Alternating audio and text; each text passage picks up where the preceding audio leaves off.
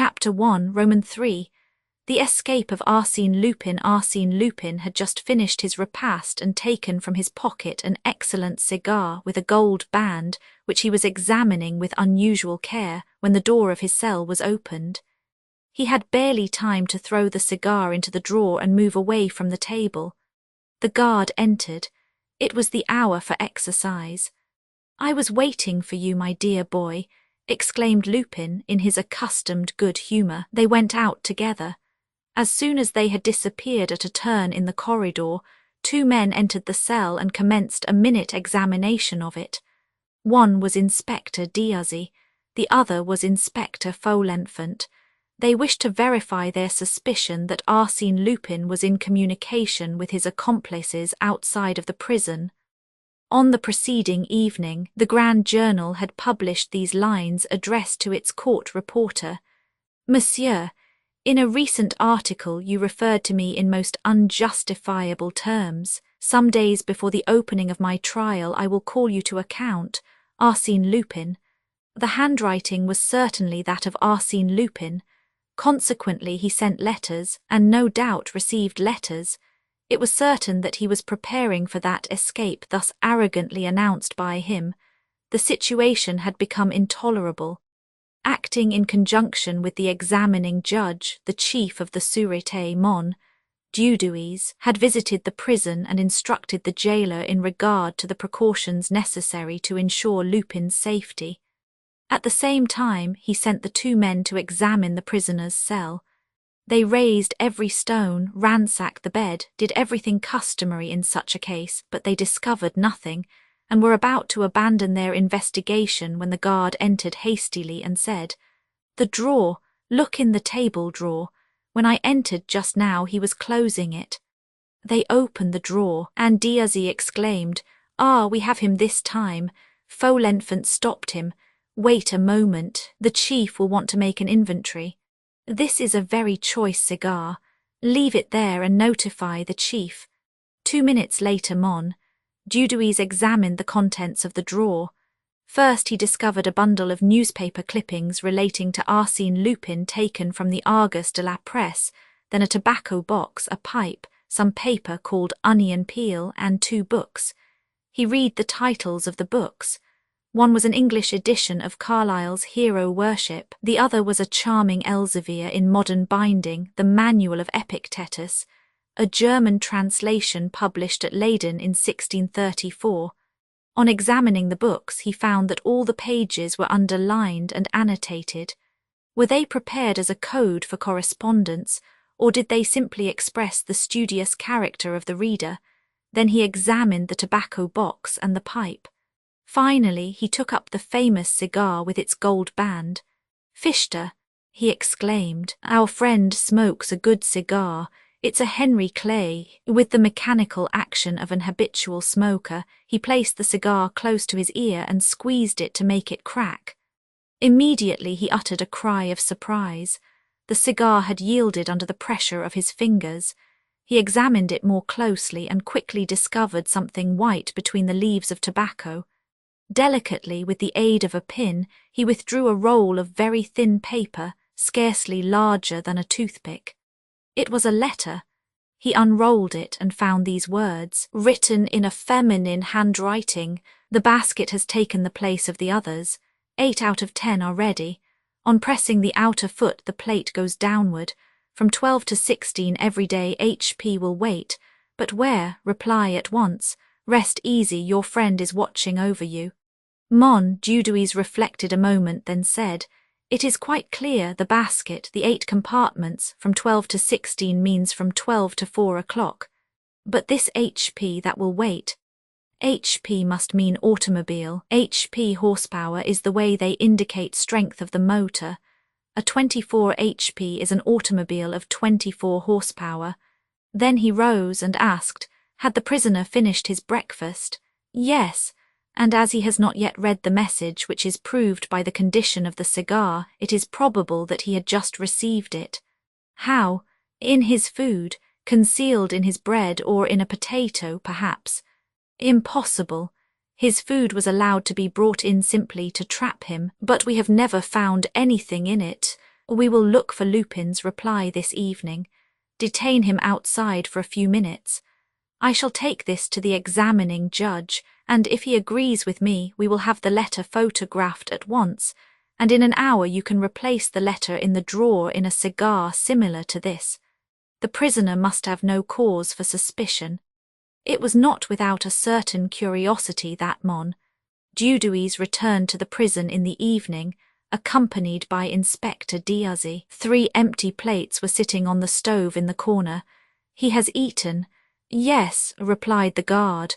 "Diazy, please cut that macaroni into very small pieces and open that bread roll." "Nothing." "No, Chief." Dudouis examined the plates, the fork, the spoon, and the knife, an ordinary knife with a rounded blade. He turned the handle to the left, then to the right. It yielded and unscrewed. The knife was hollow and served as a hiding place for a sheet of paper. "Phew," he said, "that is not very clever for a man like Arsène, but we mustn't lose any time. You, Diazy, go and search the restaurant." Then he read the note. "I trust to you HP will follow at a distance every day. I will go ahead. Au revoir, dear friend." "At last," cried Dudouis, rubbing his hands gleefully. "I think we have the affair in our own hands.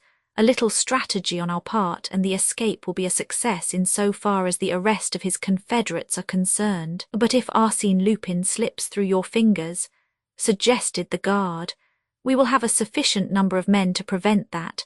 If, however, he displays too much cleverness, ma foi, so much the worse for him. As to his band of robbers, since the chief refuses to speak, the others must." And, as a matter of fact, Arsène Lupin had very little to say.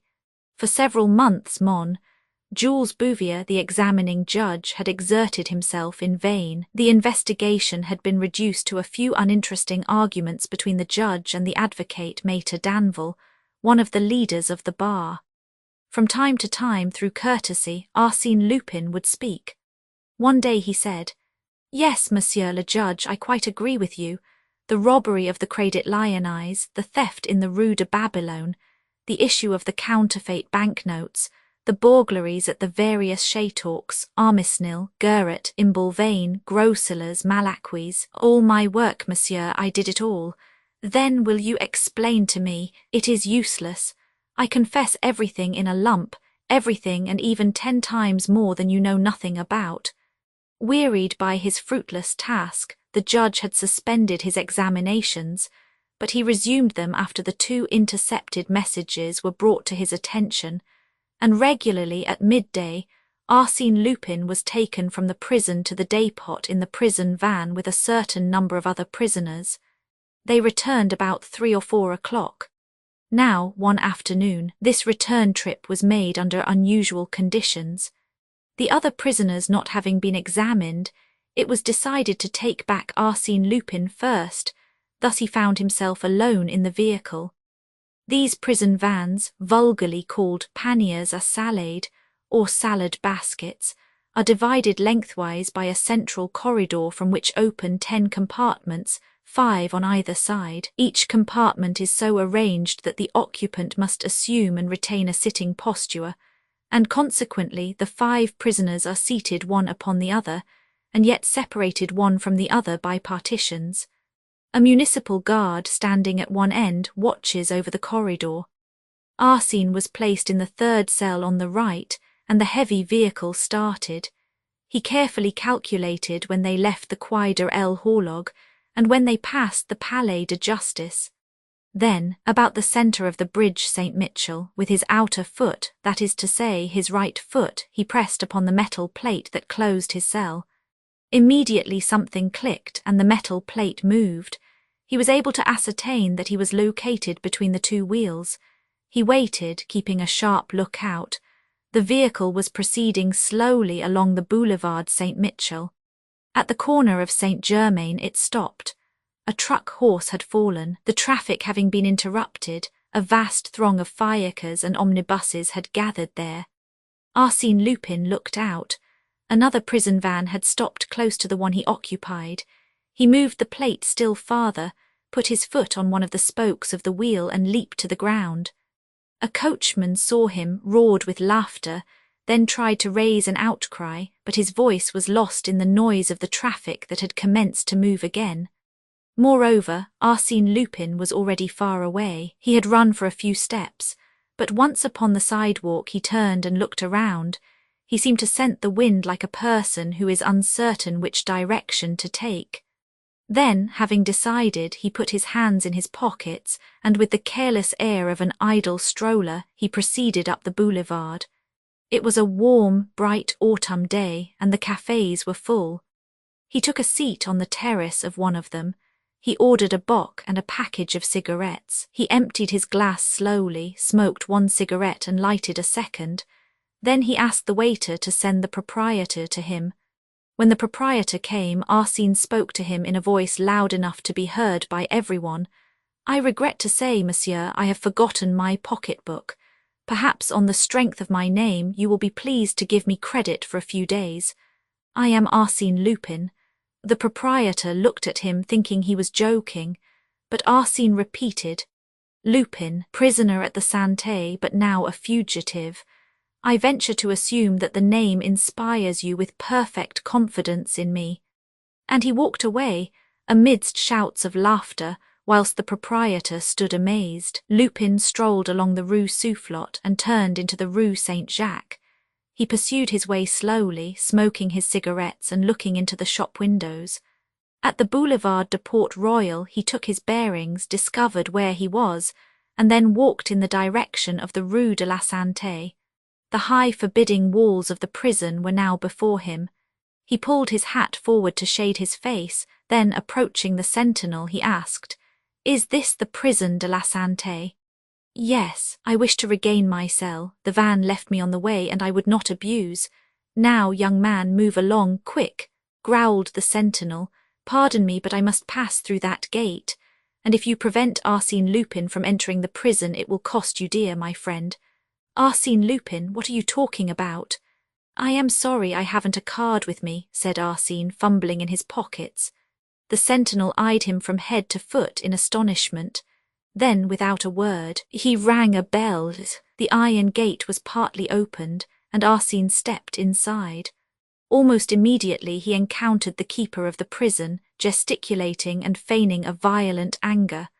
Arsène smiled and said, "Come, monsieur, don't play that game with me." "What, they take the precaution to carry me alone in the van, prepare a nice little obstruction, and imagine I am going to take to my heels and rejoin my friends.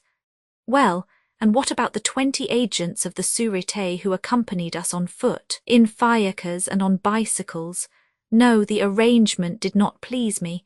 I should not have got away alive. Tell me, monsieur, did they count on that?" He shrugged his shoulders and added, "I beg of you, monsieur, not to worry about me. When I wish to escape, I shall not require any assistance." On the second day thereafter, the Echo de France, which had apparently become the official reporter of the exploits of Arsène Lupin, it was said that he was one of its principal shareholders, published a most complete account of this attempted escape. The exact wording of the messages exchanged between the prisoner and his mysterious friend, the means by which correspondence was constructed, the complicity of the police, the promenade on the Boulevard Saint-Michel, the incident at the Café Soufflot, everything was disclosed. It was known that the search of the restaurant and its waiters by Inspector Diazy had been fruitless, and the public also learned an extraordinary thing which demonstrated the infinite variety of resources that Lupin possessed. The prison van, in which he was being carried, was prepared for the occasion and substituted by his accomplices for one of the 6 vans which did service at the prison. The next escape of Arsène Lupin was not doubted by anyone. He announced it himself in categorical terms in a reply to Mon Bouvier on the day following his attempted escape. The judge having made a jest about the affair, Arsène was annoyed, and firmly eyeing the judge, he said emphatically, "Listen to me, monsieur. I give you my word of honour that this attempted flight was simply preliminary to my general plan of escape." "I do not understand," said the judge. "It is not necessary that you should understand." And when the judge, in the course of that examination which was reported at length in the columns of the Echo de France, when the judge sought to resume his investigation, Arsène Lupin exclaimed, with an assumed air of lassitude, mon Dieu, what's the use? All these questions are of no importance. What, no importance? Cried the judge. No, because I shall not be present at the trial. You will not be present? No, I have fully decided on that, and nothing will change my mind. Such assurance, combined with the inexplicable indiscretions that Arsène committed every day, served to annoy and mystify the officers of the law. There were secrets known only to Arsène Lupin, secrets that he alone could divulge. But for what purpose did he reveal them? And how? Arsène Lupin was changed to another cell. The judge closed his preliminary investigation. No further proceedings were taken in his case for a period of 2 months, during which time Arsène was seen almost constantly lying on his bed with his face turned toward the wall. The changing of his cell seemed to discourage him. He refused to see his advocate. He exchanged only a few necessary words with his keepers. During the fortnight preceding his trial, he resumed his vigorous life. He complained of want of air. Consequently, early every morning he was allowed to exercise in the courtyard, guarded by 2 men. Public curiosity had not died out. Every day it expected to be regaled with news of his escape, and, it is true, he had gained a considerable amount of public sympathy by reason of his verve, his gaiety, his diversity, his inventive genius, and the mystery of his life. Arsène Lupin must escape. It was his inevitable fate. The public expected it, and was surprised that the event had been delayed so long. Every morning the prefect of police asked his secretary, "Well, has he escaped yet?" "No, monsieur le préfect." "Tomorrow, probably." And on the day before the trial, a gentleman called at the office of the Grand Journal, asked to see the court reporter, threw his card in the reporter's face, and walked rapidly away. These words were written on the card: "Arsène Lupin always keeps his promises." It was under these conditions that the trial commenced. An enormous crowd gathered at the court. Everybody wished to see the famous Arsène Lupin. They had a gleeful anticipation that the prisoner would play some audacious pranks upon the judge. Advocates and magistrates, reporters and men of the world, actresses and society women were crowded together on the benches provided for the public. It was a dark, sombre day with a steady downpour of rain. Only a dim light pervaded the courtroom, and the spectators caught a very indistinct view of the prisoner when the guards brought him in. But his heavy, shambling walk, the manner in which he dropped into his seat, and his passive, stupid appearance were not at all prepossessing. Several times his advocate, one of Danville's assistants, spoke to him, but he simply shook his head and said nothing. The clerk read the indictment, then the judge spoke. "Prisoner at the bar, stand up, your name, age and occupation." Not receiving any reply, the judge repeated, "Your name, I ask you your name." A thick, slow voice muttered, "Baudru des Serres." A murmur of surprise pervaded the courtroom, but the judge proceeded, "Baudru des Serres, a new alias. Well, as you have already assumed a dozen different names, and this one is, no doubt, as imaginary as the others, we will adhere to the name of Arsène Lupin, by which you are more generally known." The judge referred to his notes and continued, "For despite the most diligent search, your past history remains unknown. Your case is unique in the annals of crime. We know not whom you are, whence you came, your birth and breeding, all is a mystery to us. 3 years ago you appeared in our midst as Arsène Lupin, presenting to us a strange combination of intelligence and perversion, immorality and generosity. Our knowledge of your life prior to that date is vague and problematical. It may be that the man called Rostat who, 8 years ago, worked with Dixon, the prestidigitator, was none other than Arsène Lupin. It is probable that the Russian student who, 6 years ago, attended the laboratory of Dr. Altier at the St. Louis Hospital, and who often astonished the doctor by the ingenuity of his hypotheses on subjects of bacteriology and the boldness of his experiments in diseases of the skin, was none other than Arsène Lupin. It is probable also that Arsène Lupin was the professor who introduced the Japanese art of jiu-jitsu to the Parisian public. We have some reason to believe that Arsène Lupin was the bicyclist who won the Grand Prix de l'Exposition, received his 10,000 francs, and was never heard of again. Arsène Lupin may have been, also, the person who saved so many lives through the little dormer window at the charity bazaar, and at the same time picked their pockets. The judge paused for a moment, then continued. Such is that epoch which seems to have been utilized by you in a thorough preparation for the warfare you have since waged against society, a methodical apprenticeship in which you developed your strength, energy and skill to the highest point possible. Do you acknowledge the accuracy of these facts?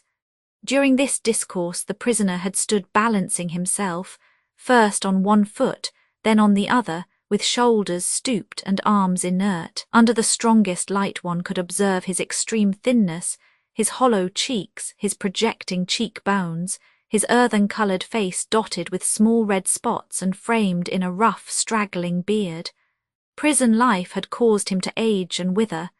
He had lost the youthful face and elegant figure we had seen portrayed so often in the newspapers. It appeared as if he had not heard the question propounded by the judge. Twice it was repeated to him. Then he raised his eyes, seemed to reflect, then making a desperate effort, he murmured, "Baudru Desiré." The judge smiled as he said, "I do not understand the theory of your defence, Arsène Lupin. If you are seeking to avoid responsibility for your crimes on the ground of imbecility, such a line of defence is open to you. But I shall proceed with the trial and pay no heed to your vagaries." He then narrated at length the various thefts, swindles and forgeries charged against Lupin. Sometimes he questioned the prisoner, but the latter simply grunted or remained silent. The examination of witnesses commenced. Some of the evidence given was immaterial. Other portions of it seemed more important, but through all of it there ran a vein of contradictions and inconsistencies. A wearisome obscurity enveloped the proceedings until Detective Ganimard was called as a witness. Then interest was revived. From the beginning, the actions of the veteran detective appeared strange and unaccountable. He was nervous and ill at ease. Several times he looked at the prisoner with obvious doubt and anxiety. Then, with his hands resting on the rail in front of him, he recounted the events in which he had participated, including his pursuit of the prisoner across Europe and his arrival in America. He was listened to with great avidity, as his capture of Arsène Lupin was well known to everyone through the medium of the press. Toward the close of his testimony, after referring to his conversations with Arsène Lupin, he stopped twice, embarrassed and undecided. It was apparent that he was possessed of some thought which he feared to utter. The judge said to him sympathetically, "If you are ill, you may retire for the present."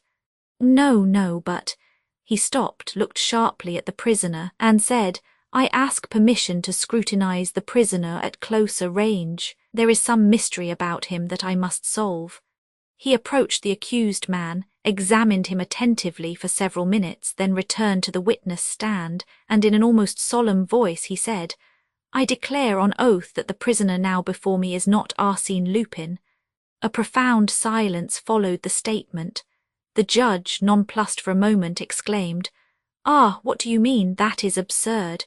The detective continued, "At first sight there is a certain resemblance, but if you carefully consider the nose, the mouth, the hair, the colour of skin, you will see that it is not Arsène Lupin. And the eyes, did he ever have those alcoholic eyes? Come, witness, what do you mean? Do you pretend to say that we are trying the wrong man? In my opinion, yes. Arsène Lupin has, in some manner, contrived to put this poor devil in his place, unless this man is a willing accomplice." This dramatic dénouement caused much laughter and excitement amongst the spectators. The judge adjourned the trial and sent for Mon, Bouvier, the jailer, and guards employed in the prison. When the trial was resumed, Mon, Bouvier and the jailer examined the accused and declared that there was only a very slight resemblance between the prisoner and Arsène Lupin. "Well, then," exclaimed the judge, "who is this man? Where does he come from? What is he in prison for?" Two of the prison guards were called, and both of them declared that the prisoner was Arsène Lupin. The judge breathed once more, but one of the guards then said, "Yes, yes, I think it is he." "What?" cried the judge impatiently. "You think it is he. What do you mean by that?" "Well, I saw very little of the prisoner.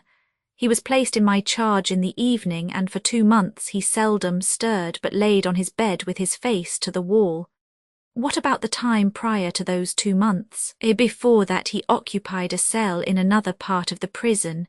He was not in cell 24. Here the head jailer interrupted and said, "We changed him to another cell after his attempted escape. But you, monsieur, you have seen him during those 2 months. I had no occasion to see him. He was always quiet and orderly." "And this prisoner is not Arsène Lupin?" "No." "Then who is he?" demanded the judge. "I do not know."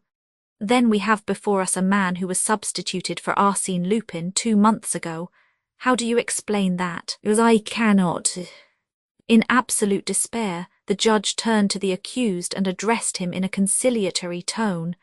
"Prisoner, can you tell me how, and since when, you became an inmate of the prison de la Santé?"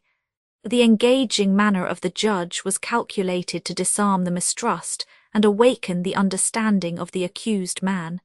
He tried to reply. Finally, under clever and gentle questioning, he succeeded in framing a few phrases from which the following story was gleaned. 2 months ago he had been taken to the dépôt, examined and released.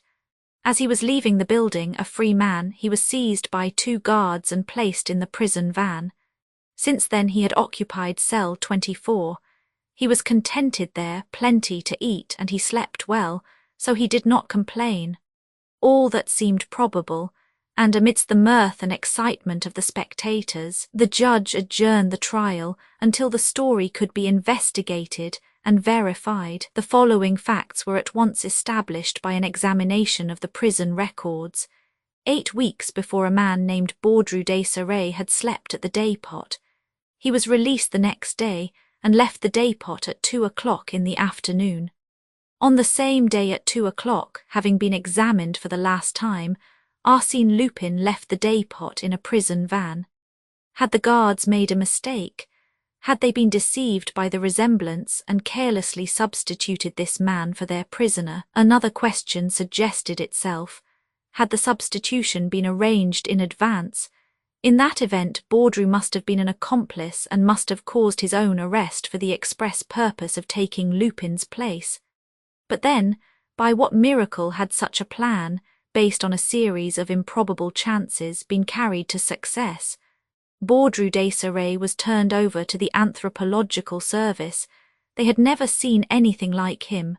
However, they easily traced his past history. He was known at Courbevoie, at Asnières, and at Levallois.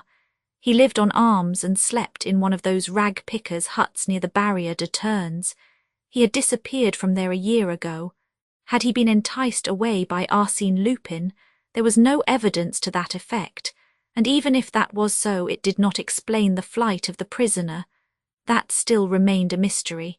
Amongst 20 theories which sought to explain it, not one was satisfactory.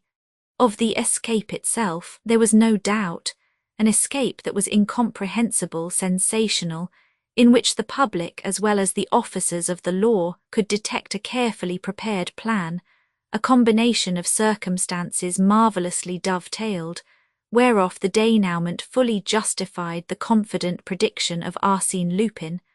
I shall not be present at my trial. After a month of patient investigation, the problem remained unsolved. The poor devil of a Baudru could not be kept in prison indefinitely, and to place him on trial would be ridiculous. There was no charge against him.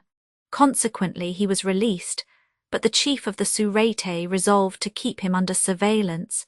This idea originated with Ganimard. From his point of view, there was neither complicity nor chance. Baudru was an instrument upon which Arsène Lupin had played with his extraordinary skill. Baudru, when set at liberty, would lead them to Arsène Lupin or at least to some of his accomplices. The two inspectors, Faulenfant and Diazy, were assigned to assist Ganimard. One foggy morning in January the prison gates opened and Baudru de Serré stepped forth, a free man. At first he appeared to be quite embarrassed and walked like a person who has no precise idea whither he is going. He followed the Rue de la Santé and the Rue Saint-Jacques. He stopped in front of an old clothes shop, removed his jacket and his vest, sold his vest on which he realized a few sous. Then, replacing his jacket, he proceeded on his way. He crossed the Seine. At the Châtelet an omnibus passed him. He wished to enter it, but there was no place. The controller advised him to secure a number, so he entered the waiting room. Ganimard called to his two assistants, and without removing his eyes from the waiting room, he said to them, "Stop a carriage, no, two, that will be better. I will go with one of you and we will follow him." The men obeyed, yet Baudru did not appear. Ganimard entered the waiting room. It was empty. "Idiot that I am," he muttered, "I forgot there was another exit." There was an interior corridor extending from the waiting room to the Rue Saint-Martin. Ganimard rushed through it and arrived just in time to observe Baudru upon the top of the Batignolles Jardin de Plates omnibus as it was turning the corner of the Rue de Rivoli. He ran and caught the omnibus, but he had lost his two assistants. He must continue the pursuit alone. In his anger he was inclined to seize the man by the collar without ceremony. Was it not with premeditation, and by means of an ingenious ruse that his pretended imbecile had separated him from his assistants? He looked at Baudru. The latter was asleep on the bench, his head rolling from side to side, his mouth half opened, and an incredible expression of stupidity on his blotched face. No, such an adversary was incapable of deceiving old Ganimard. It was a stroke of luck, nothing more. At the Galeries Lafayette, the man leaped from the omnibus and took the La Muette tramway, following the Boulevard Horseman and the Avenue Victor Hugo. Baudru alighted at La Muette station, and with a nonchalant air strolled into the Bois de Boulogne. He wandered through one path after another and sometimes retraced his steps. What was he seeking? Had he any definite object? At the end of an hour he appeared to be faint from fatigue, and noticing a bench he sat down. The spot, not far from Auteuil, on the edge of a pond hidden amongst the trees, was absolutely deserted. After the lapse of another half-hour, Ganimard became impatient and resolved to speak to the man. He approached and took a seat beside Baudru, lighted a cigarette, traced some figures in the sand with the end of his cane, and said, "It's a pleasant day." No response, but suddenly the man burst into laughter, a happy, mirthful laugh, spontaneous and irresistible. Ganimard felt his hair stand on end in horror and surprise. It was that laugh, that infernal laugh he knew so well. With a sudden movement, he seized the man by the collar and looked at him with a keen, penetrating gaze, and found that he no longer saw the man Baudru. To be sure, he saw Baudru, but at the same time he saw the other, the real man, Lupin. He discovered the intense life in the eyes, he filled up the shrunken features, he perceived the real flesh beneath the flabby skin, the real mouth through the grimaces that deformed it. Those were the eyes and mouth of the other, and especially his keen, alert, mocking expression, so clear and youthful. "Arsène Lupin, Arsène Lupin," he stammered. Then, in a sudden fit of rage, he seized Lupin by the throat and tried to hold him down. In spite of his 50 years, he still possessed unusual strength, whilst his adversary was apparently in a weak condition. But the struggle was a brief one. Arsène Lupin made only a slight movement, and as suddenly as he had made the attack, Ganimard released his hold. His right arm fell inert, useless. "If you had taken lessons in jiu-jitsu at the Quai des Orfèvres," said Lupin, "you would know that that blow is called yudishigai in Japanese. A second more, and I would have broken your arm, and that would have been just what you deserve. I am surprised that you, an old friend whom I respect, and before whom I voluntarily expose my incognito, should abuse my confidence in that violent manner. It is unworthy. Ah, what's the matter? Ganimard did not reply. That escape for which he deemed himself responsible, was it not he, Ganimard, who, by his sensational evidence, had led the court into serious error? That escape appeared to him like a dark cloud on his professional career. A tear rolled down his cheek to his grey moustache. Oh, mon Dieu, Ganimard, don't take it to heart. If you had not spoken, I would have arranged for someone else to do it. I couldn't allow poor Baudru des Serets to be convicted. Then, murmured Ganimard, it was you that was there, and now you are here. It is I, always I, only I. Can it be possible? Oh, it is not the work of a sorcerer. Simply, as the judge remarked at the trial, the apprenticeship of a dozen years that equips a man to cope successfully with all the obstacles in life. But your face, your eyes. You can understand that if I worked 18 months with Dr. Altier at the St. Louis Hospital, it was not out of love for the work. I considered that he, who would one day have the honor of calling himself Arsène Lupin, ought to be exempt from the ordinary laws governing appearance and identity. Appearance, that can be modified at will. For instance, a hypodermic injection of paraffine will puff up the skin at the desired spot. Pyrogallic acid will change your skin to that of an Indian. The juice of the greater celandine will adorn you with the most beautiful eruptions and tumors. Another chemical affects the growth of your beard and hair. Another changes the tone of your voice.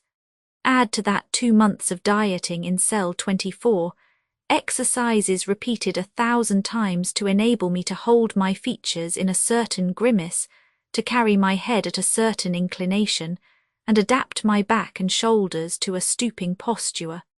Then 5 drops of atropine in the eyes to make them haggard and wild, and the trick is done. I do not understand how you deceived the guards. The change was progressive. The evolution was so gradual that they failed to notice it. But Baudru des Serets, Baudru exists. He is a poor, harmless fellow whom I met last year, and really he bears a certain resemblance to me. Considering my arrest as a possible event, I took charge of Baudru and studied the points wherein we differed in appearance with a view to correct them in my own person. My friends caused him to remain at the Dépôt overnight, and to leave there next day about the same hour as I did, a coincidence easily arranged. Of course, it was necessary to have a record of his detention at the Dépôt in order to establish the fact that such a person was a reality. Otherwise, the police would have sought elsewhere to find out my identity. But in offering to them this excellent Baudru, it was inevitable, you understand, inevitable that they would seize upon him, and despite the insurmountable difficulties of a substitution, they would prefer to believe in a substitution than confess their ignorance. Yes, yes, of course, said Ganimard, and then, exclaimed Arsène Lupin, I held in my hands a trump card, an anxious public watching and waiting for my escape. And that is the fatal error into which you fell, you and the others, in the course of that fascinating game pending between me and the officers of the law wherein the stake was my liberty. And you supposed that I was playing to the gallery, that I was intoxicated with my success. I, Arsène Lupin, guilty of such weakness. Oh no, and, no longer ago than the Cahorn affair, you said, when Arsène Lupin cries from the housetops that he will escape, he has some object in view. But, sapristi, you must understand that in order to escape I must create in advance a public belief in that escape, a belief amounting to an article of faith, an absolute conviction, a reality as glittering as the sun. And I did create that belief that Arsène Lupin would escape, that Arsène Lupin would not be present at his trial, and when you gave your evidence and said, that man is not Arsène Lupin, everybody was prepared to believe you. Had one person doubted it, had anyone uttered this simple restriction, suppose it is Arsène Lupin, from that moment I was lost. If anyone had scrutinized my face, not imbued with the idea that I was not Arsène Lupin, as you and the others did at my trial, but with the idea that I might be Arsène Lupin, Then, despite all my precautions, I should have been recognized, but I had no fear. Logically, psychologically, no one could entertain the idea that I was Arsène Lupin. He grasped Ganimard's hand. Come, Ganimard, confess that on the Wednesday after our conversation in the prison de la Santé, you expected me at your house at 4 o'clock, exactly as I said I would go. And your prison van, said Ganimard, evading the question. A bluff. Some of my friends secured that old unused van and wished to make the attempt, but I considered it impractical without the concurrence of a number of unusual circumstances. However, I found it useful to carry out that attempted escape and give it the widest publicity. An audaciously planned escape, though not completed, gave to the succeeding one the character of reality simply by anticipation, so that the cigar, hollowed by myself as well as the knife, and the letters, written by me, and the mysterious correspondent, did not exist. Ganimard reflected a moment, then said, when the anthropological service had Baudru's case under consideration, why did they not perceive that his measurements coincided with those of Arsène Lupin? My measurements are not in existence. Indeed, at least they are false. I have given considerable attention to that question. In the first place, the Bertillon system records the visible marks of identification, and you have seen that they are not infallible. And after that, the measurements of the head, the fingers, the ears, etc. Of course, such measurements are more or less infallible. Absolutely. No, but it costs money to get around them. Before we left America, one of the employees of the service there accepted so much money to insert false figures in my measurements. Consequently, Baudru's measurements should not agree with those of Arsène Lupin. After a short silence, Ganimard asked, "What are you going to do now?" "Now," replied Lupin, "I am going to take a rest, enjoy the best of food and drink, and gradually recover my former healthy condition. It is all very well to become Baudru or some other person on occasion, and to change your personality as you do your shirt, but you soon grow weary of the change. I feel exactly as I imagine the man who lost his shadow must have felt, and I shall be glad to be Arsène Lupin once more." He walked to and fro for a few minutes, then, stopping in front of Ganimard, he said, "You have nothing more to say, I suppose?" "Yes. I should like to know if you intend to reveal the true state of facts connected with your escape, the mistake that I made." "Oh, no one will ever know that it was Arsène Lupin who was discharged. It is to my own interest to surround myself with mystery, and therefore I shall permit my escape to retain its almost miraculous character, so have no fear on that score, my dear friend. I shall say nothing, and now goodbye. I am going out to dinner this evening and have only sufficient time to dress." "I thought you wanted a rest." "Ah, there are duties to society that one cannot avoid. Tomorrow I shall rest." "Where do you dine tonight?" "With the British ambassador. Roman 4, the mysterious traveller. The evening before I had sent my automobile to Rouen by the highway. I was to travel to Rouen by rail, on my way to visit some friends that live on the banks of the Seine. At Paris, a few minutes before the train started, 7 gentlemen entered my compartment. 5 of them were smoking. No matter that the journey was a short one, the thought of travelling with such a company was not agreeable to me, especially as the car was built on the old model, without a corridor. I picked up my overcoat, my newspapers, and my timetable, and sought refuge in a neighbouring compartment. It was occupied by a lady, who, at sight of me, made a gesture of annoyance that did not escape my notice, and she leaned toward a gentleman who was standing on the step and was, no doubt, her husband. The gentleman scrutinized me closely, and apparently my appearance did not displease him, for he smiled as he spoke to his wife with the air of one who reassures a frightened child. She smiled also, and gave me a friendly glance as if she now understood that I was one of those gallant men with whom a woman can remain shut up for 2 hours in a little box, 6 feet square, and have nothing to fear. Her husband said to her, "I have an important appointment, my dear, and cannot wait any longer." Adieu." He kissed her affectionately and went away. His wife threw him a few kisses and waved her handkerchief. The whistle sounded and the train started. At that precise moment, and despite the protests of the guards, the door was opened and a man rushed into our compartment. My companion, who was standing and arranging her luggage, uttered a cry of terror and fell upon the seat.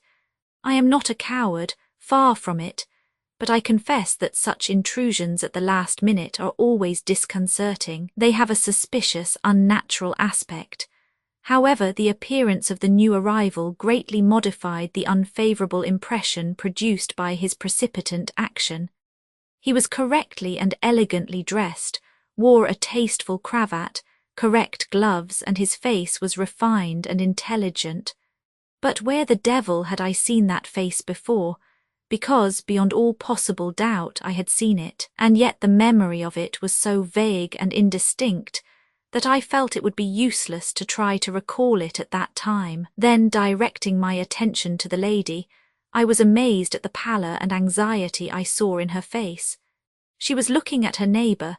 They occupied seats on the same side of the compartment, with an expression of intense alarm, and I perceived that one of her trembling hands was slowly gliding toward a little travelling bag that was lying on the seat about 20 inches from her. She finished by seizing it and nervously drawing it to her. Our eyes met, and I read in hers so much anxiety and fear that I could not refrain from speaking to her. "Are you ill, madam? Shall I open the window?" Her only reply was a gesture indicating that she was afraid of our companion. I smiled as her husband had done, shrugged my shoulders, and explained to her in pantomime that she had nothing to fear, that I was there, and besides, the gentleman appeared to be a very harmless individual. At that moment he turned toward us, scrutinized both of us from head to foot, then settled down in his corner and paid us no more attention. After a short silence, the lady, as if she had mustered all her energy to perform a desperate act, said to me in an almost inaudible voice, "Do you know who is on our train?" "Who?" He, I assure you." "Who is he?" "Arsène Lupin." She had not taken her eyes off our companion, and it was to him rather than to me that she uttered the syllables of that disquieting name. He drew his hat over his face. Was that to conceal his agitation or simply to arrange himself for sleep? Then I said to her, "Yesterday, through contumacy, Arsène Lupin was sentenced to 20 years' imprisonment at hard labour. Therefore it is improbable that he would be so imprudent today as to show himself in public. Moreover, the newspapers have announced his appearance in Turkey since his escape from the Santé. But he is on this train at the present moment," the lady proclaimed, with the obvious intention of being heard by our companion. "My husband is one of the directors in the penitentiary service, and it was the station master himself who told us that a search was being made for Arsène Lupin. They may have been mistaken. No, he was seen in the waiting room. He bought a first-class ticket for Rouen. He has disappeared. The guard at the waiting room door did not see him pass, and it is supposed that he had got into the express that leaves 10 minutes after us. In that case, they will be sure to catch him, unless at the last moment he leaped from that train to come here into our train, which is quite probable, which is almost certain. If so, he will be arrested just the same, for the employees and guards would no doubt observe his passage from one train to the other, and when we arrive at Rouen they will arrest him there. Him, never, he will find some means of escape. In that case I wish him bon voyage. But in the meantime, think what he may do." "What? I don't know. He may do anything." She was greatly agitated, and truly the situation justified to some extent her nervous excitement. I was impelled to say to her, "Of course there are many strange coincidences, but you need have no fear. Admitting that Arsène Lupin is on this train, he will not commit any indiscretion. He will be only too happy to escape the peril that already threatens him." My words did not reassure her, but she remained silent for a time. I unfolded my newspapers and read reports of Arsène Lupin's trial, but as they contained nothing that was new to me, I was not greatly interested. Moreover, I was tired and sleepy. I felt my eyelids close and my head drop. "But, monsieur, you are not going to sleep." She seized my newspaper and looked at me with indignation. "Certainly not," I said. "That would be very imprudent."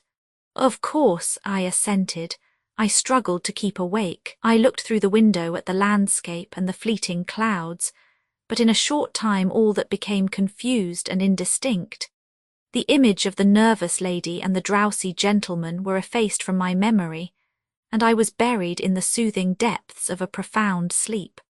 The tranquillity of my response was soon disturbed by disquieting dreams, wherein a creature that had played the part and bore the name of Arsène Lupin held an important place. He appeared to me with his back laden with articles of value. He leaped over walls and plundered castles, but the outlines of that creature, who was no longer Arsène Lupin, assumed a more definite form. He came toward me, growing larger and larger, leaped into the compartment with incredible agility, and landed squarely on my chest. With a cry of fright and pain, I awoke. The man, the traveller, our companion, with his knee on my breast, held me by the throat. My sight was very indistinct, for my eyes were suffused with blood. I could see the lady, in a corner of the compartment, convulsed with fright. I tried even not to resist. Besides, I did not have the strength. My temples throbbed, I was almost strangled. 1 minute more and I would have breathed my last. The man must have realized it, for he relaxed his grip but did not remove his hand. Then he took a cord, in which he had prepared a slip knot, and tied my wrists together. In an instant I was bound, gagged, and helpless. Certainly he accomplished the trick with an ease and skill that revealed the hand of a master. He was, no doubt, a professional thief. Not a word, not a nervous movement, only coolness and audacity. And I was there, lying on the bench, bound like a mummy, I, Arsène Lupin. It was anything but a laughing matter, and yet, despite the gravity of the situation, I keenly appreciated the humour and irony that it involved. Arsène Lupin seized and bound like a novice, robbed as if I were an unsophisticated rustic, for you must understand the scoundrel had deprived me of my purse and wallet. Arsène Lupin, a victim, duped, vanquished. What an adventure! The lady did not move. He did not even notice her. He contented himself with picking up her travelling bag that had fallen to the floor and taking from it the jewels, purse, and gold and silver trinkets that it contained. The lady opened her eyes, trembled with fear, drew the rings from her fingers and handed them to the man as if she wished to spare him unnecessary trouble. He took the rings and looked at her. She swooned.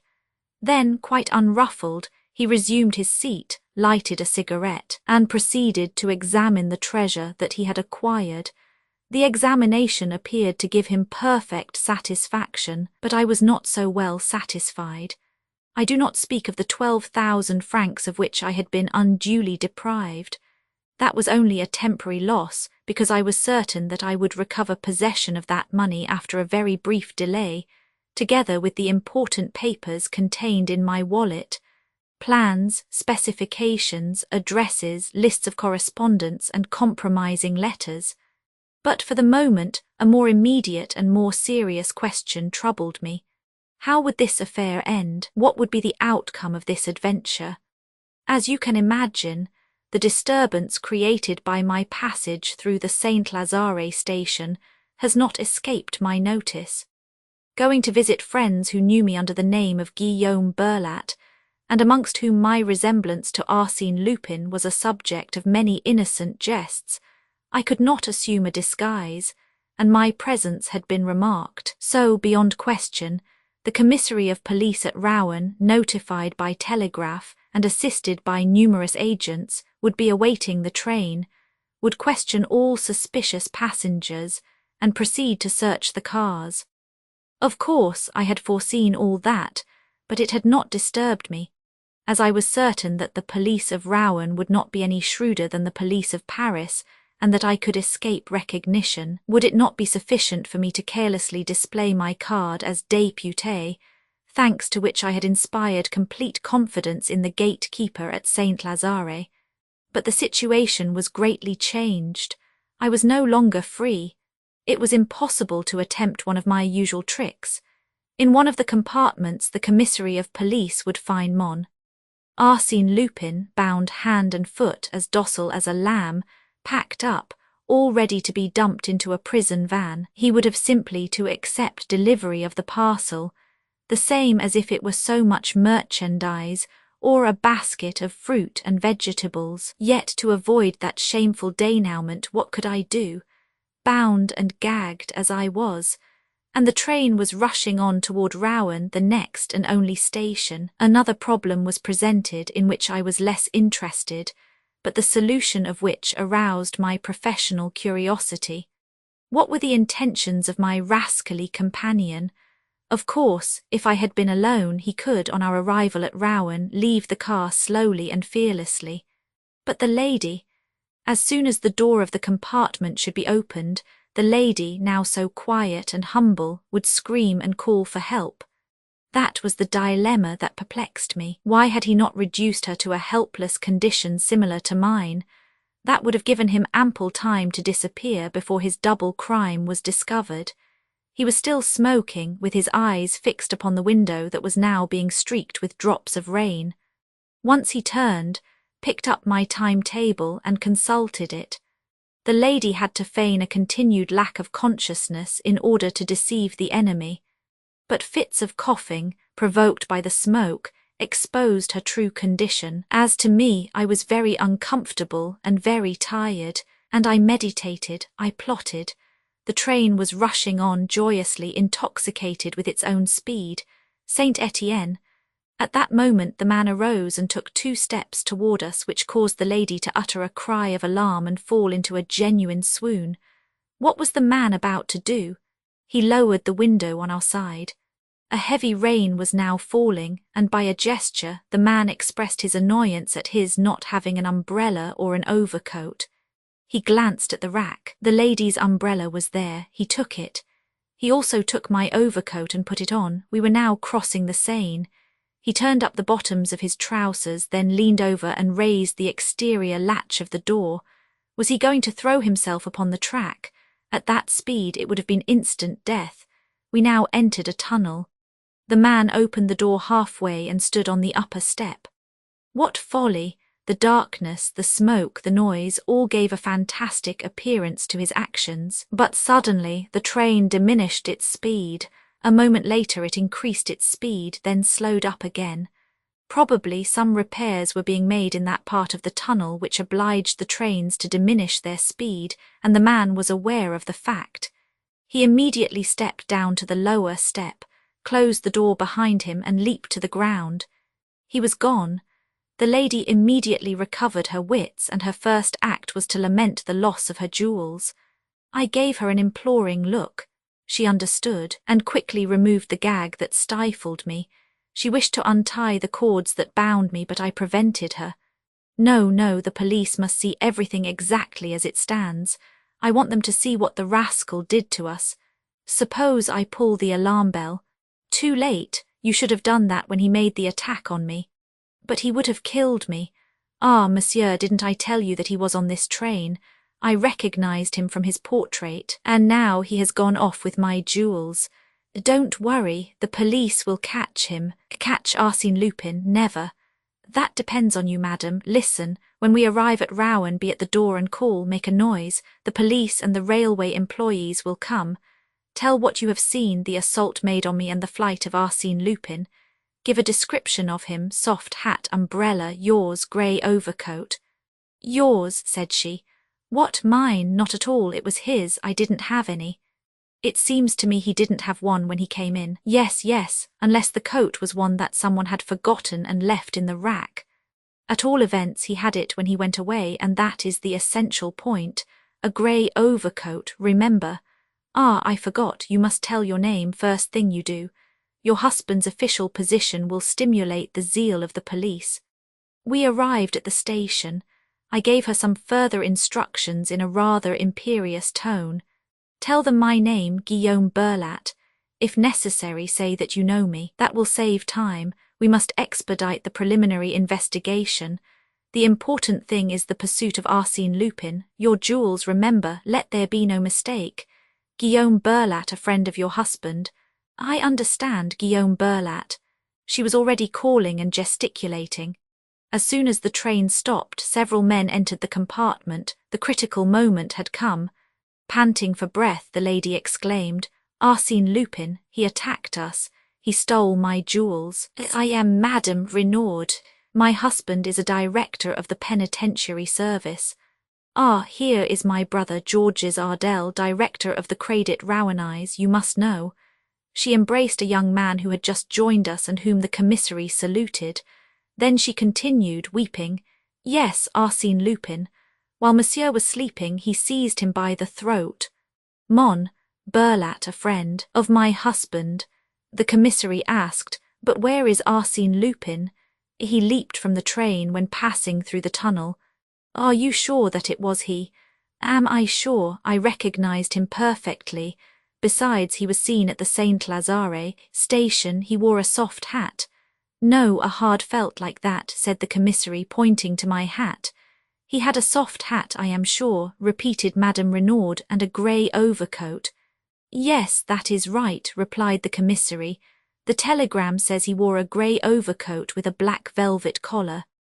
"Exactly, a black velvet collar," exclaimed Madame Renaud triumphantly. I breathed freely. Ah, the excellent friend I had in that little woman. The police agents had now released me. I bit my lips until they ran blood. Stooping over with my handkerchief over my mouth, an attitude quite natural in a person who has remained for a long time in an uncomfortable position, and whose mouth shows the bloody marks of the gag, I addressed the commissary in a weak voice. "Monsieur, it was Arsène Lupin.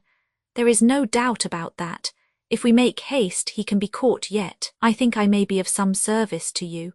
The railway car in which the crime occurred was detached from the train to serve as a mute witness at the official investigation.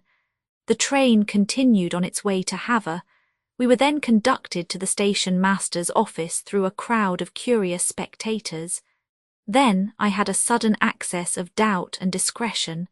Under some pretext or other, I must gain my automobile and escape.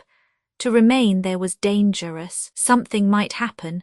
For instance, a telegram from Paris, and I would be lost. Yes, but what about my thief? Abandoned to my own resources in an unfamiliar country, I could not hope to catch him. "Bah, I must make the attempt," I said to myself. "It may be a difficult game, but an amusing one, and the stake is well worth the trouble." And when the commissary asked us to repeat the story of the robbery, I exclaimed, "Monsieur, really, Arsène Lupin is getting the start of us. My automobile is waiting in the courtyard. If you will be so kind as to use it, we can try." The commissary smiled and replied, "The idea is a good one, so good indeed that it is already being carried out. 2 of my men have set out on bicycles. They have been gone for some time." "Where did they go?" "To the entrance of the tunnel. There they will gather evidence, secure witnesses, and follow on the track of Arsène Lupin." I could not refrain from shrugging my shoulders as I replied, "Your men will not secure any evidence or any witnesses. Really, Arsène Lupin will not allow anyone to see him emerge from the tunnel. He will take the first road, to Rouen, where we will arrest him. He will not go to Rouen. Then he will remain in the vicinity, where his capture will be even more certain. He will not remain in the vicinity. Oh, and where will he hide?" I looked at my watch and said, "At the present moment, Arsène Lupin is prowling around the station at Darnétal. At 10:50, that is, in 22 minutes from now, he will take the train that goes from Rouen to Amiens."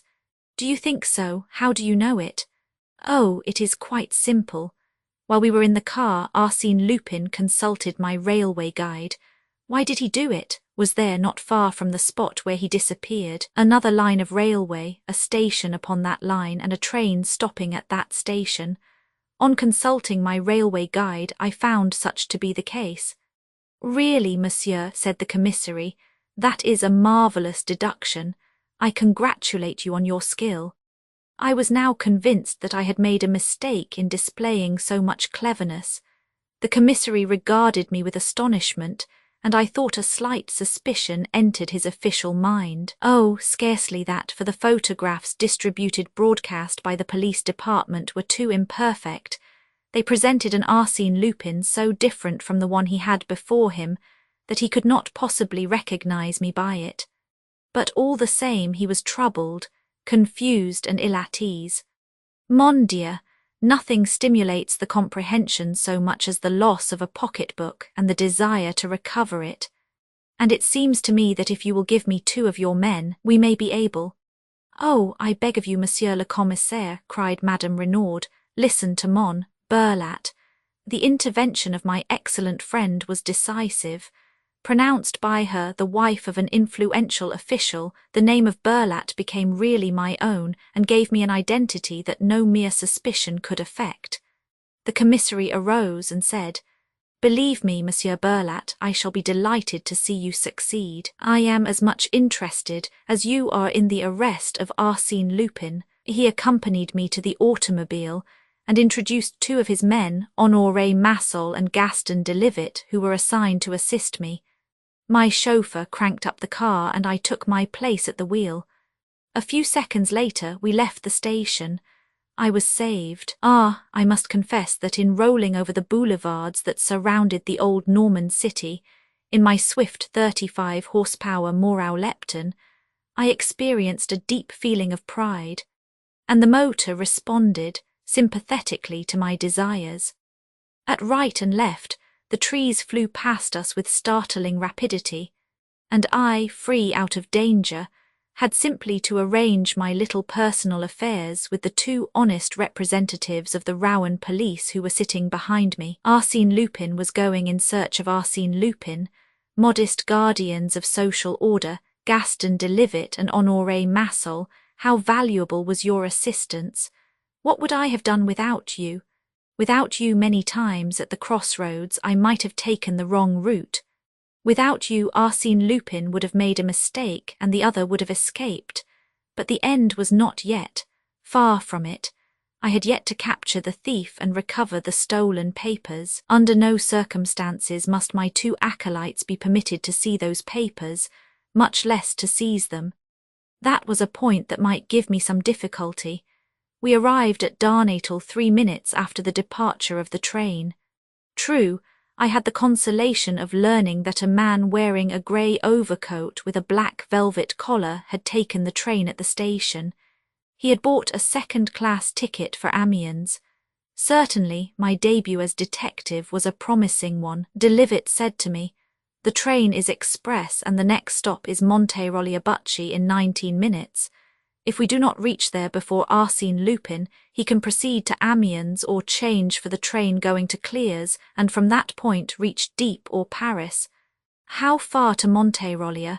23 kilometres. 23 kilometres in 19 minutes. We will be there ahead of him." We were off again. Never had my faithful Morau Repton responded to my impatience with such ardour and regularity. It participated in my anxiety. It endorsed my determination. It comprehended my animosity against that rascally Arsène Lupin. The knave, the traitor, turned to the right, cried Delivet, then to the left. We fairly flew, scarcely touching the ground. The milestones looked like little timid beasts that vanished at our approach. Suddenly, at a turn of the road, we saw a vortex of smoke. It was the Northern Express. For a kilometre it was a struggle, side by side, but an unequal struggle in which the issue was certain. We won the race by 20 lengths. In 3 seconds we were on the platform standing before the second-class carriages. The doors were opened and some passengers alighted, but not my thief. We made a search through the compartments, no sign of Arsène Lupin. "Sapristi!" I cried.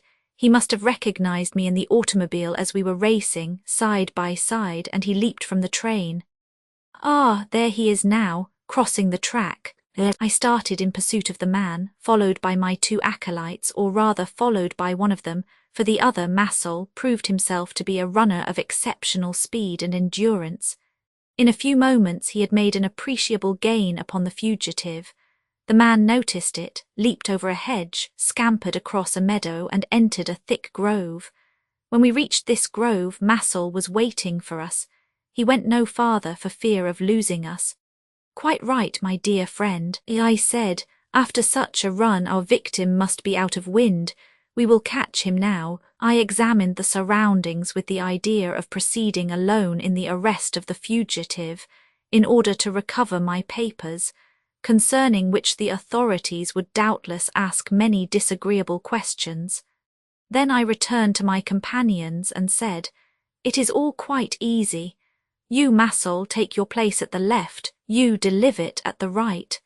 From there you can observe the entire posterior line of the bush, and he cannot escape without you seeing him, except by that ravine, and I shall watch it. If he does not come out voluntarily, I will enter and drive him out toward one or the other of you. You have simply to wait. I forgot. In case I need you, a pistol shot."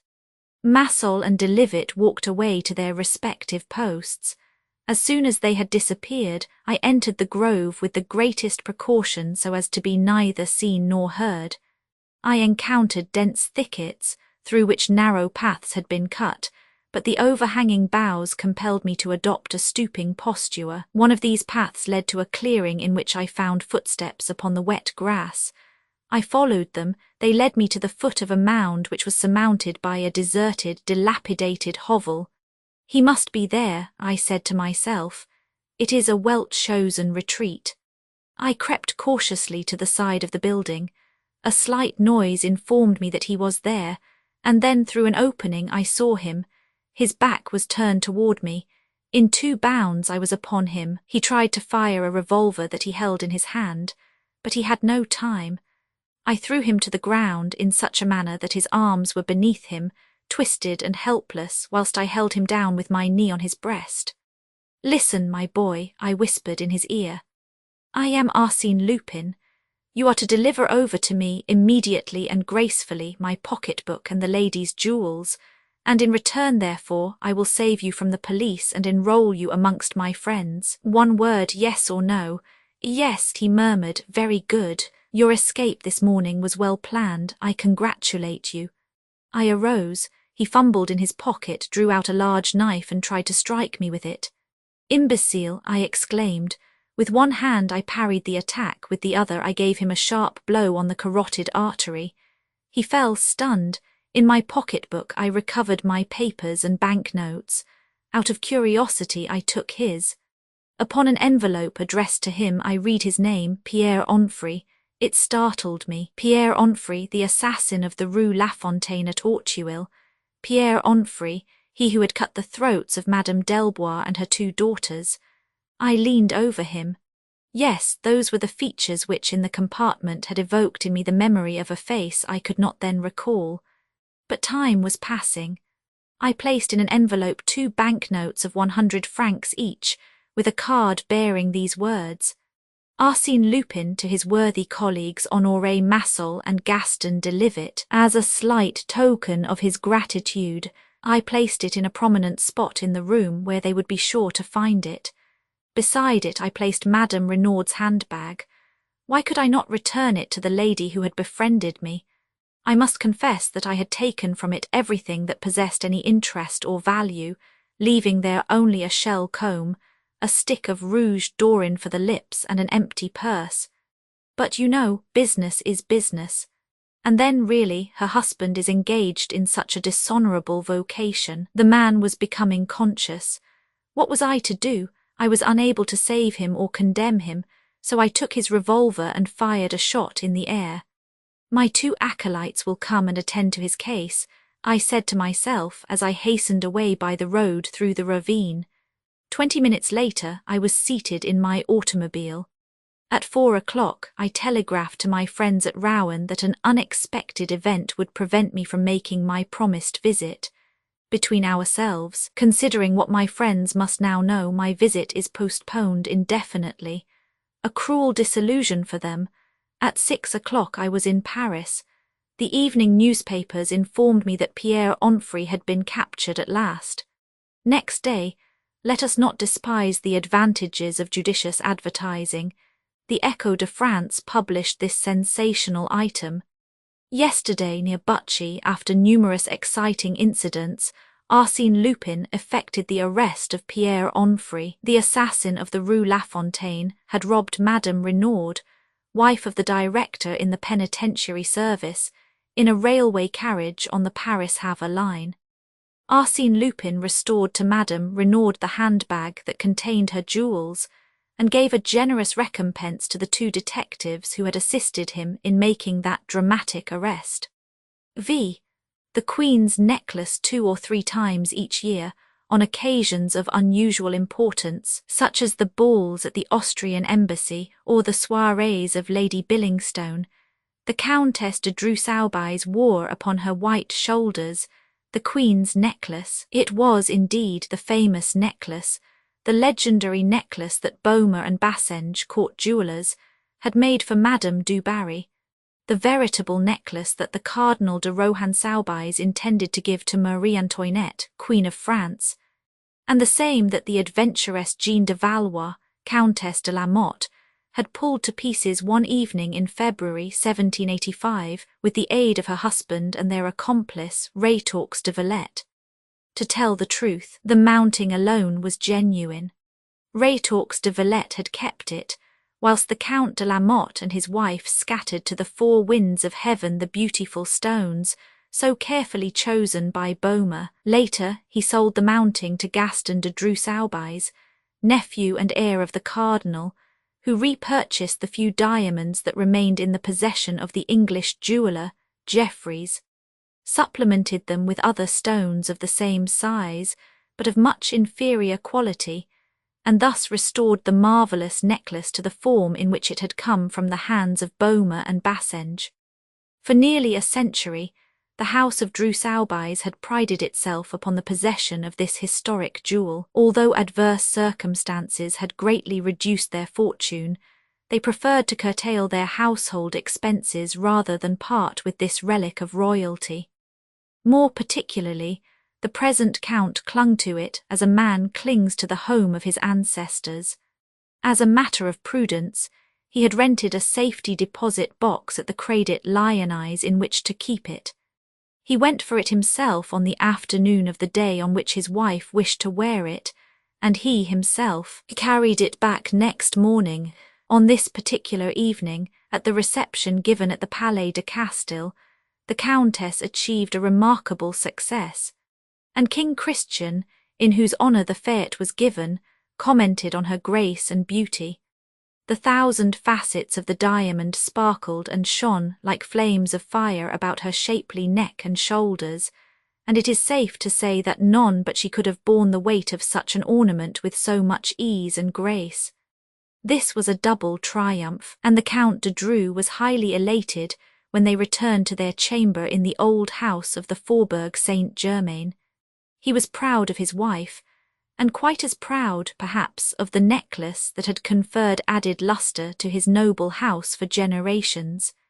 His wife, also, regarded the necklace with an almost childish vanity, and it was not without regret that she removed it from her shoulders and handed it to her husband, who admired it as passionately as if he had never seen it before. Then, having placed it in its case of red leather, stamped with the Cardinal's arms, he passed into an adjoining room which was simply an alcove or cabinet that had been cut off from their chamber, and which could be entered only by means of a door at the foot of their bed.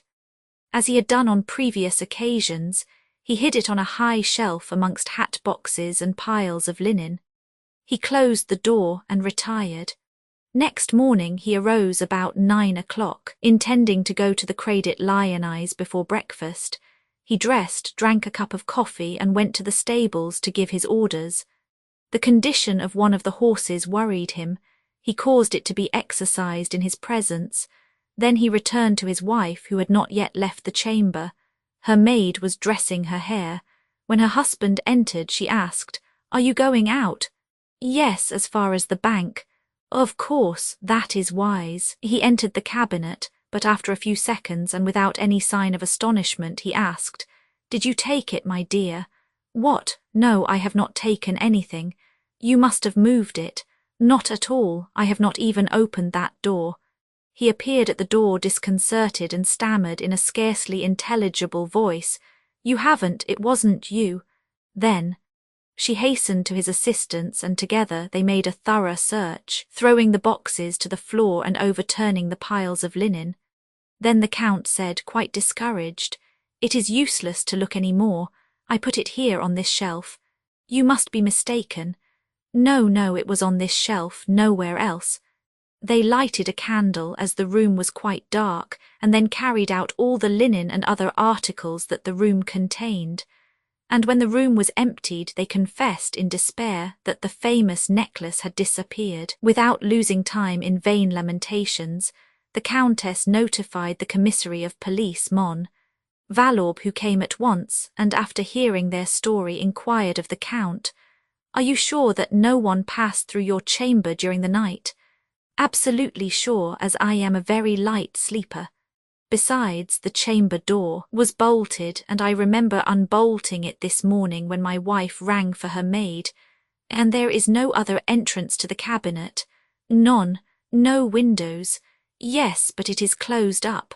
I will look at it." Candles were lighted, and Mon Valorbe observed at once that the lower half of the window was covered by a large press, which was, however, so narrow that it did not touch the casement on either side. "On what does this window open?" "A small inner court. And you have a floor above this?" "Two, but on a level with the servants' floor there is a close grating over the court. That is why this room is so dark." When the press was moved, they found that the window was fastened, which would not have been the case if anyone had entered that way. "Unless," said the Count, "they went out through our chamber. In that case you would have found the door unbolted." The commissary considered the situation for a moment, then asked the Countess, "Did any of your servants know that you wore the necklace last evening?" "Certainly, I didn't conceal the fact, but nobody knew that it was hidden in that cabinet."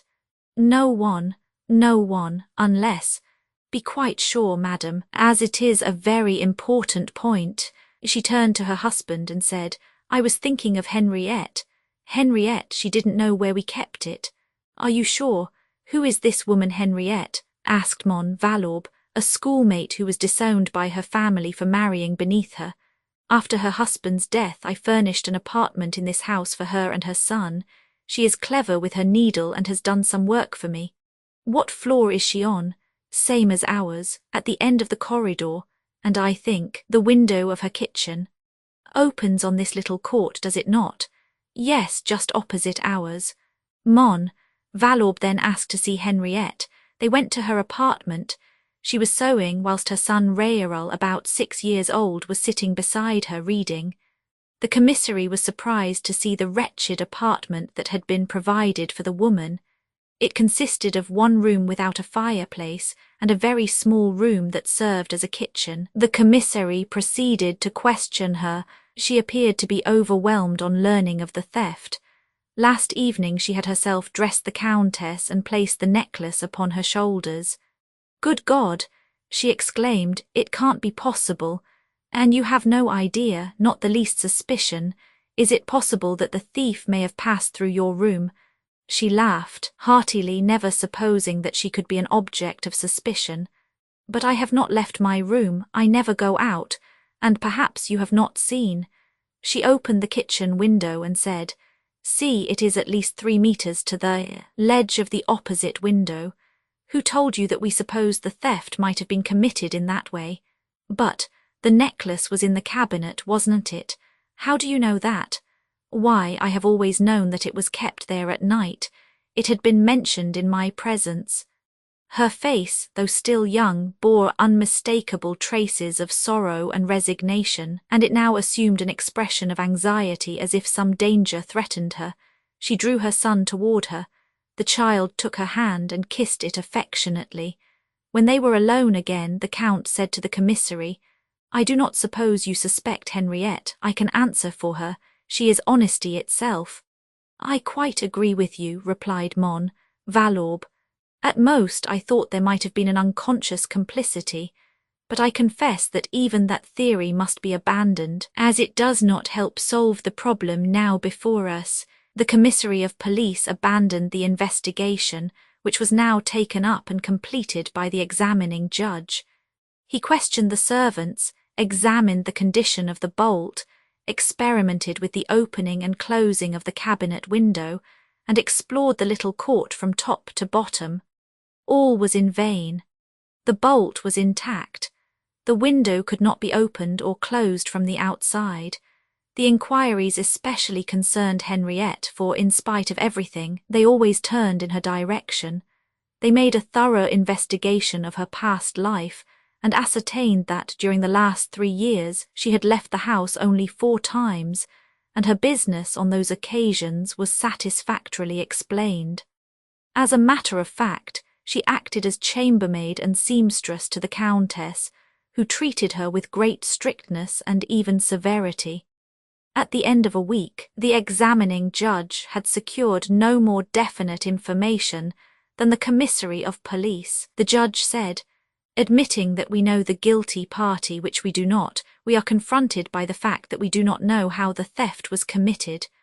We are brought face to face with 2 obstacles, a door and a window, both closed and fastened. It is thus a double mystery. How could anyone enter, and moreover, how could anyone escape, leaving behind him a bolted door and a fastened window?" At the end of 4 months, the secret opinion of the judge was that the Count and Countess, being hard-pressed for money, which was their normal condition, had sold the Queen's necklace. He closed the investigation. The loss of the famous jewel was a severe blow to the Drusaubeis, their credit being no longer propped up by the reserve fund that such a treasure constituted. They found themselves confronted by more exacting creditors and money-lenders. They were obliged to cut down to the quick, to sell or mortgage every article that possessed any commercial value. In brief, it would have been their ruin if 2 large legacies from some distant relatives had not saved them. Their pride also suffered a downfall, as if they had lost a quartering from their escutcheon, and, strange to relate, it was upon her former schoolmate Henriette that the Countess vented her spleen. Toward her, the Countess displayed the most spiteful feelings and even openly accused her. First, Henriette was relegated to the servants' quarters, and next day discharged. For some time the Count and Countess passed an uneventful life. They travelled a great deal. Only 1 incident of record occurred during that period. Some months after the departure of Henriette, the Countess was surprised when she received and read the following letter, signed by Henriette. "Madam, I do not know how to thank you, for it was you, was it not, who sent me that? It could not have been anyone else.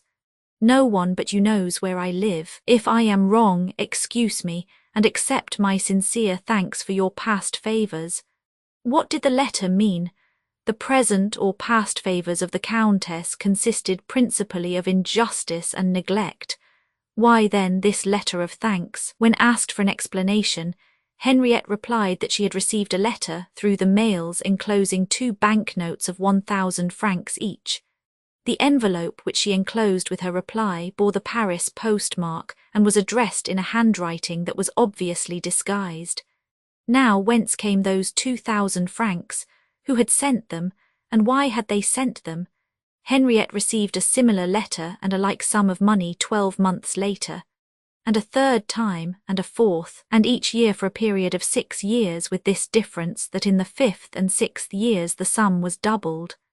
There was another difference, the post office authorities having seized one of the letters under the pretext that it was not registered. The last 2 letters were duly sent according to the postal regulations, the first dated from Saint-Germain, the other from Chaucenez. The writer signed the first one Anquety, and the other Paychard. The addresses that he gave were false. At the end of 6 years, Henriette died, and the mystery remained unsolved. All these events are known to the public. The case was one of those which excite public interest, and it was a strange coincidence that this necklace, which had caused such a great commotion in France at the close of the 18th century, should create a similar commotion a century later. But what I am about to relate is known only to the parties directly interested, and a few others from whom the Count exacted a promise of secrecy. As it is probable that some day or other that promise will be broken, I have no hesitation in rending the veil and thus disclosing the key to the mystery, the explanation of the letter published in the morning papers 2 days ago. An extraordinary letter which increased, if possible, the mists and shadows that envelope this inscrutable drama. 5 days ago, a number of guests were dining with the Count de Dreux-Aubys. There were several ladies present, including his 2 nieces and his cousin and the following gentlemen: the President of Esseville, the Deputy Botchers, the Chevalier Floriani, whom the Count had known in Sicily, and General Marquis de Rouzieres, an old club friend. After the repast, coffee was served by the ladies, who gave the gentlemen permission to smoke their cigarettes, provided they would not desert the salon. The conversation was general, and finally one of the guests chanced to speak of celebrated crimes, and that gave the Marquis de Rouzieres, who, delighted to tease the Count, an opportunity to mention the affair of the Queen's necklace, a subject that the Count detested. Each one expressed his own opinion of the affair, and of course their various theories were not only contradictory but impossible. "And you, monsieur," said the Countess to the Chevalier Floriani, "what is your opinion?" "Oh, I have no opinion, madam," all the guests protested, for the Chevalier had just related in an entertaining manner various adventures in which he had participated with his father, a magistrate at Palermo, and which established his judgment and taste in such matters. "I confess," said he, "I have sometimes succeeded in unravelling mysteries that the cleverest detectives have renounced, yet I do not claim to be Sherlock Holmes. Moreover, I know very little about the affair of the Queen's necklace." Everybody now turned to the Count, who was thus obliged, quite unwillingly, to narrate all the circumstances connected with the theft. The Chevalier listened, reflected, asked a few questions, and said, "It is very strange. At first sight the problem appears to be a very simple one." The Count shrugged his shoulders. The others drew closer to the Chevalier, who continued in a dogmatic tone, "As a general rule, in order to find the author of a crime or a theft, it is necessary to determine how that crime or theft was committed, or at least how it could have been committed. In the present case, nothing is more simple, because we are face to face, not with several theories, but with one positive fact, that is to say, the thief could only enter by the chamber door or the window of the cabinet. Now, a person cannot open a bolted door from the outside. Therefore, he must have entered through the window, but it was closed and fastened, and we found it fastened afterward, declared the Count. In order to do that, continued Floriani without heeding the interruption, he had simply to construct a bridge, a plank or a ladder between the balcony of the kitchen and the ledge of the window, and as the jewel case. "But I repeat that the window was fastened," exclaimed the Count impatiently. This time Floriani was obliged to reply. He did so with the greatest tranquillity, as if the objection was the most insignificant affair in the world. "I will admit that it was, but is there not a transom in the upper part of the window?" "How do you know that?" "In the first place, that was customary in houses of that date, and in the second place, without such a transom, the theft cannot be explained." "Yes, there is one, but it was closed, the same as the window. Consequently, we did not pay attention to it. That was a mistake, for if you had examined it, you would have found that it had been opened." "But how?" "I presume that, like all others, it opens by means of a wire with a ring on the lower end." "Yes, but I do not see. Now, through a hole in the window, a person could, by the aid of some instrument, let us say a poker with a hook at the end, grip the ring, pull down, and open the transom." The Count laughed and said, "Excellent, excellent. Your scheme is very cleverly constructed, but you overlook one thing, monsieur, there is no hole in the window." "There was a hole." "Nonsense, we would have seen it." "In order to see it, you must look for it, and no one has looked. The hole is there, it must be there at the side of the window in the putty, in a vertical direction, of course." The Count arose.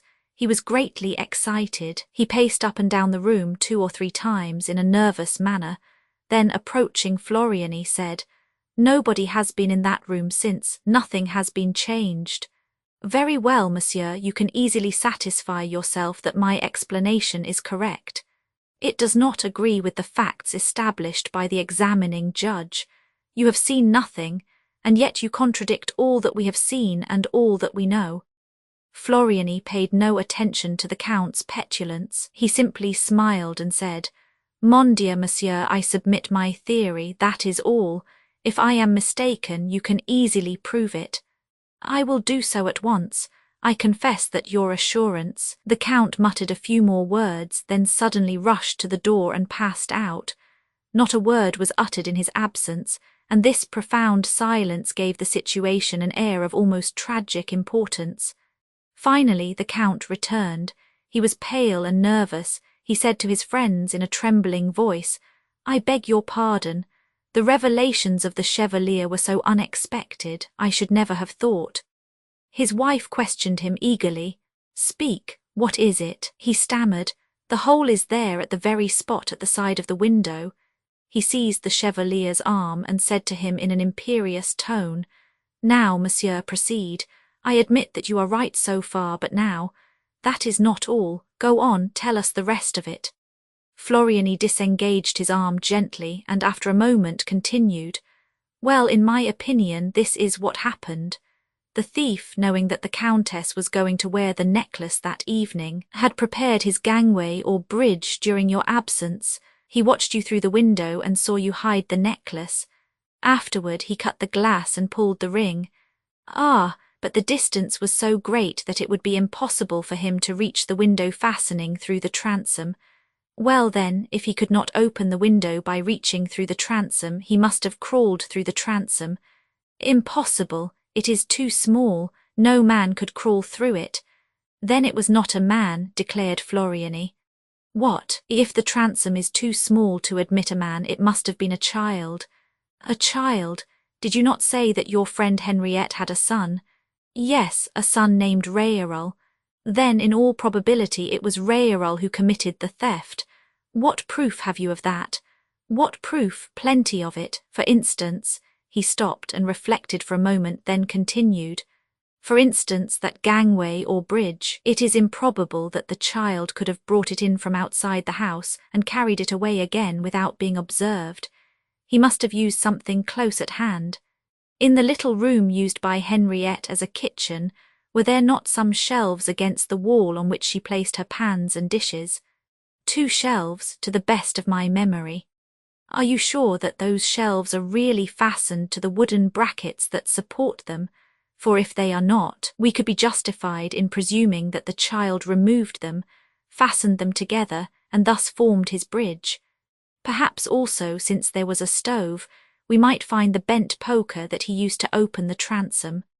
Without saying a word, the Count left the room, and this time those present did not feel the nervous anxiety they had experienced the first time. They were confident that Floriani was right, and no one was surprised when the Count returned and declared, "It was the child. Everything proves it. You have seen the shelves and the poker." "Yes, the shelves have been unnailed and the poker is there yet." But the Countess exclaimed, "You had better say it was his mother. Henriette is the guilty party. She must have compelled her son." "No," declared the Chevalier, "the mother had nothing to do with it." "Nonsense, they occupied the same room. The child could not have done it without the mother's knowledge." "True, they lived in the same room, but all this happened in the adjoining room during the night, while the mother was asleep." "And the necklace," said the Count. "It would have been found amongst the child's things. Pardon me, he had been out. That morning on which you found him reading, he had just come from school, and perhaps the commissary of police, instead of wasting his time on the innocent mother, would have been better employed in searching the child's desk amongst his school books. But how do you explain those 2,000 francs that Henriette received each year? Are they not evidence of her complicity? If she had been an accomplice, would she have thanked you for that money? And then, was she not closely watched? But the child, being free, could easily go to a neighbouring city, negotiate with some dealer and sell him 1 diamond or 2 diamonds, as he might wish, upon condition that the money should be sent from Paris, and that proceeding could be repeated from year to year. An indescribable anxiety oppressed the Drusaubeis and their guests. There was something in the tone and attitude of Floriani, something more than the Chevalier's assurance which, from the beginning, had so annoyed the Count. There was a touch of irony that seemed rather hostile than sympathetic, but the Count affected to laugh as he said, "All that is very ingenious and interesting, and I congratulate you upon your vivid imagination." "No, not at all," replied Floriani with the utmost gravity. "I imagine nothing. I simply describe the events as they must have occurred. But what do you know about them? What you yourself have told me. I picture to myself the life of the mother and child down there in the country, the illness of the mother, the schemes of and inventions of the child to sell the precious stones in order to save his mother's life, or at least soothe her dying moments. Her illness overcomes her. She dies. Years roll on. The child becomes a man. And then, and now I will give my imagination a free rein. Let us suppose that the man feels a desire to return to the home of his childhood, that he does so, and that he meets there certain people who suspect and accuse his mother. Do you realize the sorrow and anguish of such an interview in the very house wherein the original drama was played? His words seemed to echo for a few seconds in the ensuing silence, and one could read upon the faces of the Count and Countess de Dreux a bewildered effort to comprehend his meaning, and at the same time the fear and anguish of such a comprehension. The Count spoke at last and said, "Who are you, monsieur?" "I, the Chevalier Floriani, whom you met at Palermo and whom you have been gracious enough to invite to your house on several occasions." "Then what does this story mean?" "Oh, nothing at all. It is simply a pastime, so far as I am concerned. I endeavour to depict the pleasure that Henriette's son, if he still lives, would have in telling you that he was the guilty party, and that he did it because his mother was unhappy, as she was on the point of losing the place of her servant by which she lived, and because the child suffered at sight of his mother's sorrow." He spoke with suppressed emotion, rose partially and inclined toward the Countess. There could be no doubt that the Chevalier Floriani was Henriette's son. His attitude and words proclaimed it. Besides, was it not his obvious intention and desire to be recognized as such? The Count hesitated. What action would he take against the audacious guest? Ring, provoke a scandal, unmask the man who had once robbed him, but that was a long time ago, and who would believe that absurd story about the guilty child? No, better far to accept the situation and pretend not to comprehend the true meaning of it. So the Count, turning to Floriani, exclaimed, "Your story is very curious, very entertaining. I enjoyed it much. But what do you think has become of this young man, this model son? I hope he has not abandoned the career in which he made such a brilliant debut." "Oh, certainly not. After such a debut. To steal the Queen's necklace at 6 years of age, the celebrated necklace that was coveted by Marie Antoinette. And to steal it," remarked Floriani, falling in with the Count's mood, "without costing him the slightest trouble, without anyone thinking to examine the condition of the window, or to observe that the window-sill was too clean, that window-sill which he had wiped in order to efface the marks he had made in the thick dust. We must admit that it was sufficient to turn the head of a boy at that age. It was all so easy. He had simply to desire the thing and reach out his hand to get it. And he reached out his hand." "Both hands," replied the Chevalier, laughing. His companions received a shock. What mystery surrounded the life of the so-called Floriani? How wonderful must have been the life of that adventurer, a thief at 6 years of age, and who today, in search of excitement or at most to gratify a feeling of resentment, had come to brave his victim in her own house audaciously, foolishly, and yet with all the grace and delicacy of a courteous guest. He arose and approached the Countess to bid her adieu. She recoiled unconsciously. He smiled. "Oh, madam, you are afraid of me. Did I pursue my role of parlour magician a step too far?" She controlled herself and replied with her accustomed ease, "Not at all, monsieur. The legend of that dutiful son interested me very much, and I am pleased to know that my necklace had such a brilliant destiny. But do you not think that the son of that woman, that Henriette, was the victim of hereditary influence in the choice of his vocation? He shuddered, feeling the point, and replied, I am sure of it, and moreover his natural tendency to crime must have been very strong, or he would have been discouraged. Why so? Because, as you must know, the majority of the diamonds were false. The only genuine stones were the few purchased from the English jeweller, the others having been sold, one by one, to meet the cruel necessities of life. It was still the Queen's necklace, monsieur, replied the Countess haughtily, and that is something that he, Henriette's son, could not appreciate. He was able to appreciate, madam, that whether true or false, the necklace was nothing more than an object of parade, an emblem of senseless pride. The Count made a threatening gesture, but his wife stopped him. Monsieur, she said, if the man to whom you allude has the slightest sense of honour— She stopped, intimidated by Floriani's cool manner. If that man has the slightest sense of honour, he repeated. She felt that she would not gain anything by speaking to him in that manner, and in spite of her anger and indignation, trembling as she was from humiliated pride, she said to him, almost politely, Monsieur, the legend says that Raytorx de Valette, when in possession of the Queen's necklace, did not disfigure the mounting.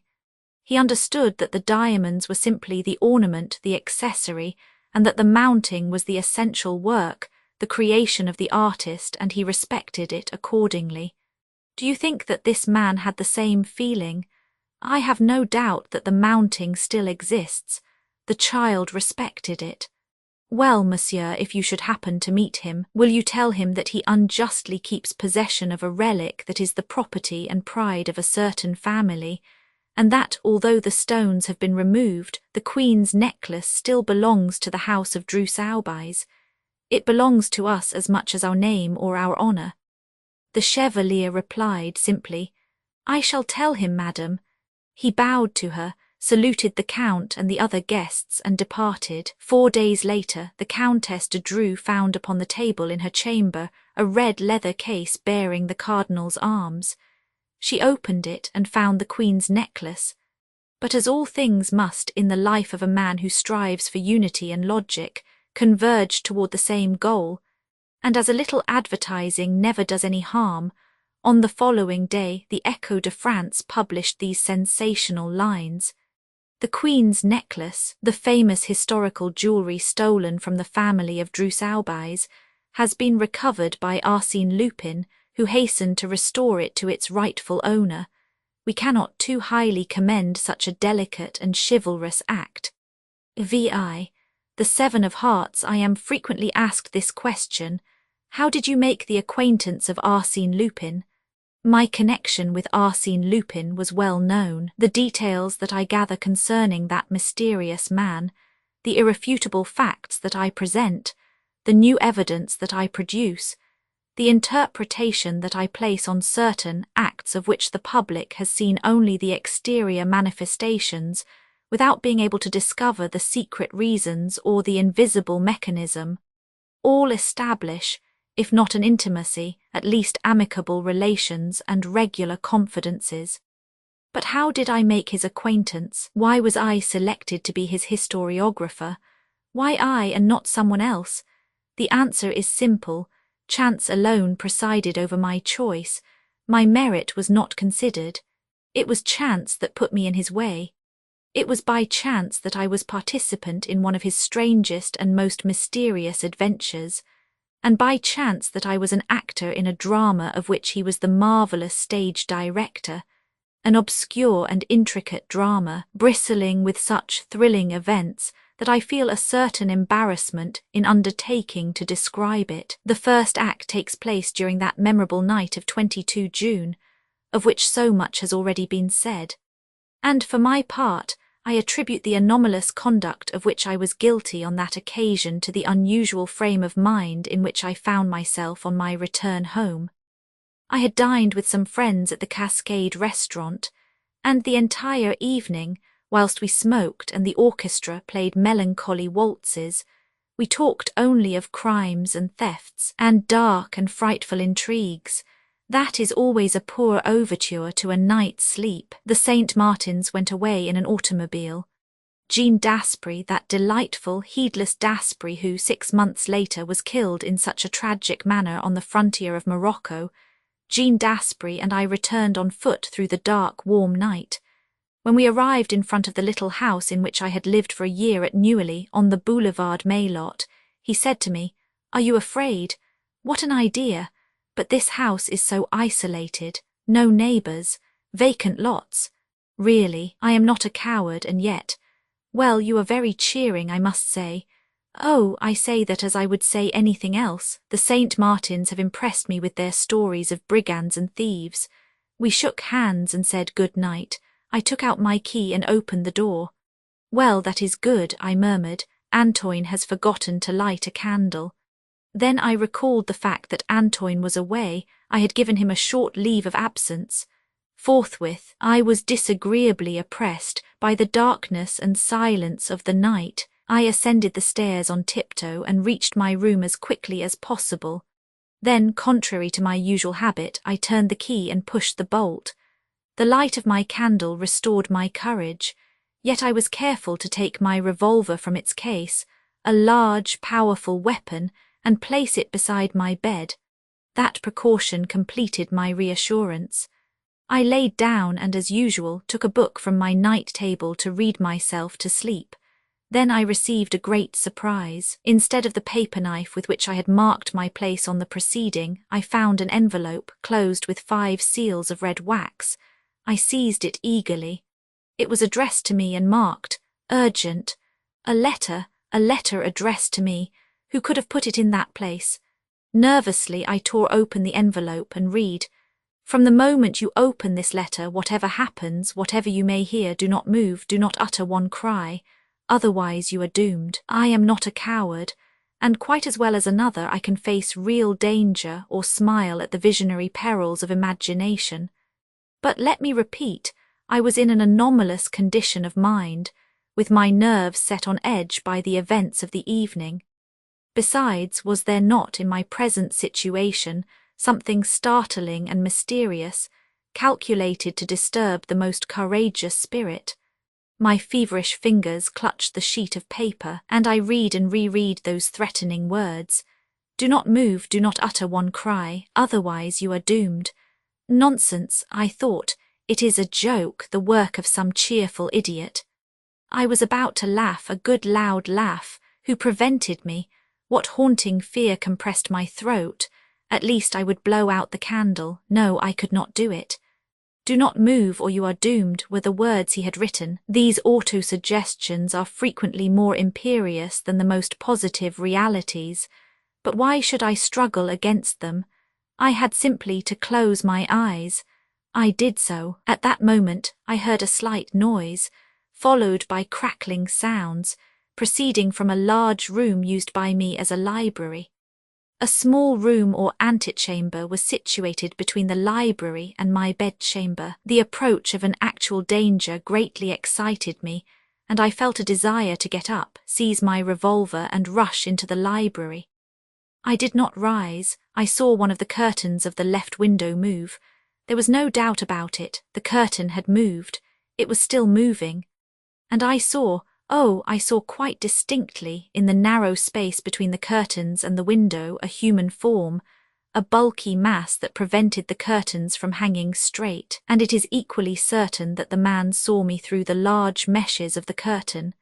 Then I understood the situation. His mission was to guard me while the others carried away their booty. Should I rise and seize my revolver?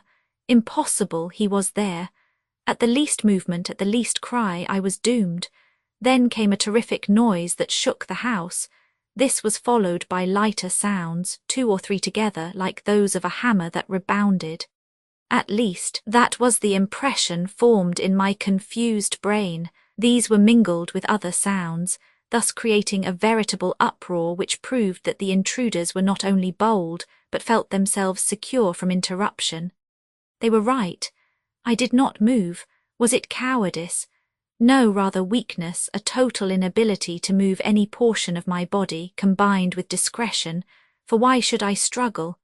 Behind that man there were 10 others who would come to his assistance. Should I risk my life to save a few tapestries and buy bellots? Throughout the night my torture endured. Insufferable torture, terrible anguish. The noises had stopped, but I was in constant fear of their renewal. And the man who was guarding me, weapon in hand.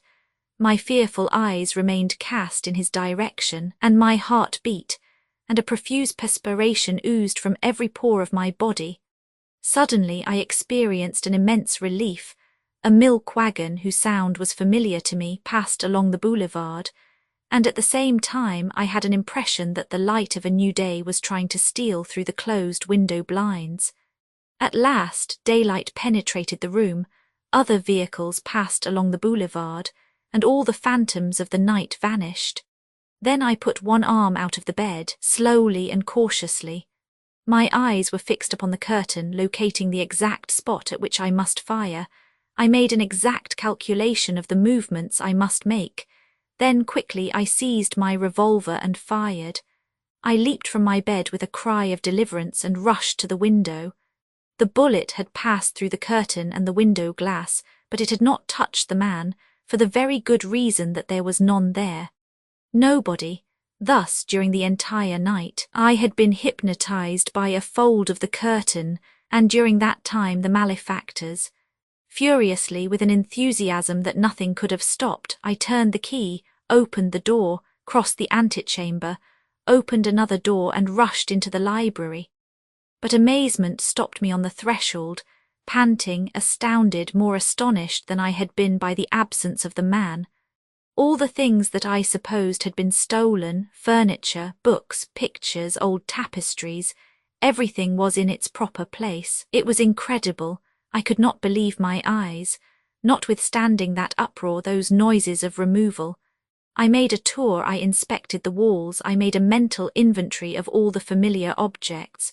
Nothing was missing, and what was more disconcerting, there was no clue to the intruders, not a sign, not a chair disturbed, not the trace of a footstep. Well, well, I said to myself, pressing my hands on my bewildered head, surely I am not crazy, I heard something. Inch by inch, I made a careful examination of the room. It was in vain. Unless I could consider this as a discovery, under a small Persian rug I found a card, an ordinary playing card. It was the 7 of hearts. It was like any other 7 of hearts in French playing cards, with this slight but curious exception. The extreme point of each of the 7 red spots or hearts was pierced by a hole, round and regular as if made with the point of an awl. Nothing more. The card and a letter found in a book, but was not that sufficient to affirm that I had not been the plaything of a dream? Throughout the day I continued my searches in the library.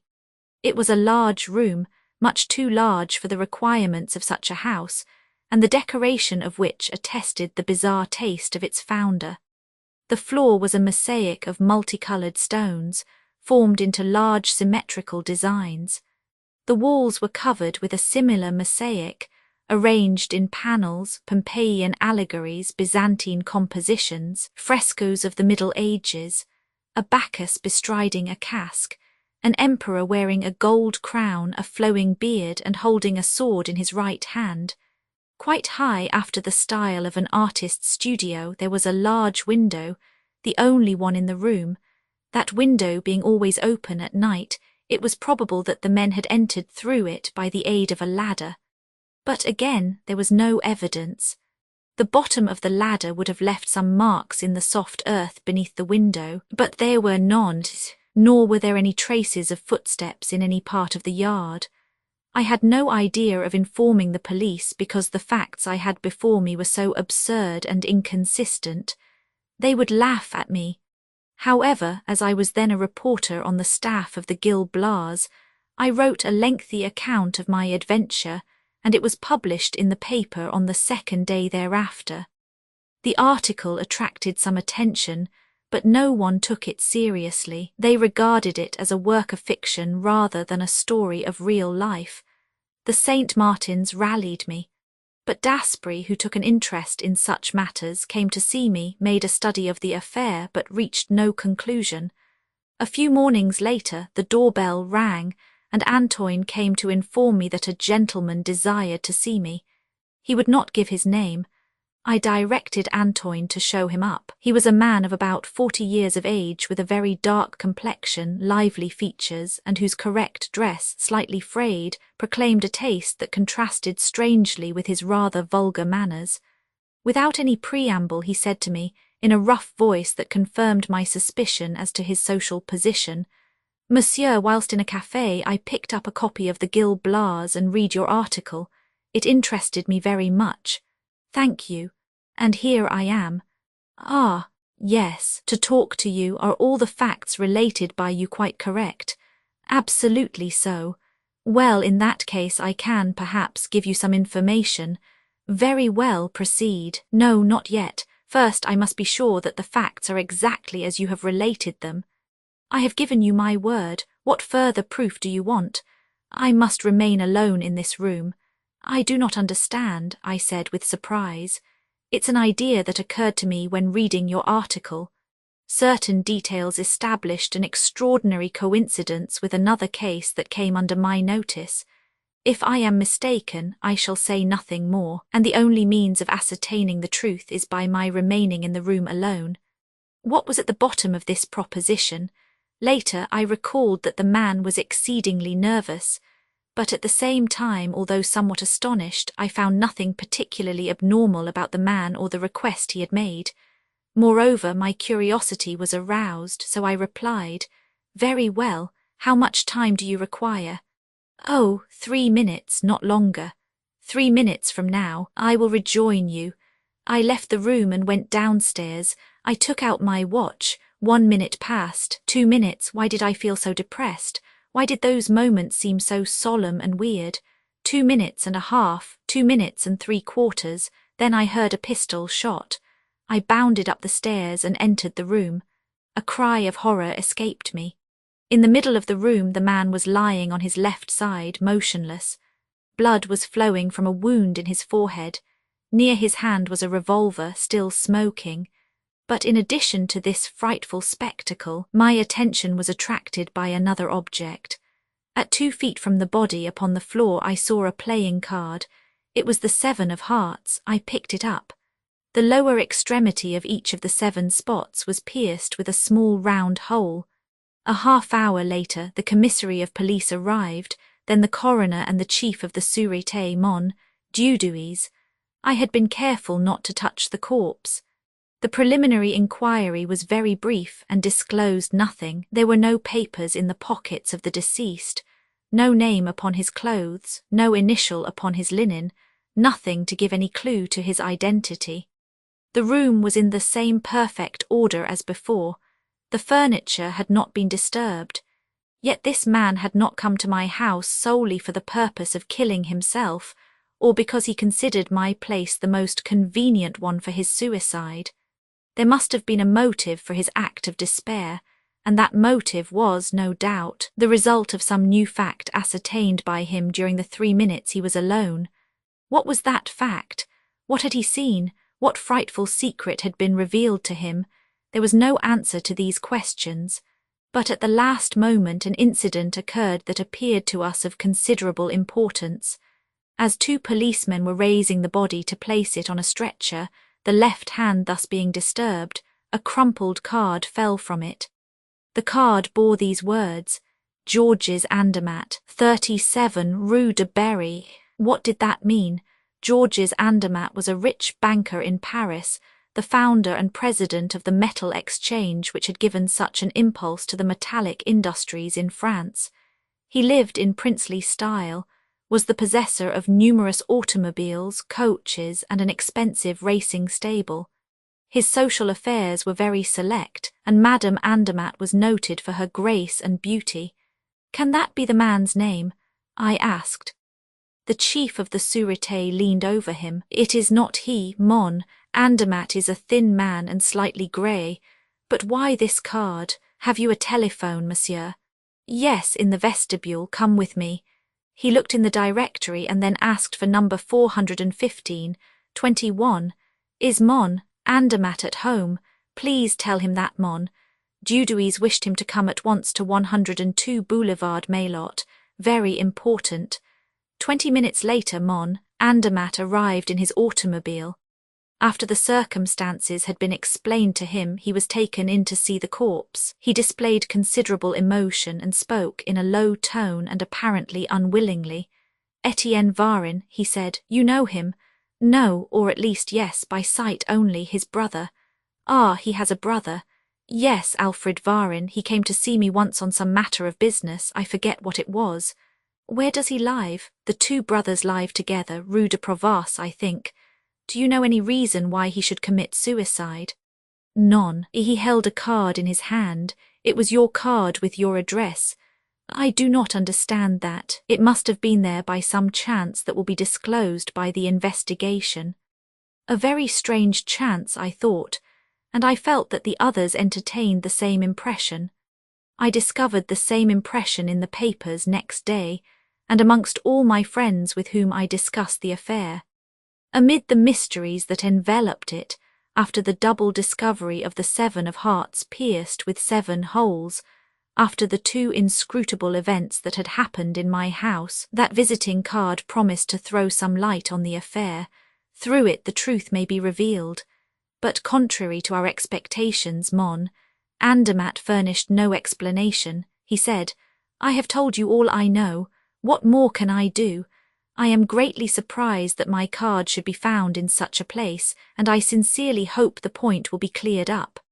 It was not. The official investigation established that the Varin brothers were of Swiss origin, had led a shifting life under various names, frequenting gambling resorts, associating with a band of foreigners who had been dispersed by the police after a series of robberies in which their participation was established only by their flight.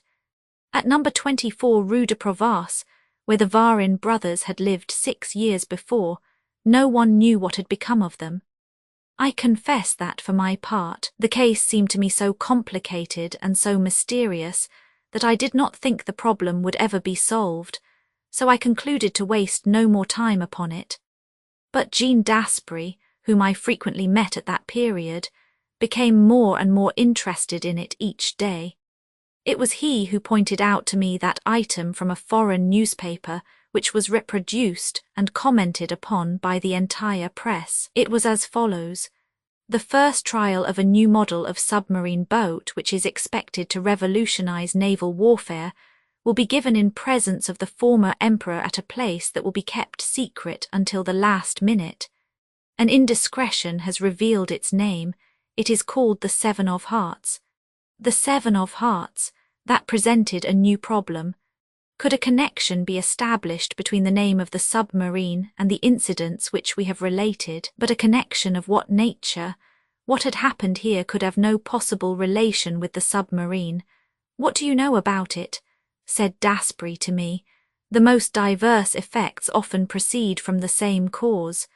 2 days later, the following foreign news item was received and published. It is said that the plans of the new submarine 7 of Hearts were prepared by French engineers, who, having sought in vain the support of their compatriots, subsequently entered into negotiations with the British Admiralty, without success.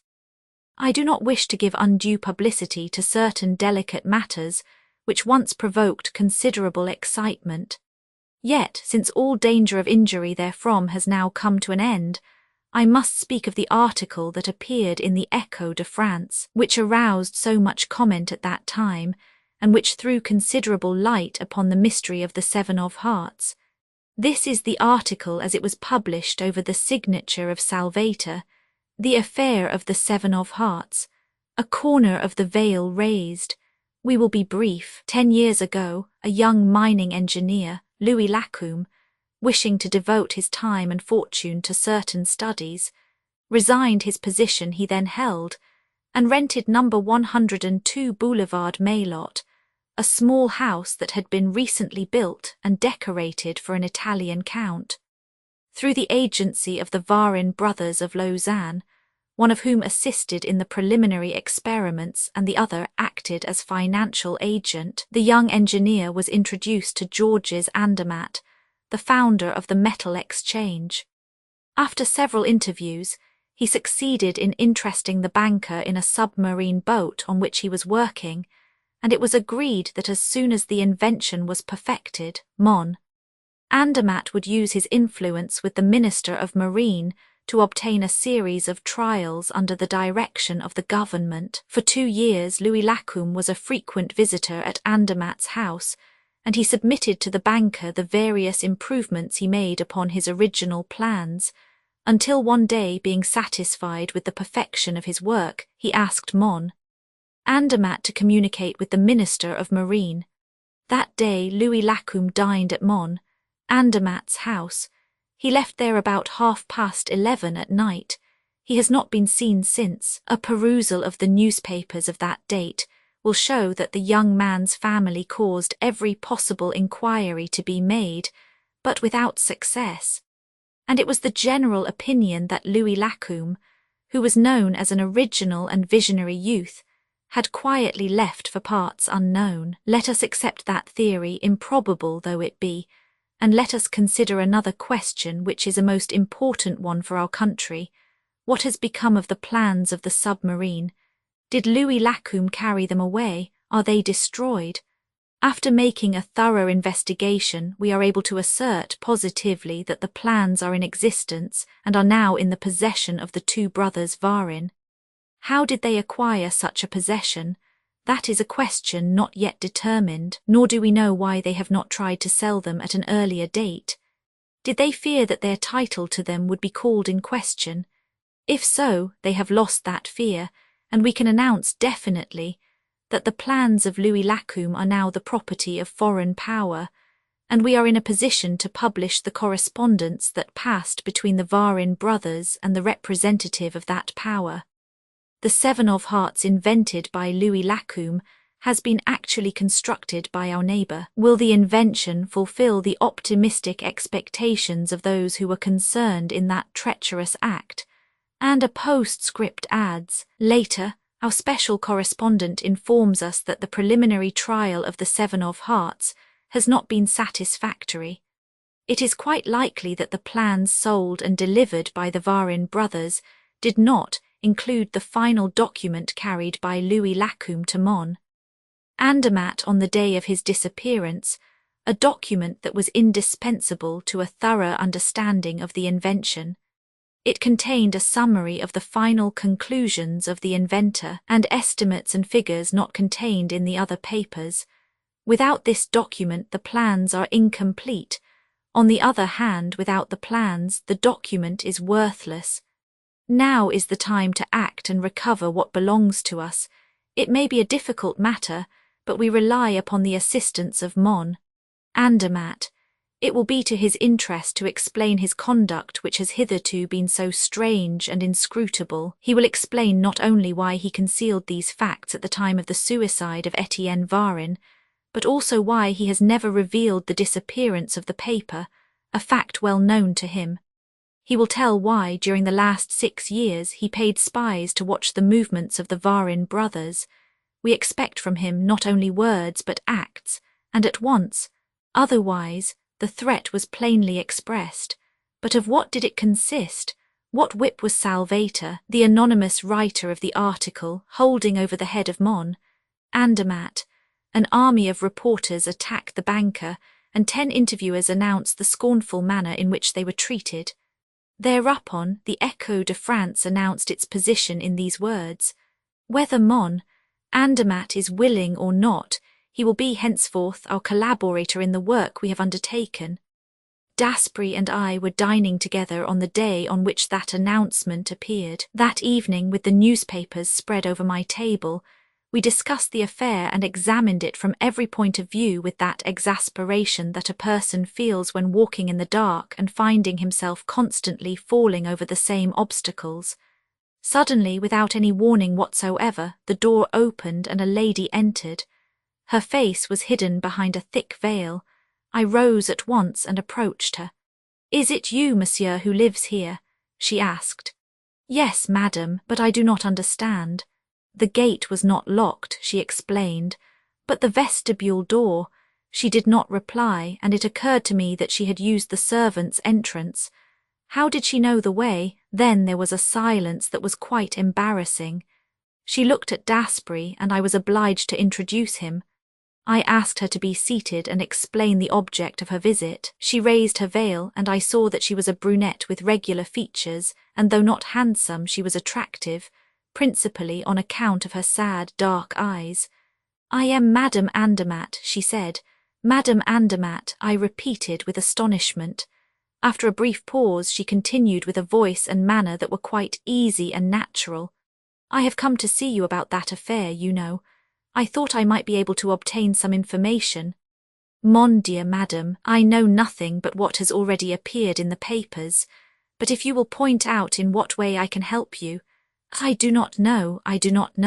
Not until then did I suspect that her calm demeanour was assumed and that some poignant grief was concealed beneath that air of tranquillity. For a moment we were silent and embarrassed. Then Daspry stepped forward and said, "Will you permit me to ask you a few questions?" "Yes, yes," she cried. "I will answer. You will answer, whatever those questions may be." "Yes. Did you know Louis Lacombe?" he asked. "Yes, through my husband." "When did you see him for the last time?" "The evening he dined with us." "At that time, was there anything to lead you to believe that you would never see him again?" "No, but he had spoken of a trip to Russia in a vague way." "Then you expected to see him again?" "Yes, he was to dine with us 2 days later." "How do you explain his disappearance?" "I cannot explain it." "And Andermatt, I do not know." "Yet the article published in the Echo de France indicates—" "Yes, that the Varin brothers had something to do with his disappearance. Is that your opinion?" "Yes. On what do you base your opinion?" "When he left our house, Louis Lacombe carried a satchel containing all the papers relating to his invention. 2 days later, my husband, in a conversation with one of the Varin brothers, learned that the papers were in their possession." "And he did not denounce them?" "No." "Why not?"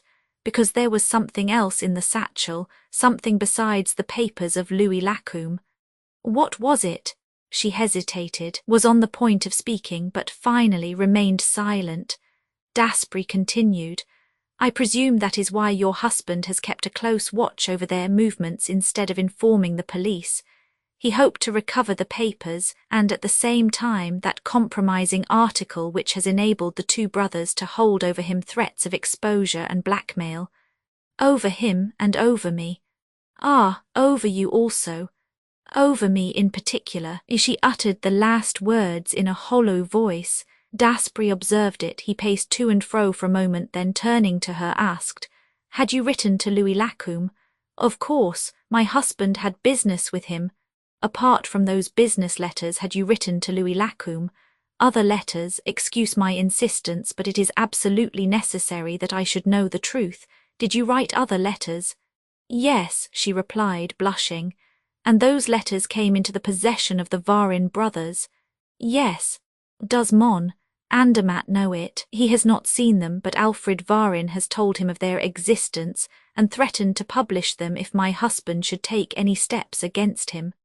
"My husband was afraid of a scandal, but he has tried to recover the letters." "I think so, but I do not know.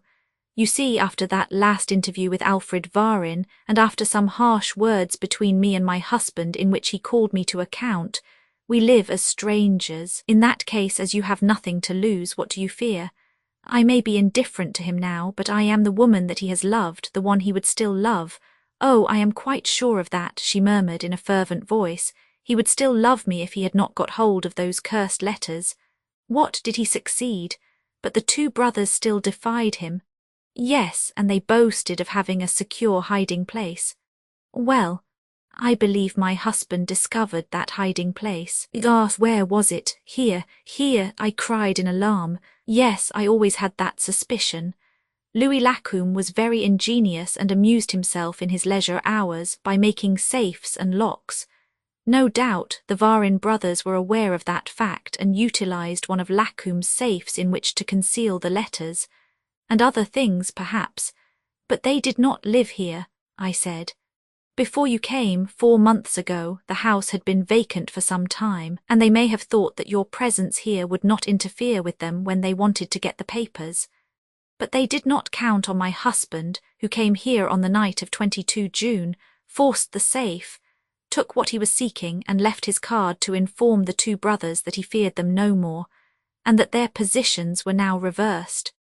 2 days later, after reading the article in the Gil Blas, Etienne Varin came here, remained alone in this room, found the safe empty, and he killed himself. After a moment, Daspry said, "A very simple theory. Has Mon Andermatt spoken to you since then?" "No." "Has his attitude toward you changed in any way? Does he appear more gloomy, more anxious?" "No, I haven't noticed any change." "And yet you think he has secured the letters?" "Now, in my opinion, he has not got those letters, and it was not he who came here on the night of 22 June. Who was it, then? The mysterious individual who is managing this affair, who holds all the threads in his hands, and whose invisible but far-reaching power we have felt from the beginning. It was he and his friends who entered this house on 22 June. It was he who discovered the hiding place of the papers. It was he who left Mon Andermatt's card. It is he who now holds the correspondence and the evidence of the treachery of the Varin brothers." "Who is he?" I asked impatiently. "The man who writes letters to the Echo de France. Salvator, have we not convincing evidence of that fact? Does he not mention in his letters certain details that no one could know, except the man who had thus discovered the secrets of the 2 brothers? "Well then," stammered Madame Andermatt in great alarm, "he has my letters also, and it is he who now threatens my husband. Mon Dieu, what am I to do?" "Write to him," declared Daspry. "Confide in him without reserve. Tell him all you know and all you may hereafter learn. Your interest and his interest are the same. He is not working against Mon Andermatt, but against Alfred Varin. Help him." "How? Has your husband the document that completes the plans of Louis Lacombe?" "Yes." "Tell that to Salvator, and if possible, procure the document for him. Write to him at once. You risk nothing." The advice was bold, dangerous even at first sight, but Madame Andermatt had no choice. Besides, as Daspry had said, she ran no risk. If the unknown writer were an enemy, that step would not aggravate the situation. If he were a stranger seeking to accomplish a particular purpose, he would attach to those letters only a secondary importance. Whatever might happen, it was the only solution offered to her, and she, in her anxiety, was only too glad to act on it. She thanked us effusively and promised to keep us informed. In fact, 2 days later, she sent us the following letter that she had received from Salvator. "Have not found the letters, but I will get them. Rest easy. I am watching everything. S." I looked at the letter. It was in the same handwriting as the note I found in my book on the night of 22 June. Daspry was right. Salvator was indeed the originator of that affair. We were beginning to see a little light coming out of the darkness that surrounded us, and an unexpected light was thrown on certain points. But other points yet remained obscure.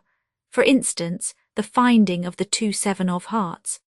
Perhaps I was unnecessarily concerned about those 2 cards whose 7 punctured spots had appeared to me under such startling circumstances, yet I could not refrain from asking myself, what role will they play in the drama? What importance do they bear?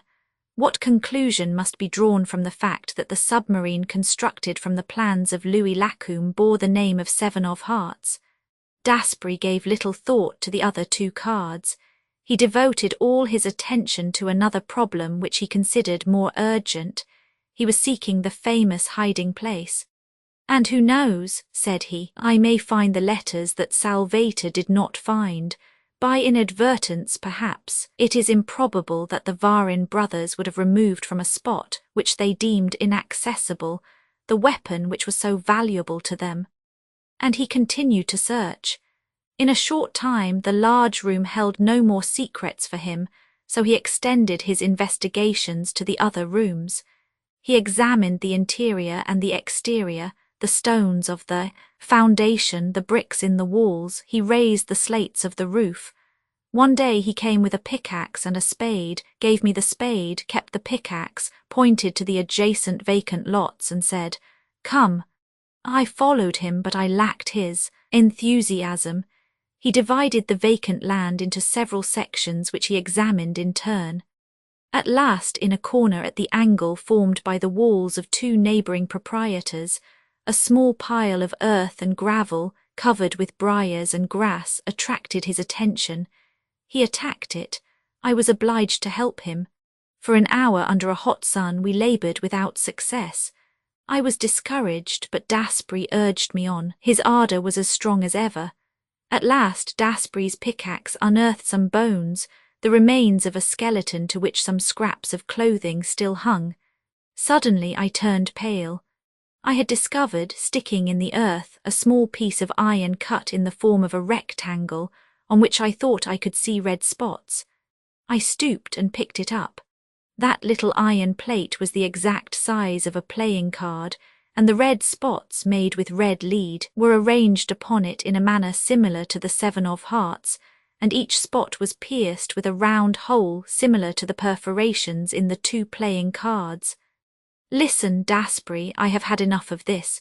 You can stay if it interests you, but I am going." Was that simply the expression of my excited nerves, or was it the result of a laborious task executed under a burning sun? I know that I trembled as I walked away, and that I went to bed, where I remained 48 hours, restless and feverish, haunted by skeletons that danced around me and threw their bleeding hearts at my head.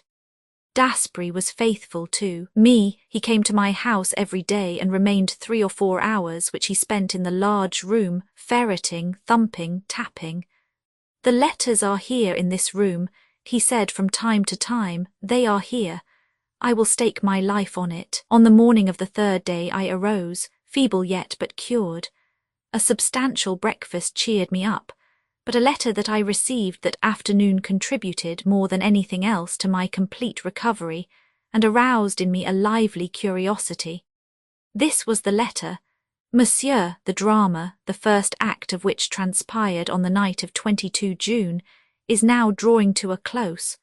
Force of circumstances compel me to bring the 2 principal actors in that drama face to face, and I wish that meeting to take place in your house, if you will be so kind as to give me the use of it for this evening from 9 o'clock to 11.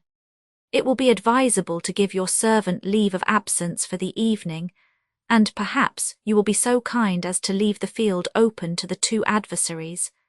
You will remember that when I visited your house on the night of 22 June, I took excellent care of your property. I feel that I would do you an injustice if I should doubt, for one moment, your absolute discretion in this affair. Your devoted Salvator." I was amused at the facetious tone of his letter, and also at the whimsical nature of his request. There was a charming display of confidence and candour in his language, and nothing in the world could have induced me to deceive him or repay his confidence with ingratitude.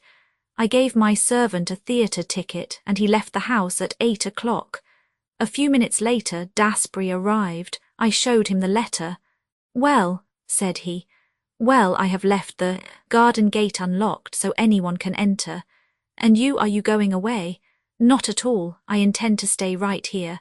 But he asks you to go. But I am not going. I will be discreet, but I am resolved to see what takes place." "Ma foi," exclaimed Daspry, laughing, "you are right, and I shall stay with you. I shouldn't like to miss it." We were interrupted by the sound of the doorbell. "Here already," said Daspry, 20 minutes ahead of time. Incredible. I went to the door and ushered in the visitor. It was Madame Andermatt. She was faint and nervous, and in a stammering voice she ejaculated, "My husband is coming. He has an appointment. They intend to give him the letters." "How do you know?" I asked. "By chance. A message came for my husband while we were at dinner. The servant gave it to me by mistake. My husband grabbed it quickly, but he was too late. I had read it." "You read it?" "Yes, it was something like this. At 9 o'clock this evening, be at Boulevard Maillot with the papers connected with the affair." In exchange the letters, so after dinner I hastened here, unknown to your husband. Yes, what do you think about it? Asked Daspry, turning to me. I think as you do that, Mon. Andermatt is one of the invited guests. Yes, but for what purpose?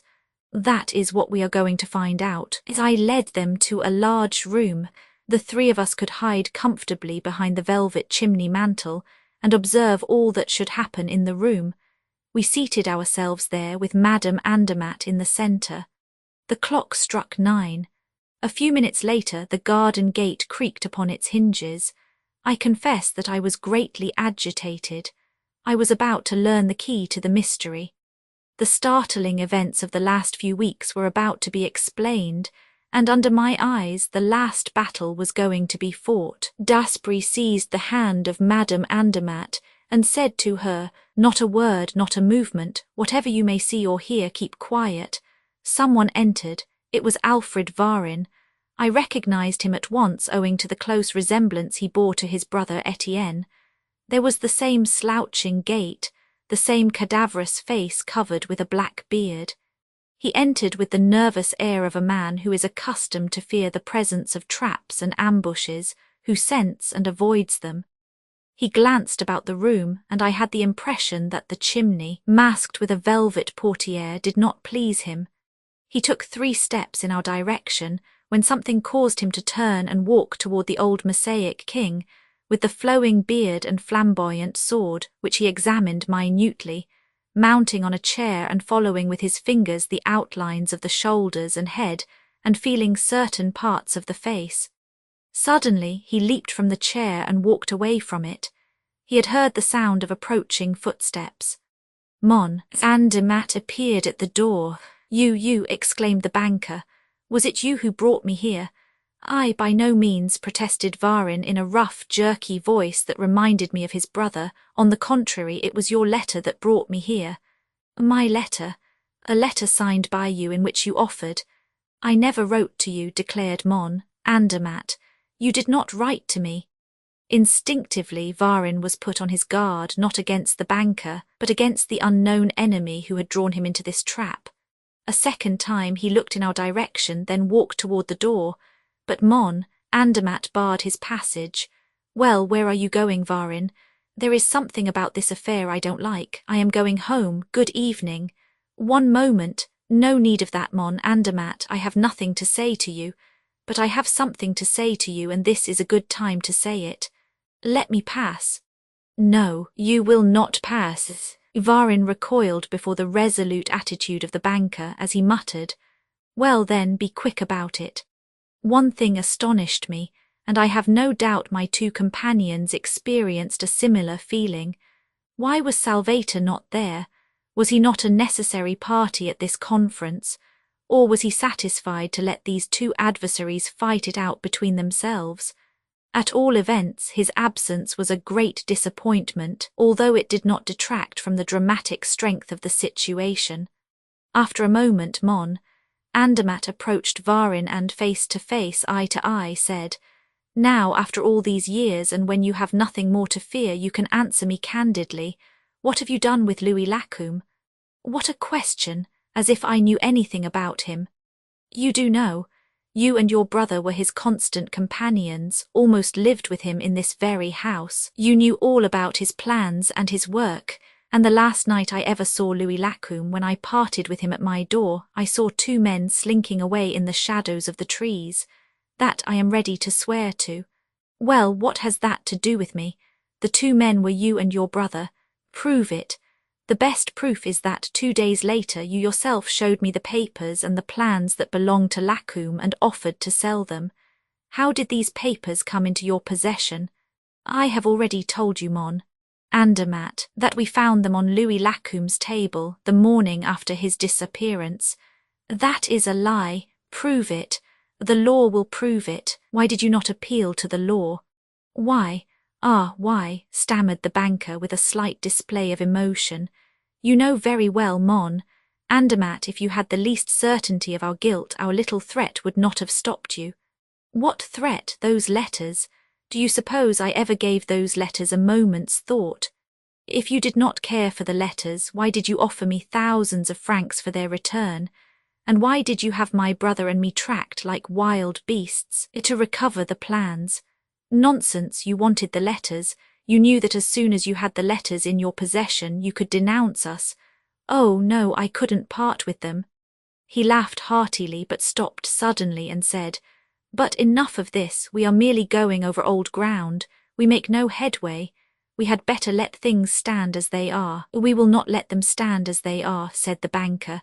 And since you have referred to the letters, let me tell you that you will not leave this house until you deliver up those letters. I shall go when I please. You will not. Be careful, Mon Andermatt, I warn you. I say you shall not go. We will see about that, cried Varin in such a rage that Madame Andermatt could not suppress a cry of fear. Varin must have heard it, for he now tried to force his way out. Mon Andermatt pushed him back. Then I saw him put his hand into his coat pocket. For the last time, let me pass, he cried. The letters first. Varin drew a revolver and pointing it at Mon Andermatt said, yes or no. The banker stooped quickly. There was the sound of a pistol shot. The weapon fell from Varin's hand. I was amazed. The shot was fired close to me. It was Daspry who had fired it at Varin, causing him to drop the revolver. In a moment Daspry was standing between the two men facing Varin. He said to him with a sneer, You were lucky, my friend, very lucky. I fired at your hand and struck only the revolver.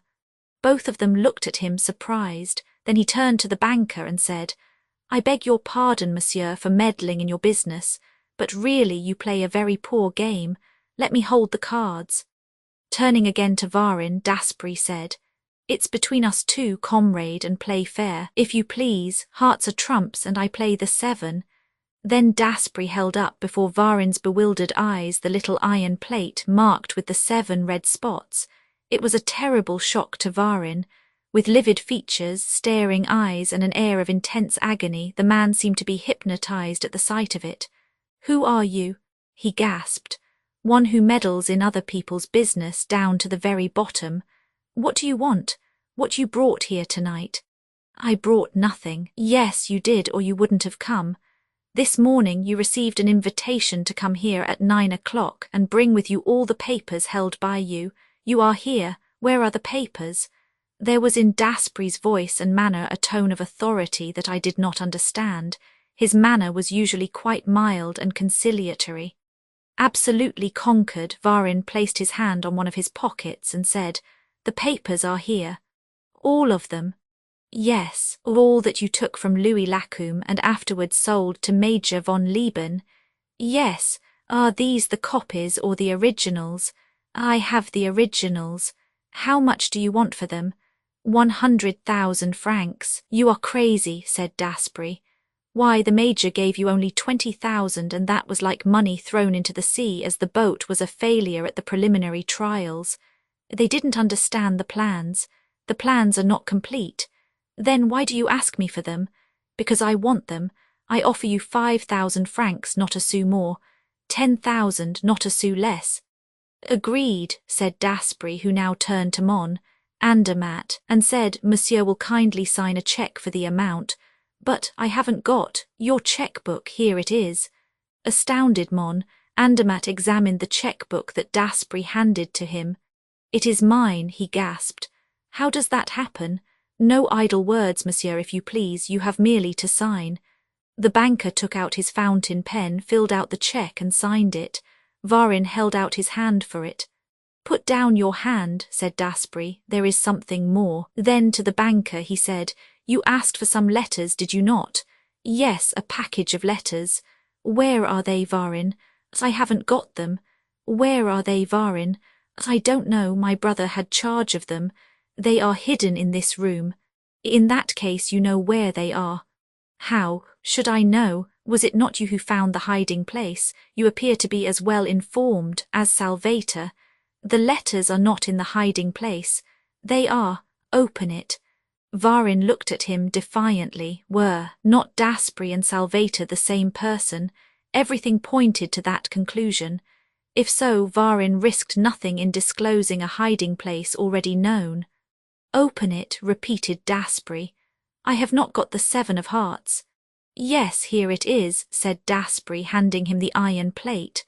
Varin recoiled in terror and cried, No, no, I will not. Never mind, replied Daspry as he walked toward the bearded king, climbed on a chair and applied the 7 of hearts to the lower part of the sword in such a manner that the edges of the iron plate coincided exactly with the 2 edges of the sword. Then, with the assistance of an oar which he introduced alternately into each of the 7 holes, he pressed upon 7 of the little mosaic stones.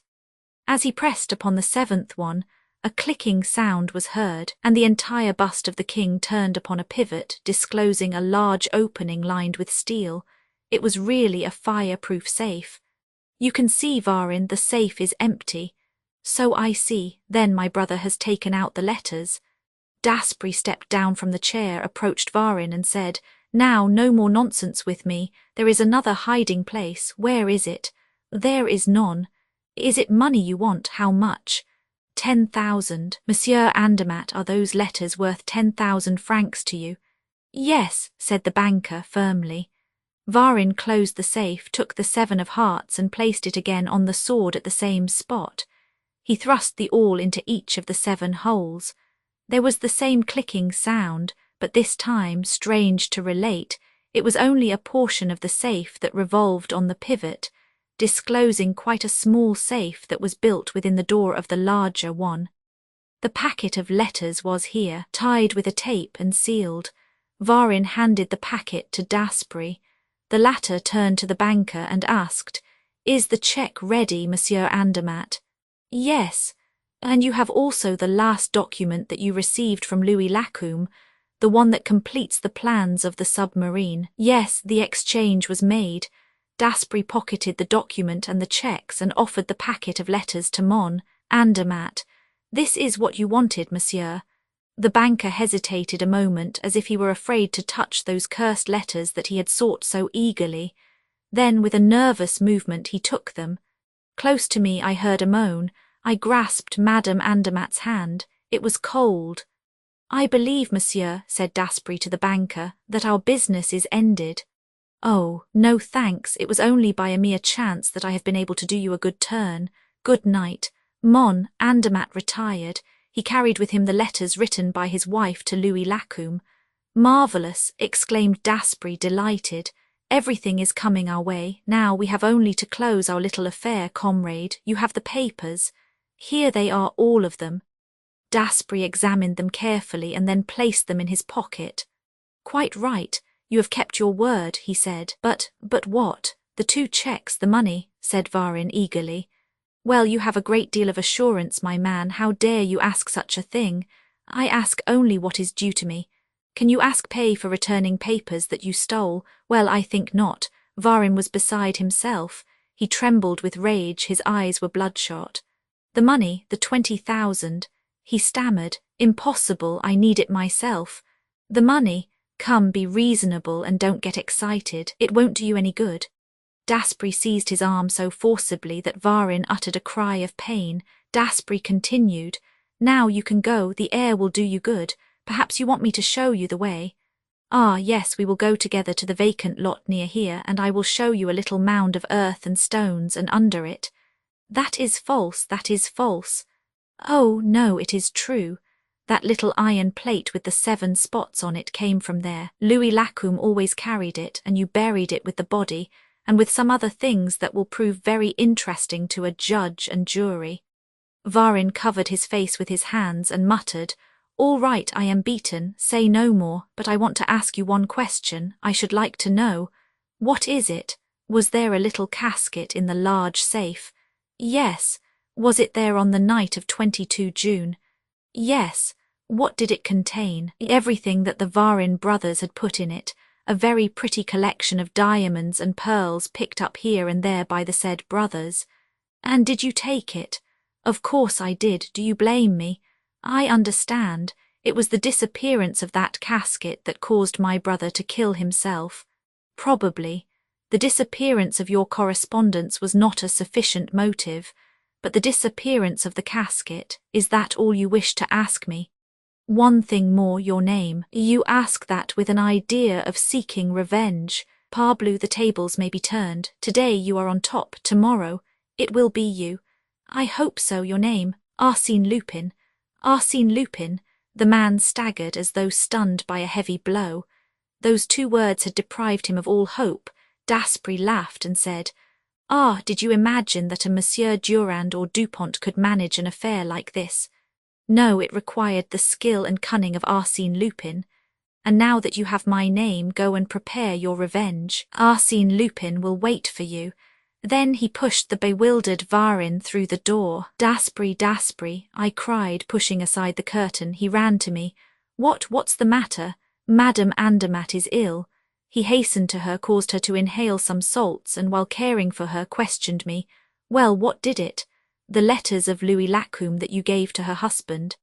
He struck his forehead and said, "Did she think that I could do such a thing? But of course she would. Imbecile that I am."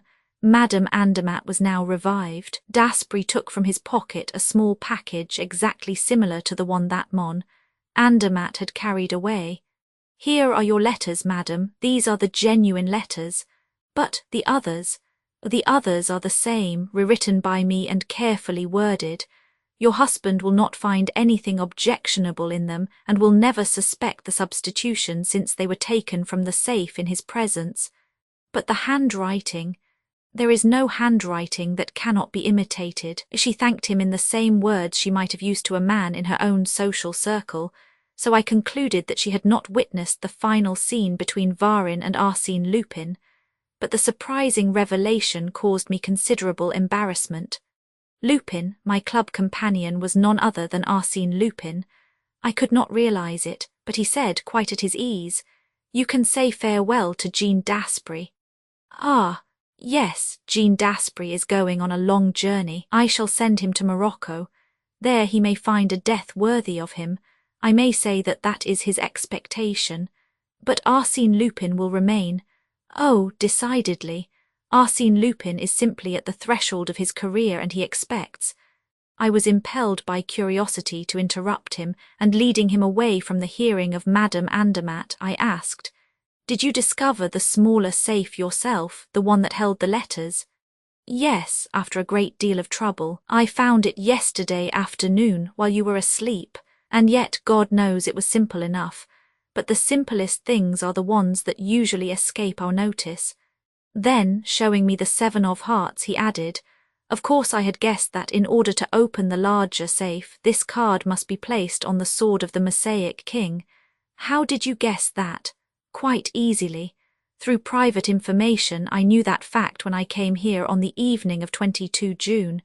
After you left me?" "Yes, after turning the subject of our conversation to stories of crime and robbery, which were sure to reduce you to such a nervous condition that you would not leave your bed, but would allow me to complete my search uninterrupted. The scheme worked perfectly. Well, I knew when I came here that there was a casket concealed in a safe with a secret lock, and that the 7 of hearts was the key to that lock.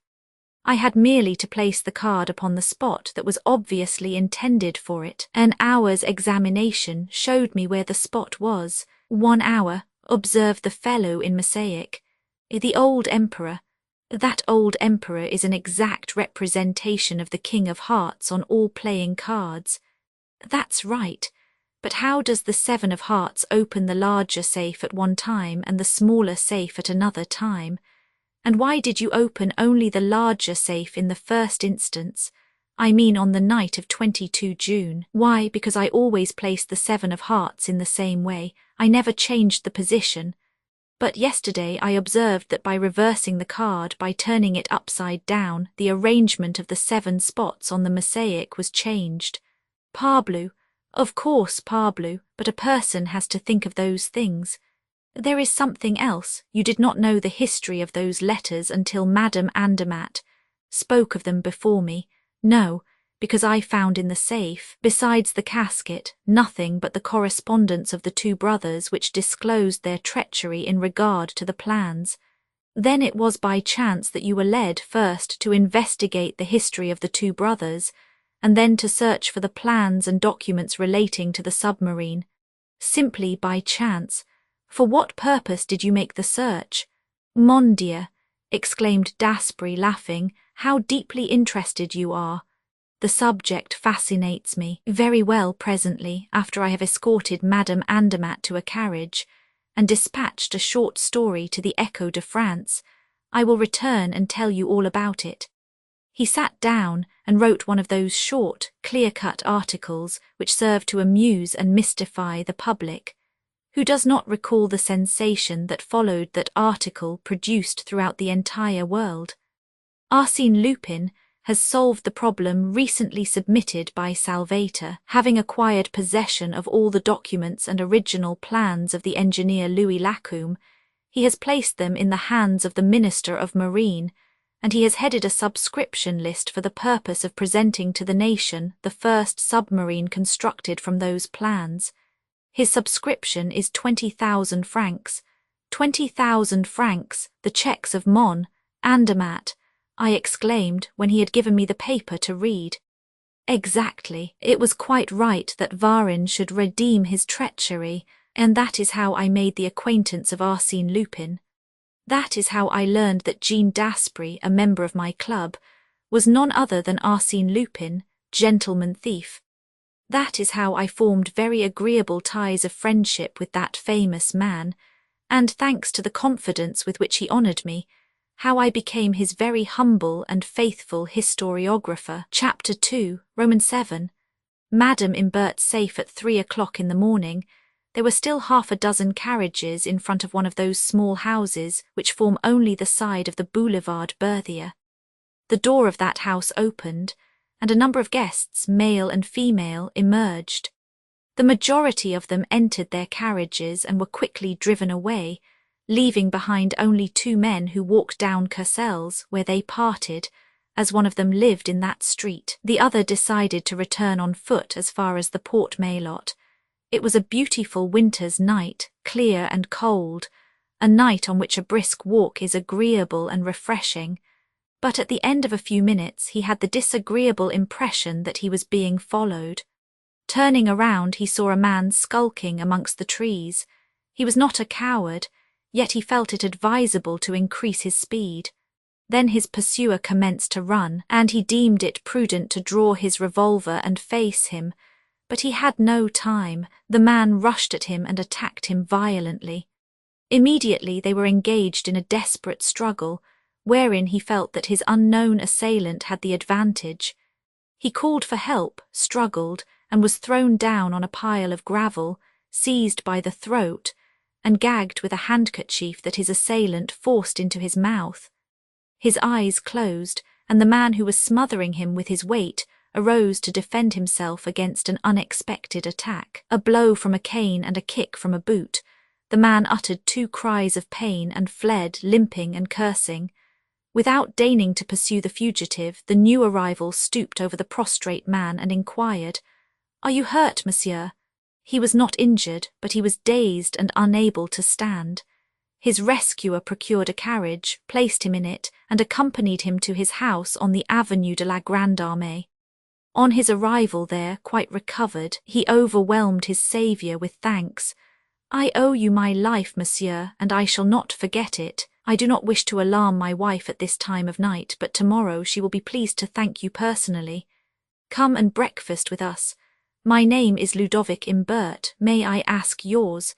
"Certainly, monsieur," and he handed Mon Imbert a card bearing the name Arsène Lupin. At that time Arsène Lupin did not enjoy the celebrity which the Cahorn affair, his escape from the prison de la Santé, and other brilliant exploits afterwards gained for him. He had not even used the name of Arsène Lupin. The name was specially invented to designate the rescuer of Mon Imbert. That is to say, it was in that affair that Arsène Lupin was baptized. Fully armed and ready for the fray, it is true, but lacking the resources and authority which command success, Arsène Lupin was then merely an apprentice in a profession wherein he soon became a master. With what a thrill of joy he recalled the invitation he received that night.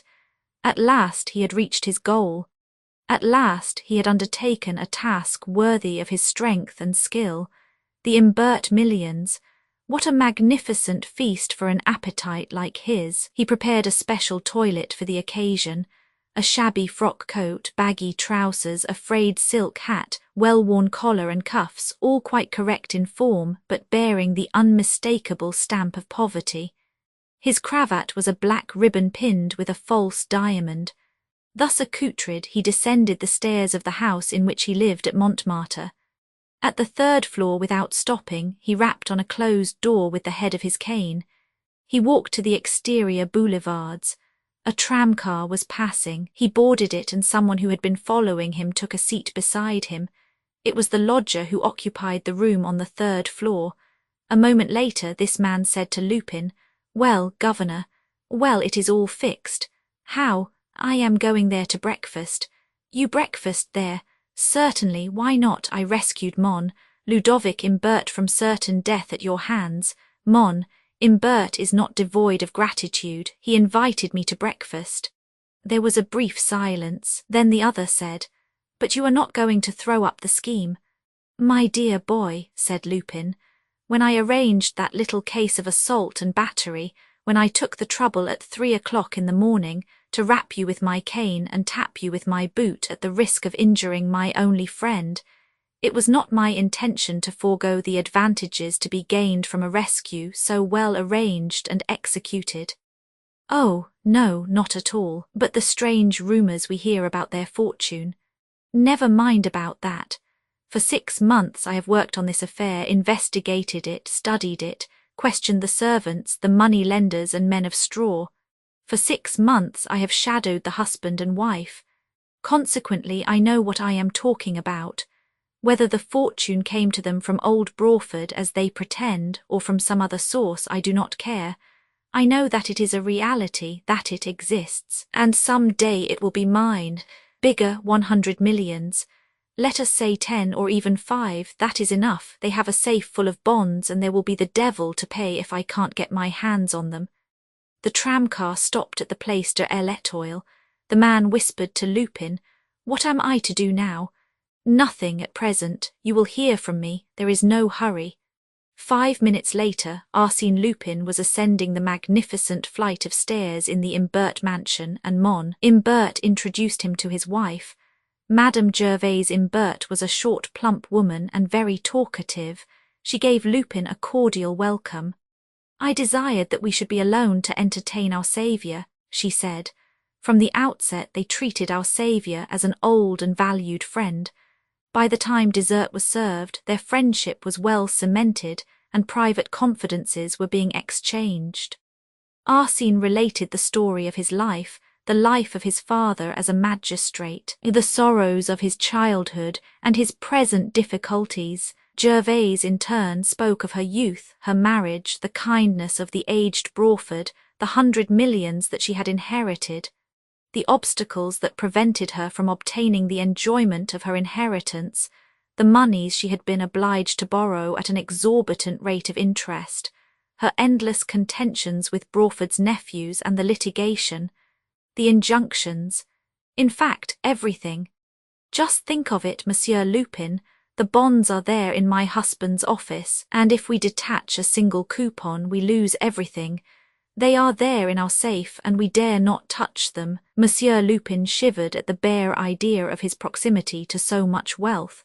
Yet he felt quite certain that Monsieur Lupin would never suffer from the same difficulty as his fair hostess, who declared she dare not touch the money. "Ah, they are there," he repeated to himself. "They are there." A friendship formed under such circumstances soon led to closer relations. When discreetly questioned, Arsène Lupin confessed his poverty and distress. Immediately, the unfortunate young man was appointed private secretary to the Imberts, husband and wife, at a salary of 100 francs a month. He was to come to the house every day and receive orders for his work, and a room on the 2nd floor was set apart as his office. This room was directly over Imbert's office. Arsène soon realized that his position as secretary was essentially a sinecure.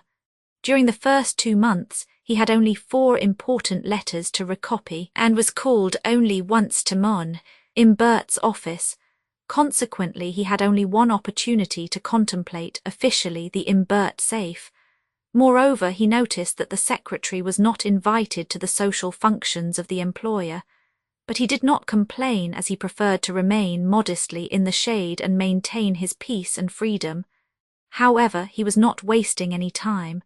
From the beginning, he made clandestine visits to Imbert's office and paid his respects to the safe, which was hermetically closed. It was an immense block of iron and steel, cold and stern in appearance, which could not be forced open by the ordinary tools of the burglar's trade. But Arsène Lupin was not discouraged. Where force fails, cunning prevails, he said to himself. The essential thing is to be on the spot when the opportunity occurs. In the meantime, I must watch and wait. He made immediately some preliminary preparations. After careful soundings made upon the floor of his room, he introduced a lead pipe which penetrated the ceiling of Imbert's office at a point between the two screeds of the cornice. By means of this pipe, he hoped to see and hear what transpired in the room below. Henceforth, he passed his days stretched at full length upon the floor. He frequently saw the Imberts holding a consultation in front of the safe, investigating books and papers. When they turned the combination lock, he tried to learn the figures and the number of turns they made to the right and left. He watched their movements, he sought to catch their words. There was also a key necessary to complete the opening of the safe. What did they do with it? Did they hide it? One day he saw them leave the room without locking the safe. He descended the stairs quickly and boldly entered the room, but they had returned. "Oh, excuse me," he said, "I made a mistake in the door." "Come in, Monsieur Lupin, come in," cried Madame Imbert. "Are you not at home here? We want your advice. What bonds should we sell, the foreign securities or the government annuities?" "But the injunction," said Lupin with surprise. "Oh, it doesn't cover all the bonds." She opened the door of the safe and withdrew a package of bonds, but her husband protested. No, Gervais, it would be foolish to sell the foreign bonds. They are going up, whilst the annuities are as high as they ever will be. What do you think, my dear friend?" The dear friend had no opinion, yet he advised the sacrifice of the annuities. Then she withdrew another package, and from it she took a paper at random. It proved to be a 3% annuity worth 2,000 francs. Ludovic placed the package of bonds in his pocket. That afternoon, accompanied by his secretary, he sold the annuities to a stockbroker and realized 46,000 francs. Whatever Madame Imbert might have said about it, Arsène Lupin did not feel at home in the Imbert house. On the contrary, his position there was a peculiar one. He learned that the servants did not even know his name. They called him Monsieur. Ludovic always spoke of him in the same way. "You will tell Monsieur, has Monsieur arrived?" Why that mysterious appellation? Moreover, after their first outburst of enthusiasm, the Imberts seldom spoke to him, and although treating him with the consideration due to a benefactor, they gave him little or no attention. They appeared to regard him as an eccentric character who did not like to be disturbed, and they respected his isolation as if it were a stringent rule on his part. On one occasion, while passing through the vestibule, he heard Madame Imbert say to the two gentlemen, "He is such a barbarian." "Very well," he said to himself, "I am a barbarian." And without seeking to solve the question of their strange conduct, he proceeded with the execution of his own plans. He had decided that he could not depend on chance, nor on the negligence of Madame Imbert, who carried the key of the safe, and who, on locking the safe, invariably scattered the letters forming the combination of the lock. Consequently, he must act for himself. Finally, an incident precipitated matters. It was the vehement campaign instituted against the Imberts by certain newspapers that accused the Imberts of swindling. Arsène Lupin was present at certain family conferences. When this new vicissitude was discussed, he decided that if he waited much longer, he would lose everything. During the next 5 days, instead of leaving the house about 6 o'clock, according to his usual habit, he locked himself in his room. It was supposed that he had gone out, but he was lying on the floor surveying the office of Mon. Imbert. During those 5 evenings, the favourable opportunity that he awaited did not take place. He left the house about midnight by a side door to which he held the key, but on the 6th day he learned that the Imberts, actuated by the malevolent insinuations of their enemies, proposed to make an inventory of the contents of the safe. "They will do it tonight," thought Lupin. And truly, after dinner, Imbert and his wife retired to the office and commenced to examine the books of account and the securities contained in the safe. Thus 1 hour after another passed away. He heard the servants go upstairs to their rooms. No one now remained on the first floor. Midnight, the Imberts were still at work. "As I must get to work," murmured Lupin. He opened his window. It opened on a court. Outside, everything was dark and quiet. He took from his desk a knotted rope, fastened it to the balcony in front of his window, and quietly descended as far as the window below, which was that of Imbert's office. He stood upon the balcony for a moment, motionless, with attentive ear and watchful eye, but the heavy curtains effectually concealed the interior of the room. He cautiously pushed on the double window. If no one had examined it, it ought to yield to the slightest pressure, for during the afternoon he had so fixed the bolt that it would not enter the staple. The window yielded to his touch. Then, with infinite care, he pushed it open sufficiently to admit his head. He parted the curtains a few inches, looked in and saw Mon. Imbert and his wife sitting in front of the safe, deeply absorbed in their work and speaking softly to each other at rare intervals. He calculated the distance between him and them, considered the exact movements he would require to make in order to overcome them one after the other before they could call for help, and he was about to rush upon them when Madame Imbert said, "Ah, the room is getting quite cold. I am going to bed, and you, my dear, I shall stay and finish." "Finish? Why, that will take you all night." "Not at all, an hour at the most." She retired. 20 minutes, 30 minutes passed. Arsène pushed the window a little farther open. The curtains shook. He pushed once more. "Mon." Imbert turned, and seeing the curtains blown by the wind, he rose to close the window. There was not a cry, not the trace of struggle. With a few precise moments, and without causing him the least injury, Arsène stunned him, wrapped the curtain about his head, bound him hand and foot, and did it all in such a manner that Mon. Imbert had no opportunity to recognize his assailant. Quickly he approached the safe, seized 2 packages that he placed under his arm, left the office, and opened the servants' gate. A carriage was stationed in the street. "Take that first and follow me," he said to the coachman. He returned to the office, and in 2 trips they emptied the safe. Then Arsène went to his own room, removed the rope, and all other traces of his clandestine work. A few hours later, Arsène Lupin and his assistant examined the stolen goods. Lupin was not disappointed, as he had foreseen that the wealth of the Imberts had been greatly exaggerated. It did not consist of hundreds of millions, nor even tens of millions. Yet it amounted to a very respectable sum, and Lupin expressed his satisfaction.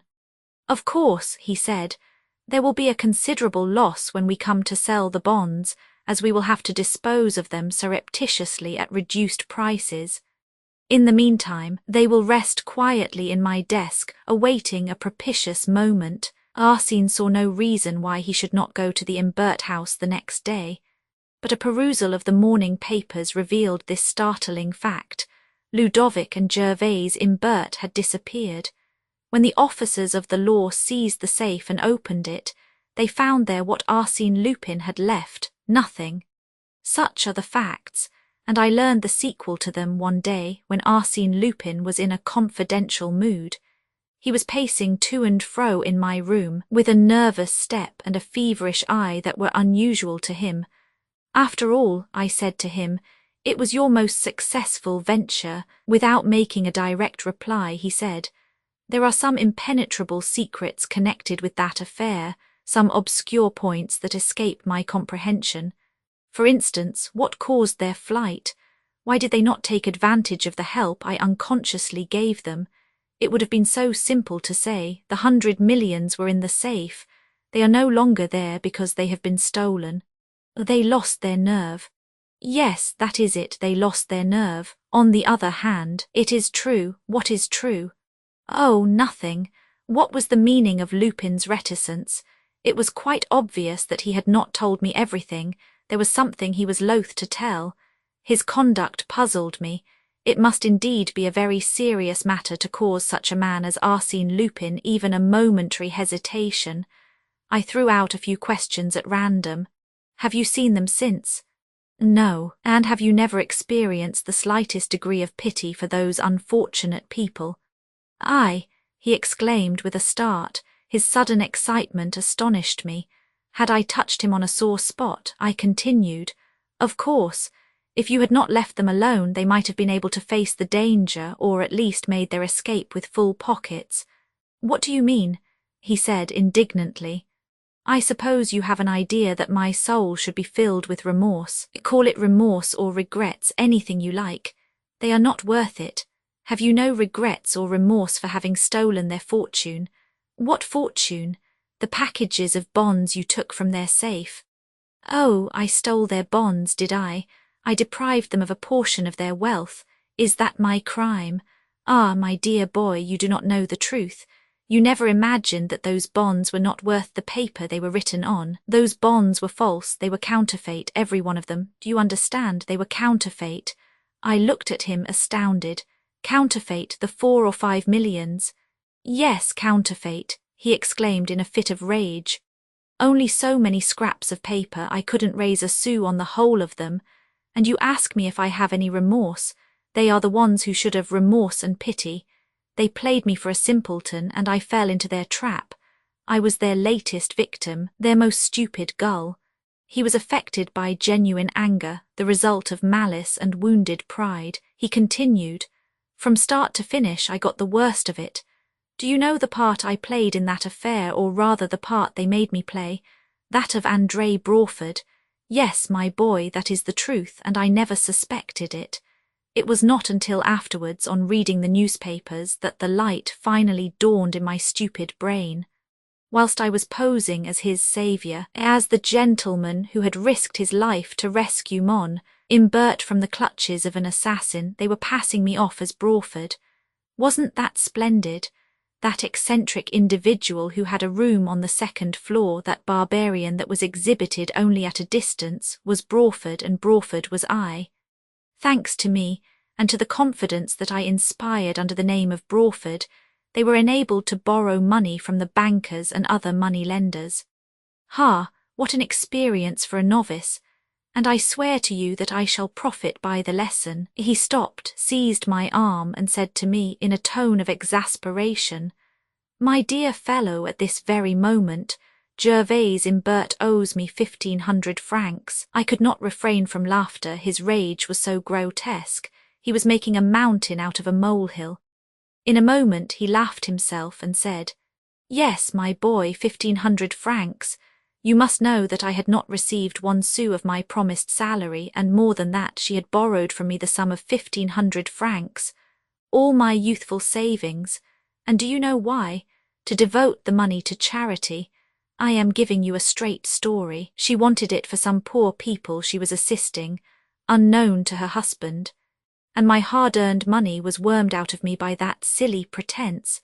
Isn't it amusing, Hein? Arsène Lupin done out of 1,500 francs by the fair lady from whom he stole 4 millions in counterfeit bonds. And what a vast amount of time and patience and cunning I expended to achieve that result. It was the first time in my life that I was played for a fool, and I frankly confess that I was fooled that time to the Queen's taste. Roman 8, the black pearl, a violent ringing of the bell awakened the concierge of No. 9 Avenue Hoche. She pulled the door-string, grumbling, I thought everybody was in, it must be 3 o'clock. Perhaps it is someone for the doctor, muttered her husband. At that moment a voice inquired, Dr. Hale, what floor? 3rd floor left, but the doctor won't go out at night. He must go tonight. The visitor entered the vestibule, ascended to the 1st floor, the 2nd, the 3rd, and, without stopping at the doctor's door, he continued to the 5th floor. There he tried 2 keys. One of them fitted the lock. "Ah, good," he murmured, "that simplifies the business wonderfully. But before I commence work I had better arrange for my retreat. Let me see, have I had sufficient time to rouse the doctor and be dismissed by him? Not yet, a few minutes more." At the end of 10 minutes he descended the stairs, grumbling noisily about the doctor. The concierge opened the door for him and heard it click behind him. But the door did not lock, as the man had quickly inserted a piece of iron in the lock in such a manner that the bolt could not enter. Then, quietly, he entered the house again, unknown to the concierge. In case of alarm, his retreat was assured. Noiselessly he ascended to the 5th floor once more. In the antechamber, by the light of his electric lantern, he placed his hat and overcoat on one of the chairs, took a seat on another, and covered his heavy shoes with felt slippers. Oof, here I am, and how simple it was. I wonder why more people do not adopt the profitable and pleasant occupation of burglar. With a little care and reflection, it becomes a most delightful profession, not too quiet and monotonous, of course, as it would then become wearisome. He unfolded a detailed plan of the apartment. Let me commence by locating myself. Here, I see the vestibule in which I am sitting, on the street front the drawing room, the boudoir and dining room. Useless to waste any time there, as it appears that the Countess has a deplorable taste, not a bibelot of any value. Now let's get down to business. Ah, here is a corridor, it must lead to the bed chambers. At a distance of 3 meters I should come to the door of the wardrobe closet which connects with the chamber of the Countess. He folded his plan, extinguished his lantern, and proceeded down the corridor, counting his distance thus: 1 meter, 2 meters, 3 meters. Here is the door. Mon Dieu, how easy it is. Only a small, simple bolt now separates me from the chamber, and I know that the bolt is located exactly 1 meter, 43 centimeters from the floor, so that, thanks to a small incision I am about to make, I can soon get rid of the bolt. He drew from his pocket the necessary instruments. Then the following idea occurred to him. Suppose, by chance, the door is not bolted. I will try it first. He turned the knob and the door opened. My brave Lupin, surely fortune favours you. What's to be done now? You know the situation of the rooms, you know the place in which the Countess hides the black pearl. Therefore, in order to secure the black pearl, you have simply to be more silent than silence, more invisible than darkness itself. Arsène Lupin was employed fully a half-hour in opening the second door, a glass door that led to the Countess' bedchamber, but he accomplished it with so much skill and precaution that even had the Countess been awake, she would not have heard the slightest sound. According to the plan of the rooms that he holds, he has merely to pass around a reclining chair, and beyond that a small table close to the bed. On the table there was a box of letter paper, and the black pearl was concealed in that box. He stooped and crept cautiously over the carpet, following the outlines of the reclining chair. When he reached the extremity of it, he stopped in order to repress the throbbing of his heart. Although he was not moved by any sense of fear, he found it impossible to overcome the nervous anxiety that one usually feels in the midst of profound silence. That circumstance astonished him, because he had passed through many more solemn moments without the slightest trace of emotion. No danger threatened him. Then why did his heart throb like an alarm bell? Was it that sleeping woman who affected him? Was it the proximity of another pulsating heart? He listened and thought he could discern the rhythmical breathing of a person asleep. It gave him confidence like the presence of a friend. He sought and found the armchair, then by slow, cautious movements advanced toward the table, feeling ahead of him with outstretched arm. His right had touched one of the feet of the table. Ah, now, he had simply to rise, take the pearl, and escape. That was fortunate, as his heart was leaping in his breast like a wild beast, and made so much noise that he feared it would waken the Countess. By a powerful effort of the will, he subdued the wild throbbing of his heart, and was about to rise from the floor when his left hand encountered, lying on the floor, an object which he recognized as a candlestick. An overturned candlestick. A moment later his hand encountered another object. A clock, one of those small travelling clocks covered with leather. Well, what had happened, he could not understand. That candlestick, that clock, why were those articles not in their accustomed places? Ah, what had happened in the dread silence of the night? Suddenly a cry escaped him. He had touched, oh, some strange, unutterable thing.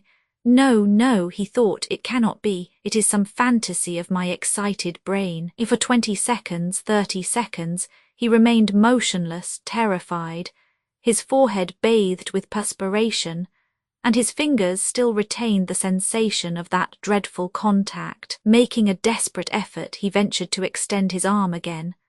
Once more his hand encountered that strange, unutterable thing. He felt it. He must feel it and find out what it is. He found that it was hair, human hair, and a human face, and that face was cold, almost icy. However frightful the circumstances may be, a man like Arsène Lupin controls himself and commands the situation as soon as he learns what it is. So, Arsène Lupin quickly brought his lantern into use. A woman was lying before him covered with blood.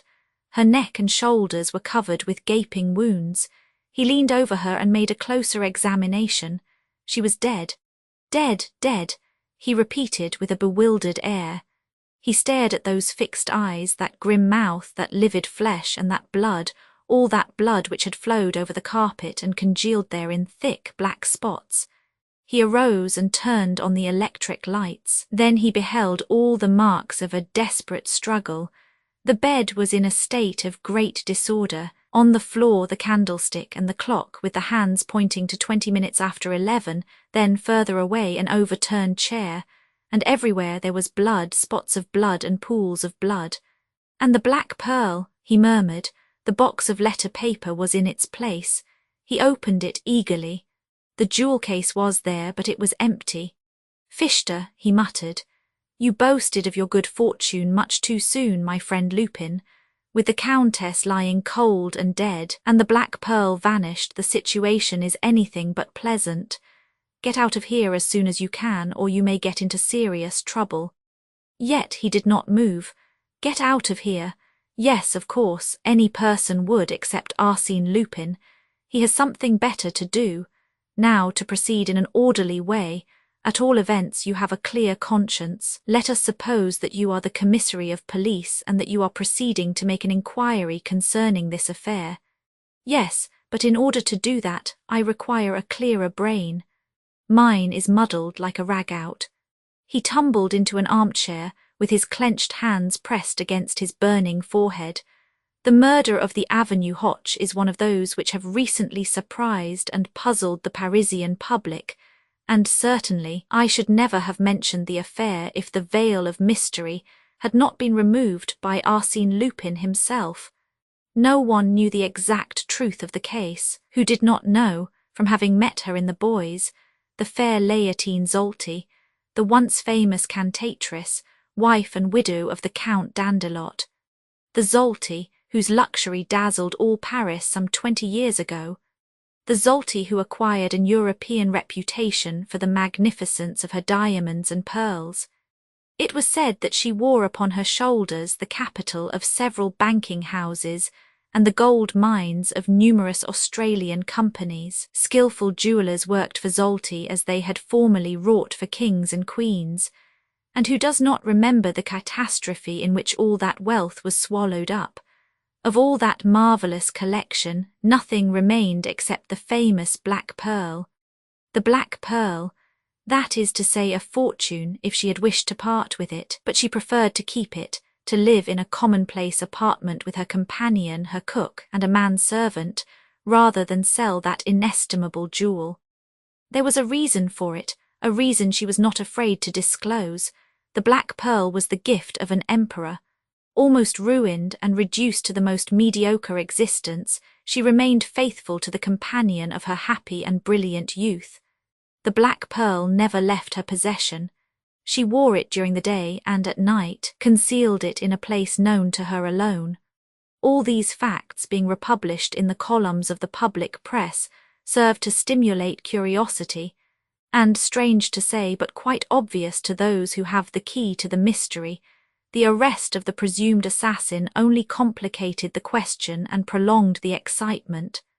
2 days later, the newspapers published the following item: "Information has reached us of the arrest of Victor Danager, the servant of the Countess Dandelot. The evidence against him is clear and convincing. On the silken sleeve of his liveried waistcoat, which Chief Detective Dudouis found in his garret between the mattresses of his bed, several spots of blood were discovered. In addition, a cloth-covered button was missing from that garment, and this button was found beneath the bed of the victim. It is supposed that after dinner, in place of going to his own room, Danager slipped into the wardrobe closet and, through the glass door, had seen the Countess hide the precious black pearl. This is simply a theory, as yet unverified by any evidence. There is also another obscure point. At 7 o'clock in the morning, Danager went to the tobacco shop on the Boulevard de Courcelles.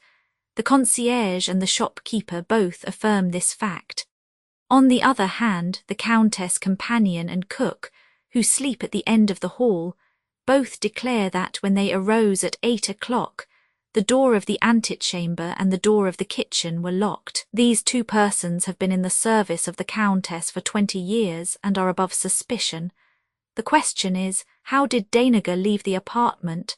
Did he have another key? These are matters that the police will investigate.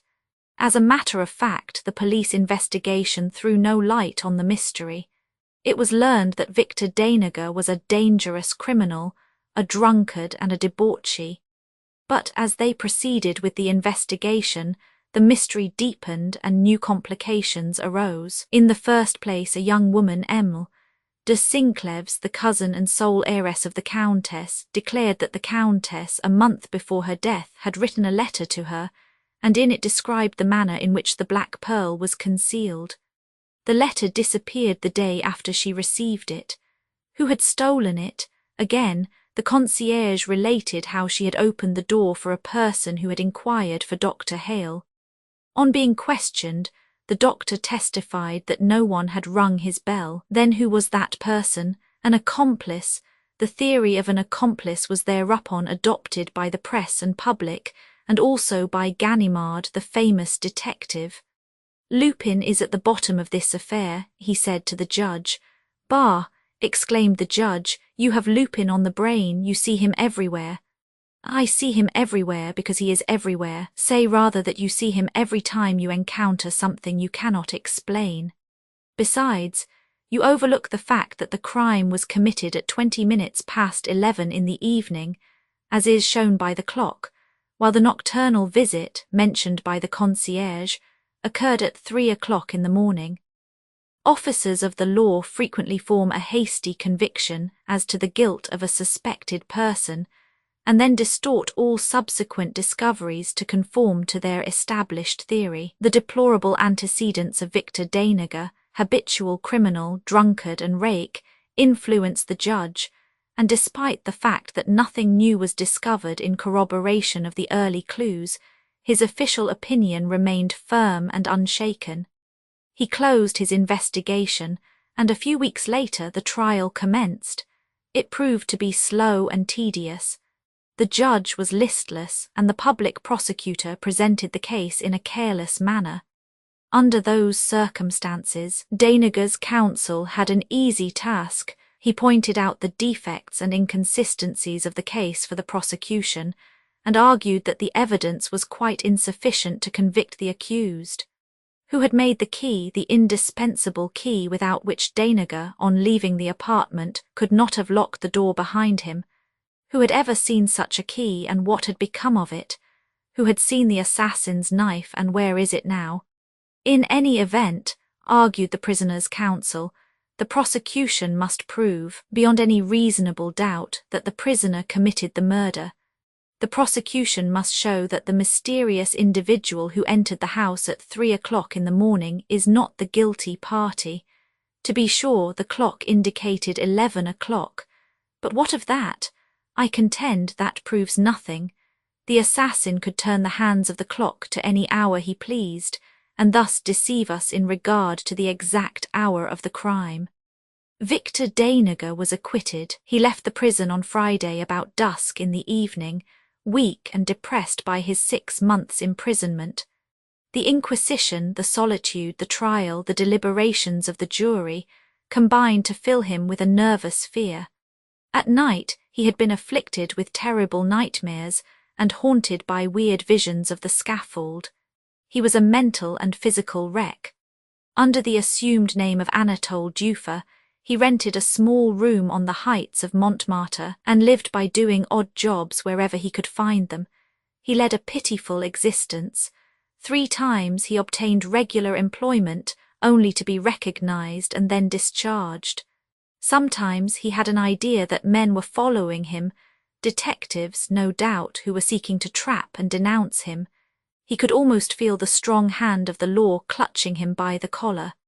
One evening, as he was eating his dinner at a neighboring restaurant, a man entered and took a seat at the same table. He was a person about 40 years of age and wore a frock coat of doubtful cleanliness.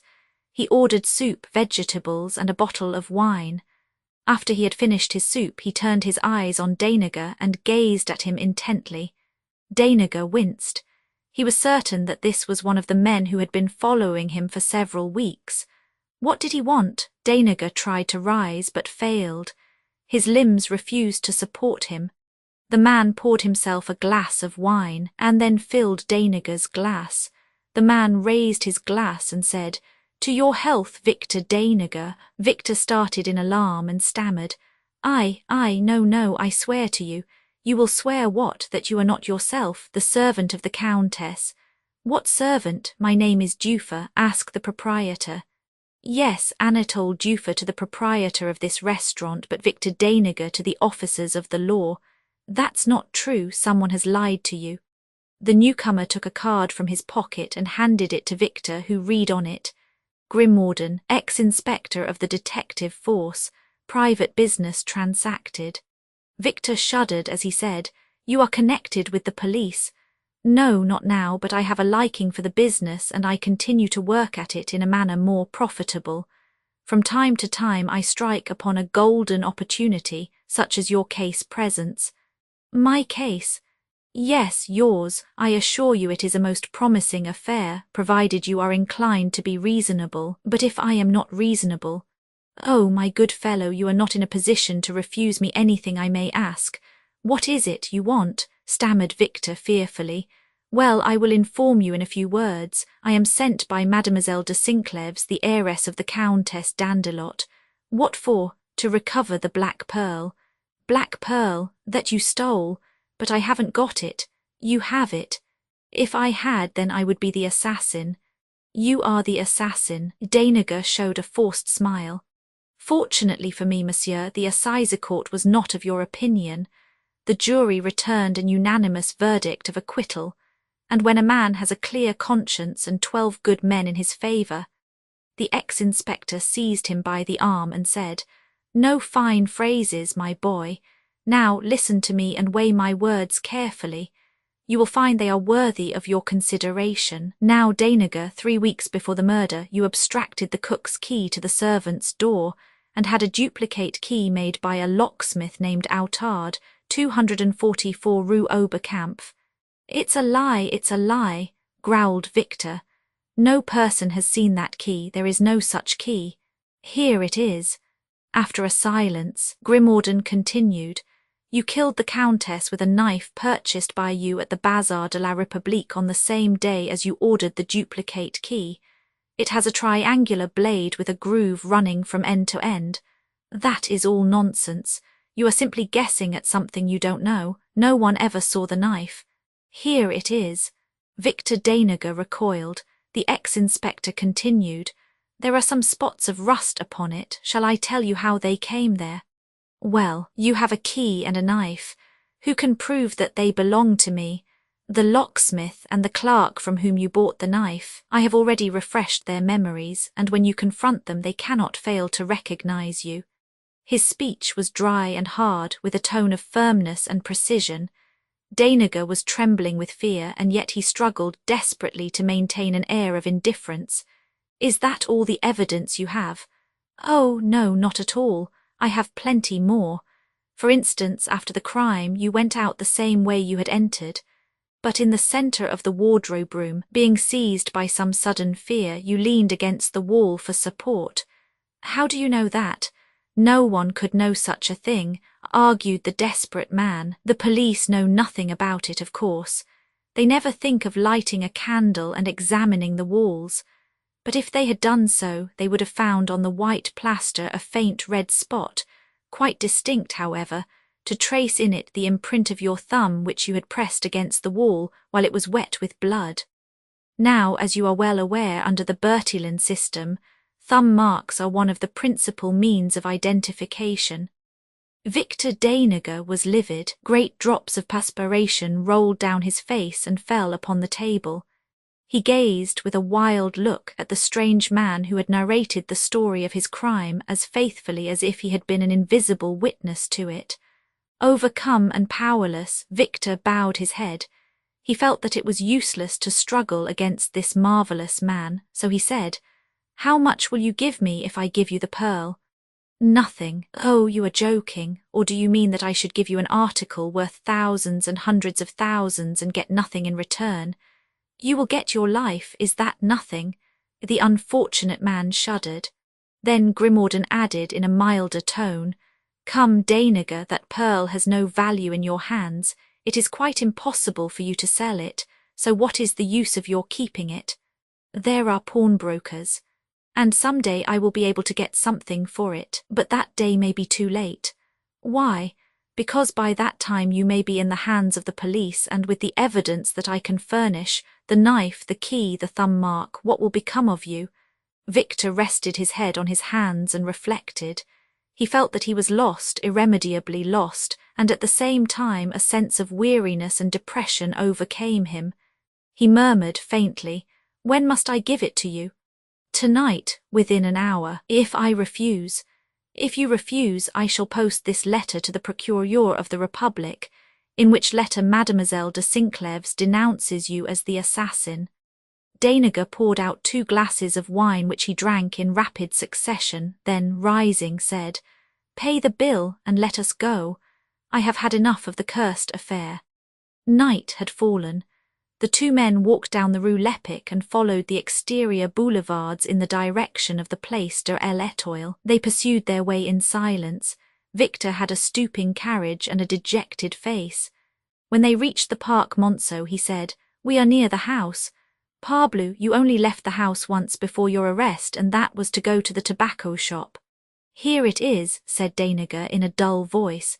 They passed along the garden wall of the Countess' house and crossed a street on a corner of which stood the tobacco shop.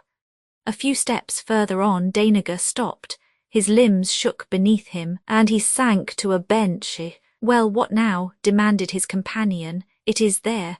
"Where? Come now, no nonsense." "There, in front of us."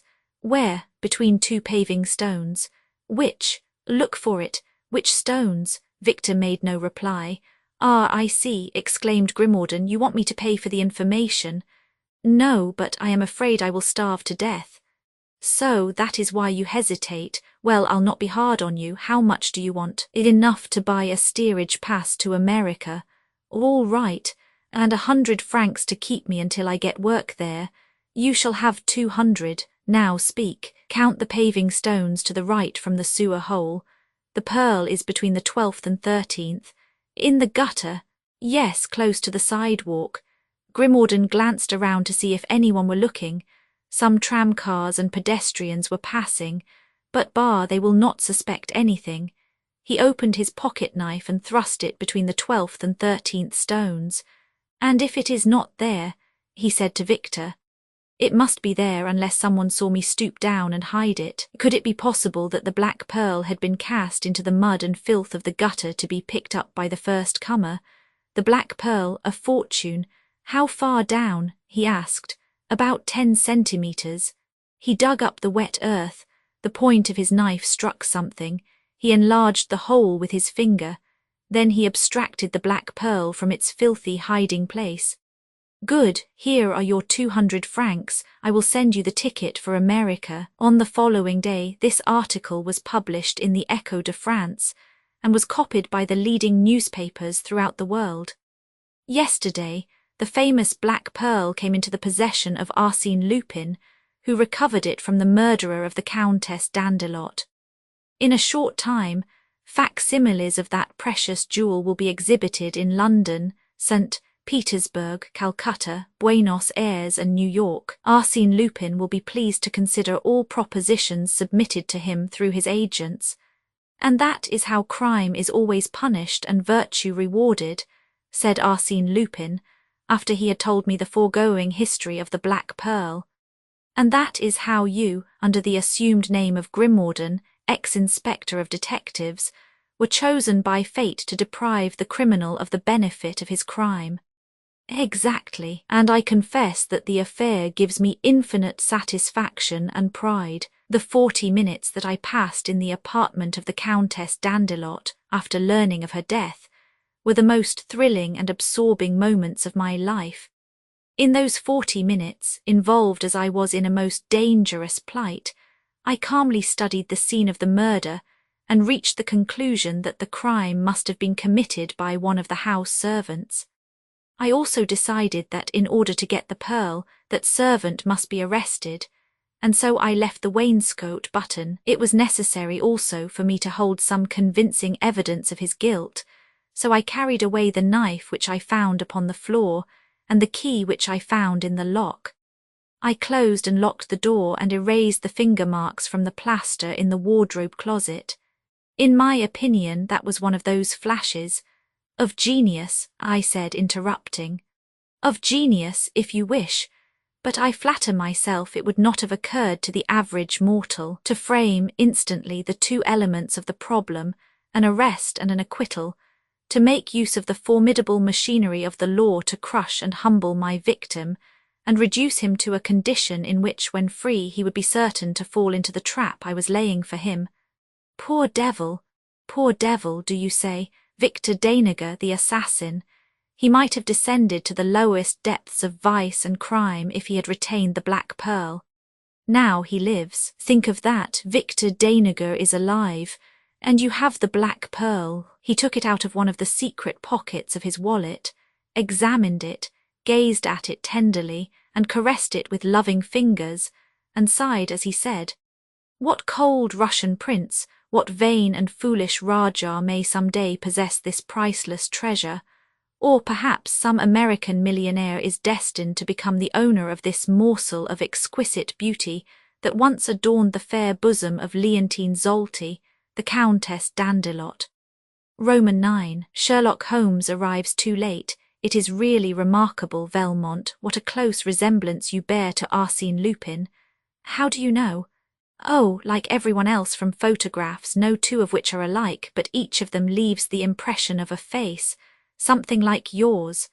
Horace Velmont displayed some vexation.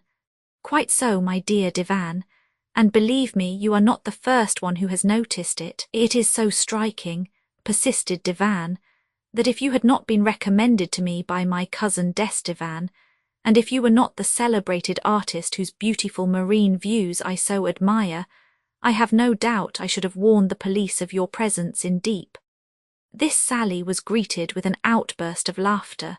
The large dining hall of the Château de Thibermesnil contained on this occasion, besides Velmont, the following guests: Father Gayleys, the parish priest, and a dozen officers whose regiments were quartered in the vicinity, and who had accepted the invitation of the banker Georges Divan and his mother. One of the officers then remarked, "I understand that an exact description of Arsène Lupin has been furnished to all the police along this coast since his daring exploit on the Paris-Havre Express." "I suppose so," said Divan. "That was 3 months ago, and a week later I made the acquaintance of our friend Velmont at the casino, and since then he has honoured me with several visits, an agreeable preamble to a more serious visit that he will pay me one of these days, or rather one of these nights." This speech evoked another round of laughter, and the guests then passed into the ancient Hall of the Guards, a vast room with a high ceiling, which occupied the entire lower part of the Tour Guillaume, William's Tower, and wherein George's divan had collected the incomparable treasures which the lords of Thibermesnil had accumulated through many centuries. It contained ancient chests, credences, andirons, and chandeliers. The stone walls were overhung with magnificent tapestries. The deep embrasures of the 4 windows were furnished with benches, and the Gothic windows were composed of small panes of coloured glass set in a leaden frame.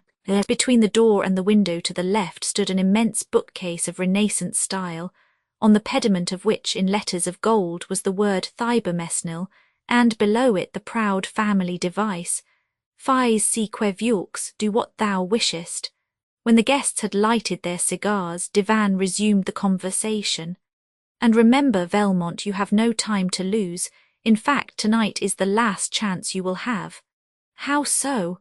Asked the painter, who appeared to regard the affair as a joke. Divan was about to reply when his mother mentioned to him to keep silent, but the excitement of the occasion and a desire to interest his guests urged him to speak.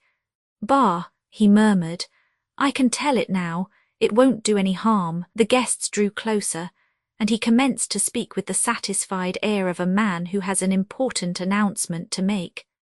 Tomorrow afternoon at 4 o'clock, Sherlock Holmes, the famous English detective, for whom such a thing as mystery does not exist, Sherlock Holmes, the most remarkable solver of enigmas the world has ever known, that marvellous man who would seem to be the creation of a romantic novelist, Sherlock Holmes will be my guest.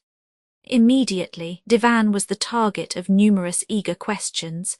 Is Sherlock Holmes really coming? Is it so serious as that? Is Arsène Lupin really in this neighbourhood? Arsène Lupin and his band are not far away. Besides the robbery of the Baron Cahorn, he is credited with the thefts at Montigny, Gruchet and Crasville, and now it is my turn. Has he sent you a warning as he did to Baron Cahorn? No, replied Divan, he can't work the same trick twice. What then? I will show you. He rose and, pointing to a small empty space between the 2 enormous folios on one of the shelves of the bookcase, he said, There used to be a book there, a book of the 16th century entitled Chronique de Thibermesnil, which contained the history of the castle since its construction by Duke Rollo on the site of a former feudal fortress. There were 3 engraved plates in the book, one of which was a general view of the whole estate, another the plan of the buildings, and the third, I call your attention to it particularly, the third was the sketch of a subterranean passage, an entrance to which is outside the first line of ramparts, while the other end of the passage is here in this very room. Well, that book disappeared a month ago. The deuce, said Velmont, that looks bad, but it doesn't seem to be a sufficient reason for sending for Sherlock Holmes. Certainly that was not sufficient in itself, but another incident happened that gives the disappearance of the book a special significance. There was another copy of this book in the National Library at Paris, and the 2 books differed in certain details relating to the subterranean passage. For instance, each of them contained drawings and annotations, not printed, but written in ink and more or less effaced. I knew those facts, and I knew that the exact location of the passage could be determined only by a comparison of the 2 books. Now, the day after my book disappeared, the book was called for in the National Library by a reader who carried it away, and no one knows how the theft was effected. The guests uttered many exclamations of surprise. Certainly the affair looks serious, said one. Well, the police investigated the matter, and as usual discovered no clue whatever. They never do, when Arsène Lupin is concerned in it. Exactly, and so I decided to ask the assistance of Sherlock Holmes, who replied that he was ready and anxious to enter the lists with Arsène Lupin. What glory for Arsène Lupin, said Velmont. But if our national thief, as they call him, has no evil designs on your castle, Sherlock Holmes will have his trip in vain. There are other things that will interest him, such as the discovery of the subterranean passage. But you told us that one end of the passage was outside the ramparts, and the other was in this very room. Yes, but in what part of the room? The line which represents the passage on the charts ends here with a small circle marked with the letters T, G, which no doubt stand for Tour Guillaume, but the tower is round, and who can tell the exact spot at which the passage touches the tower? Divan lighted a second cigar and poured himself a glass of Benedictine. His guests pressed him with questions, and he was pleased to observe the interest that his remarks had created. Then he continued, "The secret is lost, no one knows it. The legend is to the effect that the former lords of the castle transmitted the secret from father to son on their deathbeds, until Geoffroy, the last of the race, was beheaded during the Revolution in his 19th year.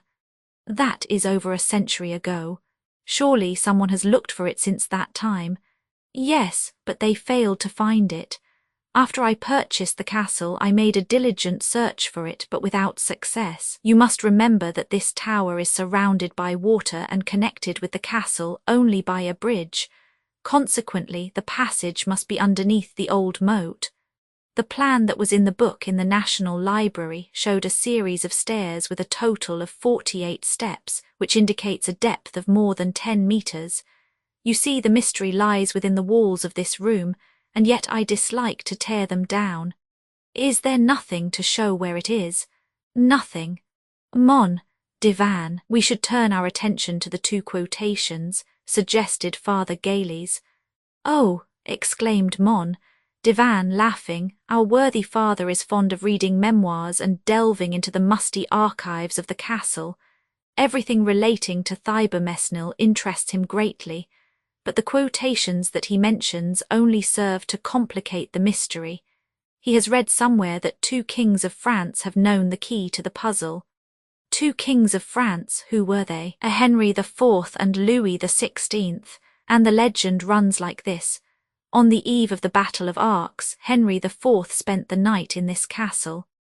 At 11 o'clock in the evening, Louise de Tancarville, the prettiest woman in Normandy, was brought into the castle through the subterranean passage by Duke Edgard, who at the same time informed the king of the secret passage. Afterward, the king confided the secret to his minister Sully, who in turn relates the story in his book, Royale's Economies d'Etat, without making any comment upon it, but linking with it this incomprehensible sentence, "Turn one eye on the bee that shakes, the other eye will lead to God." After a brief silence, Velmont laughed and said, "Certainly, it doesn't throw a dazzling light upon the subject." "No, but Father Gayleys claims that Sully concealed the key to the mystery in this strange sentence in order to keep the secret from the secretaries to whom he dictated his memoirs." "That is an ingenious theory," said Velmont. "Yes, and it may be nothing more. I cannot see that it throws any light on the mysterious riddle." "And was it also to receive the visit of a lady that Louis XVI caused the passage to be opened?" "I don't know," said Mon. "Divan. All I can say is that the king stopped here one night in 1784, and that the famous iron casket found in the Louvre contained a paper bearing these words in the king's own writing, Thibermesnil 3 to 4 to 11. Horace Velmont laughed heartily and exclaimed, "At last, and now that we have the magic key, where is the man who can fit it to the invisible lock?" "Laugh as much as you please, monsieur," said Father Gayleys, "but I am confident the solution is contained in those 2 sentences, and some day we will find a man able to interpret them." "Sherlock Holmes is the man," said Mon. "Divan, unless Arsène Lupin gets ahead of him. What is your opinion, Velmont?" Velmont arose, placed his hand on Divan's shoulder, and declared, "I think that the information furnished by your book and the book of the National Library was deficient in a very important detail which you have now supplied. I thank you for it. What is it?" "The missing key. Now that I have it, I can go to work at once," said Velmont. "Of course, without losing a minute," said Divan, smiling. "Not even a second," replied Velmont. "Tonight, before the arrival of Sherlock Holmes, I must plunder your castle. You have no time to lose." "Oh, by the way, I can drive you over this evening." "To Deep?" "Yes, I am going to meet Monsieur and Madame Dandrel and a young lady of their acquaintance who are to arrive by the midnight train." Then addressing the officers, Divan added, "Gentlemen, I shall expect to see all of you at breakfast tomorrow." The invitation was accepted. The company dispersed, and a few moments later Divan and Velmont were speeding toward Deep in an automobile. Divan dropped the artist in front of the casino and proceeded to the railway station. At 12 o'clock his friends alighted from the train. A half-hour later the automobile was at the entrance to the castle. At 1 o'clock, after a light supper, they retired. The lights were extinguished, and the castle was enveloped in the darkness and silence of the night. The moon appeared through a rift in the clouds and filled the drawing-room with its bright white light.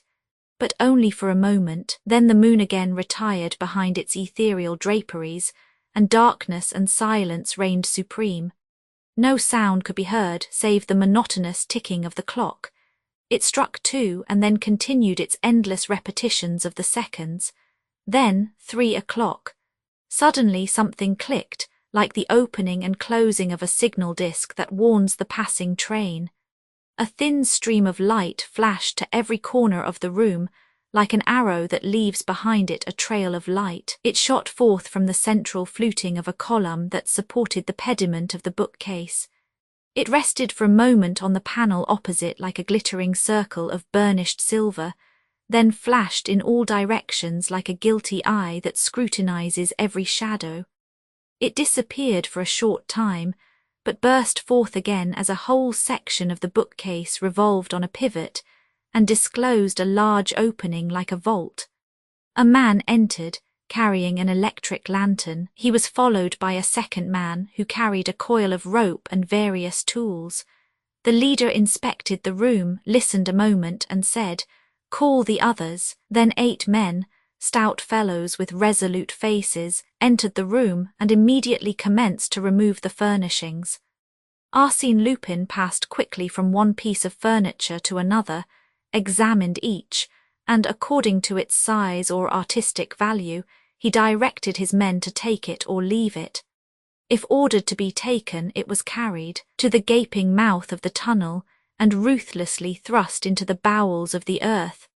Such was the fate of 6 armchairs, 6 small Louis Roman 15 chairs, a quantity of Aubusson tapestries, some candelabra, paintings by Fragonard and Nattier, a bust by Houdon, and some statuettes. Sometimes Lupin would linger before a beautiful chest or a superb picture and sigh, "That is too heavy, too large. What a pity." In 40 minutes the room was dismantled, and it had been accomplished in such an orderly manner and with as little noise as if the various articles had been packed and wadded for the occasion. Lupin said to the last man who departed by way of the tunnel, "You need not come back. You understand that as soon as the autovan is loaded you are to proceed to the Grange at Roquefort. But you, patron, leave me the motorcycle." When the man had disappeared, Arsène Lupin pushed the section of the bookcase back into its place, carefully effaced the traces of the men's footsteps, raised a portière and entered a gallery, which was the only means of communication between the tower and the castle. In the centre of this gallery there was a glass cabinet which had attracted Lupin's attentions. It contained a valuable collection of watches, snuff-boxes, rings, chatelaines and miniatures of rare and beautiful workmanship. He forced the lock with a small jimmy, and experienced a great pleasure in handling those gold and silver ornaments, those exquisite and delicate works of art. He carried a large linen bag, especially prepared for the removal of such knick-knacks. He filled it, then he filled the pockets of his coat, waistcoat and trousers, and he was just placing over his left arm a number of pearl reticules when he heard a slight sound. He listened. No, he was not deceived. The noise continued. Then he remembered that at one end of the gallery there was a stairway leading to an unoccupied apartment, but which was probably occupied that night by the young lady Humon. Divan had brought from deep with his other visitors. Immediately he extinguished his lantern and had scarcely gained the friendly shelter of a window embrasure when the door at the top of the stairway was opened and a feeble light illuminated the gallery. He could feel, for concealed by a curtain he could not see, that a woman was cautiously descending the upper steps of the stairs. He hoped she would come no closer, yet she continued to descend and even advanced some distance into the room. Then she uttered a faint cry. No doubt she had discovered the broken and dismantled cabinet. She advanced again. Now he could smell the perfume and hear the throbbing of her heart as she drew closer to the window where he was concealed. She passed so close that her skirt brushed against the window curtain, and Lupin felt that she suspected the presence of another behind her in the shadow within reach of her hand. He thought, "She is afraid, she will go away." But she did not go. The candle that she carried in her trembling hand grew brighter. She turned, hesitated a moment, appeared to listen, then suddenly drew aside the curtain. They stood face to face. Arsène was astounded. He murmured involuntarily, You, mademoiselle." It was Miss Nellie. Miss Nellie, his fellow passenger on the transatlantic steamer who had been the subject of his dreams on that memorable voyage, who had been a witness to his arrest, and who, rather than betray him, had dropped into the water the kodak in which he had concealed the banknotes and diamonds. Miss Nellie, that charming creature, the memory of whose face had sometimes cheered, sometimes saddened the long hours of imprisonment.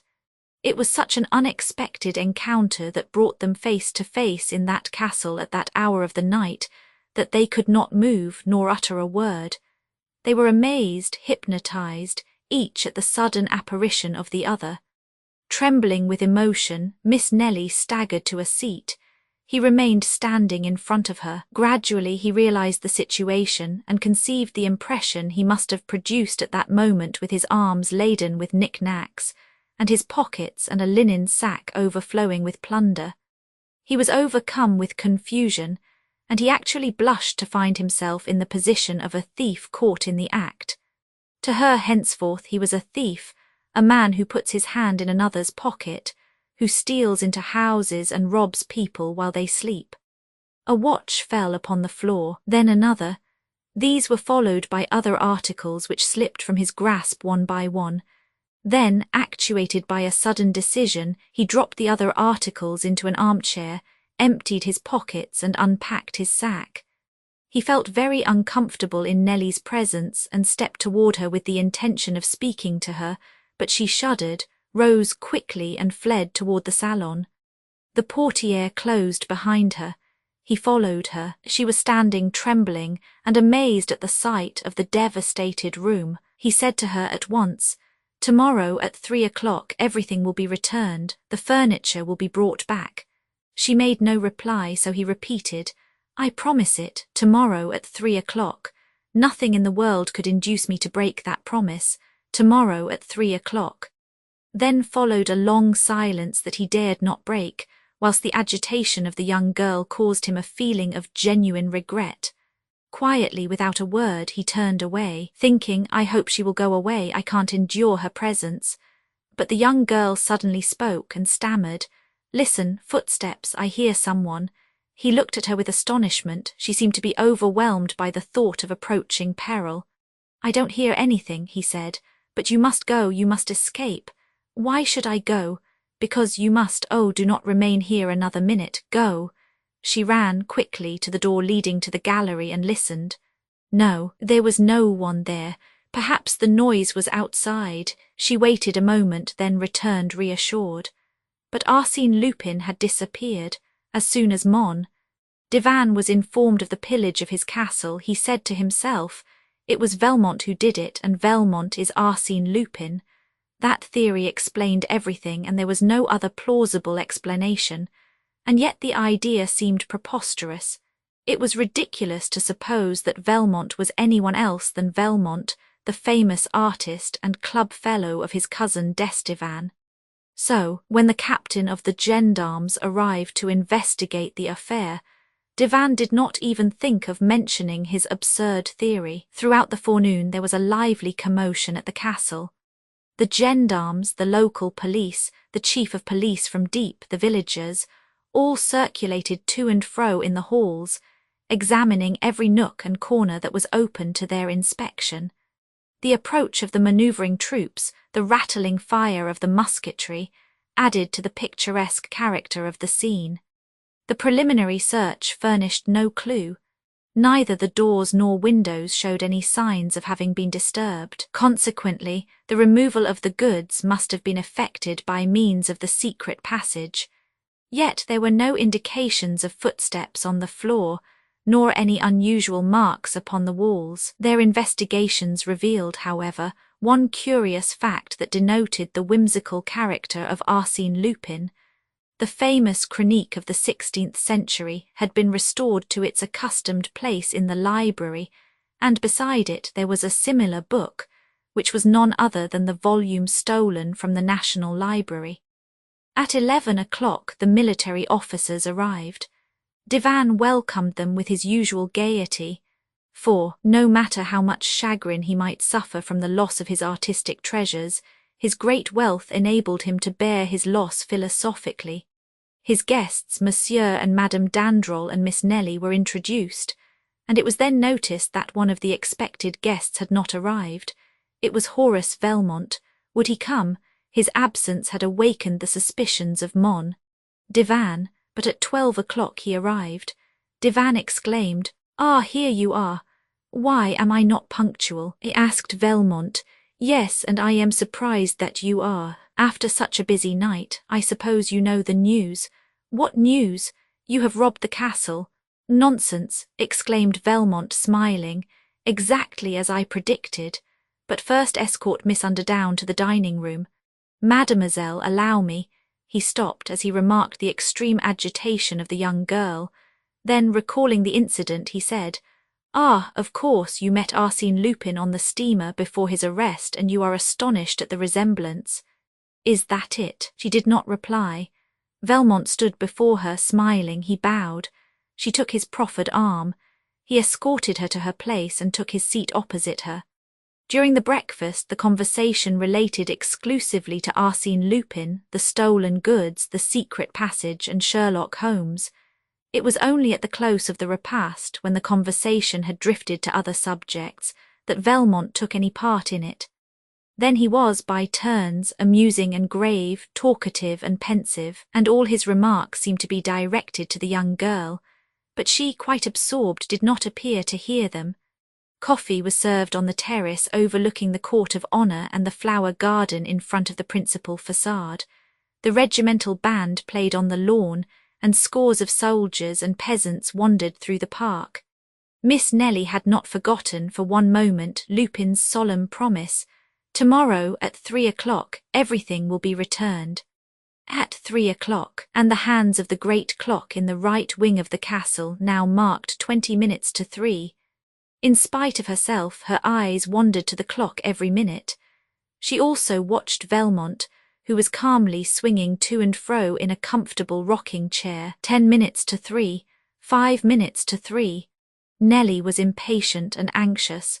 Was it possible that Arsène Lupin would carry out his promise at the appointed hour when the castle, the courtyard, and the park were filled with people, and at the very moment when the officers of the law were pursuing their investigations? And yet, Arsène Lupin had given her his solemn promise. It will be exactly as he said, thought she, so deeply was she impressed with the authority, energy, and assurance of that remarkable man. To her it no longer assumed the form of a miracle, but on the contrary a natural incident that must occur in the ordinary course of events. She blushed and turned her head. 3 o'clock, the great clock struck slowly. 1, 2, 3. Horace Velmont took out his watch, glanced at the clock, then returned the watch to his pocket. A few seconds passed in silence, and then the crowd in the courtyard parted to give passage to 2 wagons that had just entered the park gate, each drawn by 2 horses. They were army wagons, such as are used for the transportation of provisions, tents, and other necessary military stores. They stopped in front of the main entrance, and a commissary sergeant leaped from one of the wagons and inquired for Mon. Divan. A moment later, that gentleman emerged from the house, descended the steps, and under the canvas covers of the wagons, beheld his furniture, pictures and ornaments carefully packaged and arranged. When questioned, the sergeant produced an order that he had received from the officer of the day. By that order, the 2nd Company of the 4th Battalion were commanded to proceed to the crossroads of Halleux in the Forest of Arcs, gather up the furniture and other articles deposited there, and deliver same to Monsieur Georges Divan, owner of the Thibermesnil Castle, at 3 o'clock. Signed, Col. Beauval. At the crossroads, explained the sergeant, we found everything ready lying on the grass, guarded by some passers-by. It seemed very strange, but the order was imperative. One of the officers examined the signature. He declared it a forgery, but a clever imitation. The wagons were unloaded and the goods restored to their proper places in the castle. During this commotion, Nellie had remained alone at the extreme end of the terrace, absorbed by confused and distracted thoughts. Suddenly she observed Velmont approaching her. She would have avoided him, but the balustrade that surrounded the terrace cut off her retreat. She was cornered. She could not move. A gleam of sunshine passing through the scant foliage of a bamboo lighted up her beautiful golden hair. Someone spoke to her in a low voice. Have I not kept my promise? Arsène Lupin stood close to her. No one else was near. He repeated in a calm, soft voice, Have I not kept my promise? He expected a word of thanks, or at least some slight movement that would betray her interest in the fulfillment of his promise.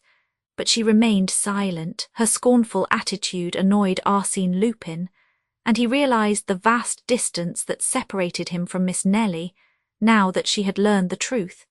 He would gladly have justified himself in her eyes, or at least pleaded extenuating circumstances, but he perceived the absurdity and futility of such an attempt. Finally, dominated by a surging flood of memories, he murmured, Ah, how long ago that was! You remember the long hours on the deck of the Provasse. Then you carried a rose in your hand, a white rose like the one you carry today. I asked you for it. You pretended you did not hear me. After you had gone away, I found the rose, forgotten, no doubt, and I kept it. She made no reply. She seemed to be far away. He continued, In memory of those happy hours, forget what you have learned since. Separate the past from the present. Do not regard me as the man you saw last night, but look at me, if only for a moment, as you did in those far-off days when I was Bernard D'Andrézy for a short time. Will you, please? She raised her eyes and looked at him as he had requested. Then, without saying a word, she pointed to a ring he was wearing on his forefinger. Only the ring was visible, but the setting, which was turned toward the palm of his hand, consisted of a magnificent ruby. Arsène Lupin blushed. The ring belonged to Georges Divan. He smiled bitterly and said, You are right, nothing can be changed. Arsène Lupin is now and always will be Arsène Lupin. To you he cannot be even so much as a memory. Pardon me. I should have known that any attention I may now offer you is simply an insult. Forgive me. He stepped aside, hat in hand. Nellie passed before him. He was inclined to detain her and beseech her forgiveness. But his courage failed, and he contented himself by following her with his eyes, as he had done when she descended the gangway to the pier at New York. She mounted the steps leading to the door and disappeared within the house. He saw her no more. A cloud obscured the sun. Arsène Lupin stood watching the imprints of her tiny feet in the sand. Suddenly he gave a start. Upon the box which contained the bamboo beside which Nellie had been standing, he saw the rose, the white rose which he had desired but dared not ask for. Forgotten, no doubt, it also, but how, designedly or through distraction. He seized it eagerly. Some of its petals fell to the ground. He picked them up one by one like precious relics. Come, he said to himself, I have nothing more to do here. I must think of my safety before Sherlock Holmes arrives. The park was deserted, but some gendarmes were stationed at the park gate. He entered a grove of pine trees, leaped over the wall, and as a short cut to the railroad station, followed a path across the fields. After walking about 10 minutes, he arrived at a spot where the road grew narrower and ran between two steep banks. In this ravine he met a man travelling in the opposite direction. It was a man about 50 years of age, tall, smooth-shaven, and wearing clothes of a foreign cut. He carried a heavy cane, and a small satchel was strapped across his shoulder. When they met, the stranger spoke with a slight English accent. "Excuse me, monsieur, is this the way to the castle?" "Yes, monsieur, straight ahead, and turn to the left when you come to the wall. They are expecting you." "Ah, yes, my friend Ivan told us last night that you were coming, and I am delighted to be the first to welcome you. Sherlock Holmes has no more ardent admirer than myself." There was a touch of irony in his voice that he quickly regretted, for Sherlock Holmes scrutinized him from head to foot with such a keen, penetrating eye that Arsène Lupin experienced the sensation of being seized, imprisoned and registered by that look more thoroughly and precisely than he had ever been by a camera. "My negative is taken now," he thought, "and it will be useless to use a disguise with that man. He would look right through it. But I wonder, has he recognized me?" They bowed to each other as if about to part. But at that moment they heard a sound of horses' feet, accompanied by a clinking of steel. It was the gendarmes. The two men were obliged to draw back against the embankment, amongst the brushes, to avoid the horses. The gendarmes passed by, but as they followed each other at a considerable distance, they were several minutes in doing so, and Lupin was thinking, "It all depends on that question, has he recognized me? If so, he will probably take advantage of the opportunity. It is a trying situation." When the last horseman had passed, Sherlock Holmes stepped forth and brushed the dust from his clothes. Then for a moment he and Arsène Lupin gazed at each other, and if a person could have seen them at that moment, it would have been an interesting sight, and memorable as the first meeting of two remarkable men, so strange, so powerfully equipped, both of superior quality and destined by fate, through their peculiar attributes, to hurl themselves one at the other like two equal forces that nature opposes, one against the other in the realms of space. Then the Englishman said, "Thank you, monsieur." "You are quite welcome," replied Arsène Lupin. They parted. Lupin went toward the railway station, and Sherlock Holmes continued on his way to the castle. The local officers had given up the investigation after several hours of fruitless efforts, and the people at the castle were awaiting the arrival of the English detective with a lively curiosity. At first sight, they were a little disappointed on account of his commonplace appearance, which differed so greatly from the pictures they had formed of him in their own minds. He did not in any way resemble the romantic hero, the mysterious and diabolical personage that the name of Sherlock Holmes had evoked in their imaginations. However, Divan exclaimed with much gusto, "Ah, monsieur, you are here. I am delighted to see you. It is a long-deferred pleasure. Really, I scarcely regret what has happened, since it affords me the opportunity to meet you. But how did you come?" "By the train. But I sent my automobile to meet you at the station." "An official reception, eh? With music and fireworks?" "Oh, no, not for me. That is not the way I do business," grumbled the Englishman. This speech disconcerted Divan, who replied with a forced smile, "Fortunately, the business has been greatly simplified since I wrote to you." "In what way?" "The robbery took place last night. If you had not announced my intended visit, it is probable the robbery would not have been committed last night." "When then?" "Tomorrow or some other day. And in that case, Lupin would have been trapped," said the detective, "and my furniture would not have been carried away." "Ah, but my goods are here. They were brought back at 3 o'clock. By Lupin, by 2 army wagons." Sherlock Holmes put on his cap and adjusted his satchel. Divan exclaimed anxiously, "But, monsieur, what are you going to do?" "I am going home." "Why?" "Your goods have been returned. Arsène Lupin is far away. There is nothing for me to do." "Yes, there is. I need your assistance." What happened yesterday may happen again tomorrow, as we do not know how he entered or how he escaped or why a few hours later he returned the goods. Ah, you don't know. The idea of a problem to be solved quickened the interest of Sherlock Holmes.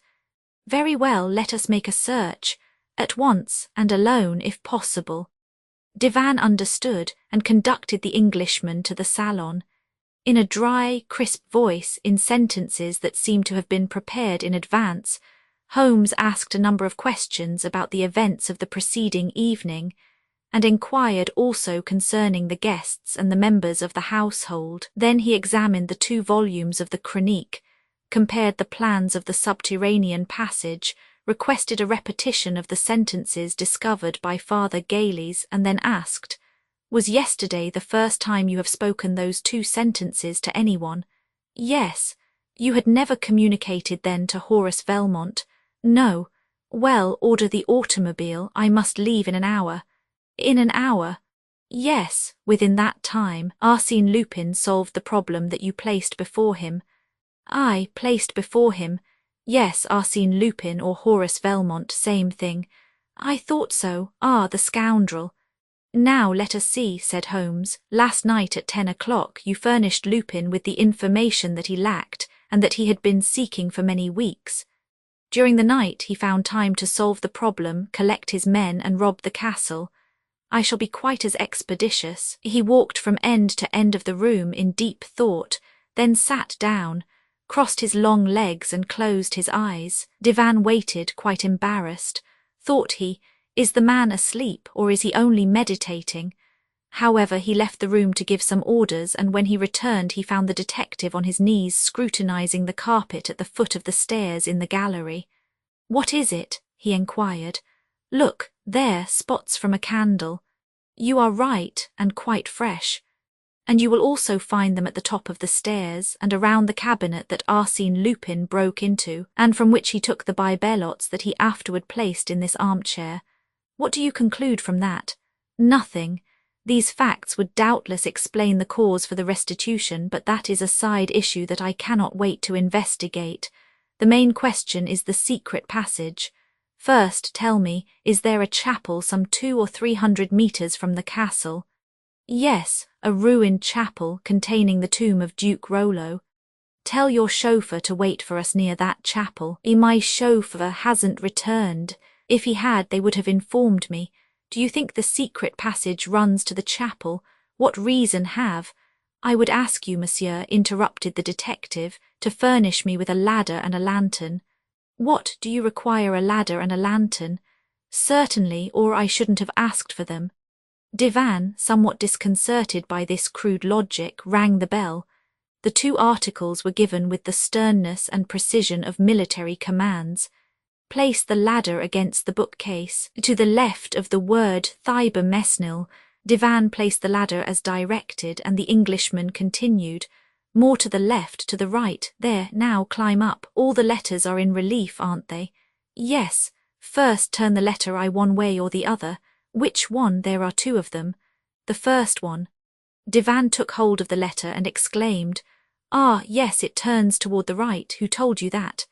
Sherlock Holmes did not reply to the question but continued his directions. "Now take the letter B. Move it back and forth as you would a bolt." Divan did so, and to his great surprise it produced a clicking sound. "Quite right," said Holmes. "Now we will go to the other end of the word Thibamesnil, try the letter I, and see if it will open like a wicket."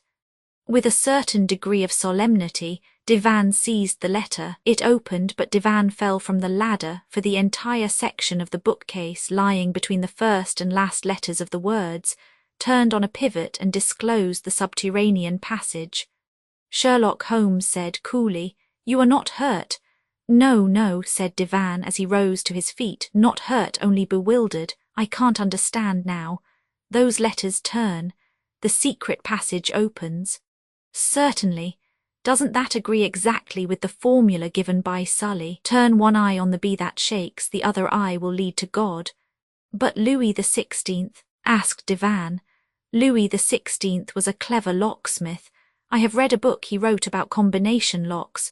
It was a good idea on the part of the owner of Thibamesnil to show His Majesty a clever bit of mechanism. As an aid to his memory, the king wrote 3 to 4 to 11, that is to say, the 3rd, 4th and 11th letters of the word. Exactly. I understand that. It explains how Lupin got out of the room, but it does not explain how he entered, and it is certain he came from the outside. Sherlock Holmes lighted his lantern and stepped into the passage. Look, all the mechanism is exposed here like the works of a clock, and the reverse side of the letters can be reached. Lupin worked the combination from this side, that is all. What proof is there of that? Proof? Why, look at that puddle of oil. Lupin foresaw that the wheels would require oiling. Did he know about the other entrance? As well as I know it, said Holmes. Follow me, into that dark passage. Are you afraid? No, but are you sure you can find the way out? With my eyes closed. At first they descended 12 steps, then 12 more, and farther on 2 other flights of 12 steps each. Then they walked through a long passageway, the brick walls of which showed the marks of successive restorations and, in spots, were dripping with water. The earth also was very damp. We are passing under the pond, said Divan somewhat nervously. At last they came to a stairway of 12 steps, followed by 3 others of 12 steps each, which they mounted with difficulty, and then found themselves in a small cavity cut in the rock. They could go no further. The deuce, muttered Holmes, nothing but bare walls, this is provoking. Let us go back, said Divan. I have seen enough to satisfy me, but the Englishman raised his eye and uttered a sigh of relief.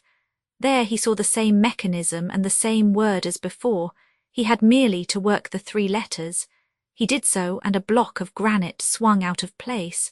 On the other side, this granite block formed the tombstone of Duke Rollo, and the word Thibamesnil was engraved on it in relief.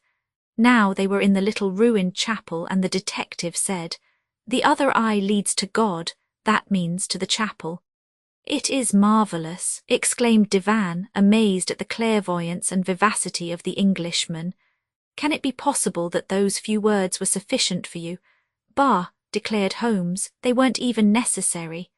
In the chart in the book of the National Library, the drawing terminates at the left, as you know, in a circle, and at the right, as you do not know, in a cross. Now that cross must refer to the chapel in which we now stand." Poor Divan could not believe his ears. It was all so new, so novel to him. He exclaimed, "It is incredible, miraculous, and yet of a childish simplicity. How is it that no one has ever solved the mystery? Because no one has ever united the essential elements, that is to say, the 2 books and the 2 sentences. No one but Arsène Lupin and myself. But Father Gayleys and I knew all about those things, and likewise."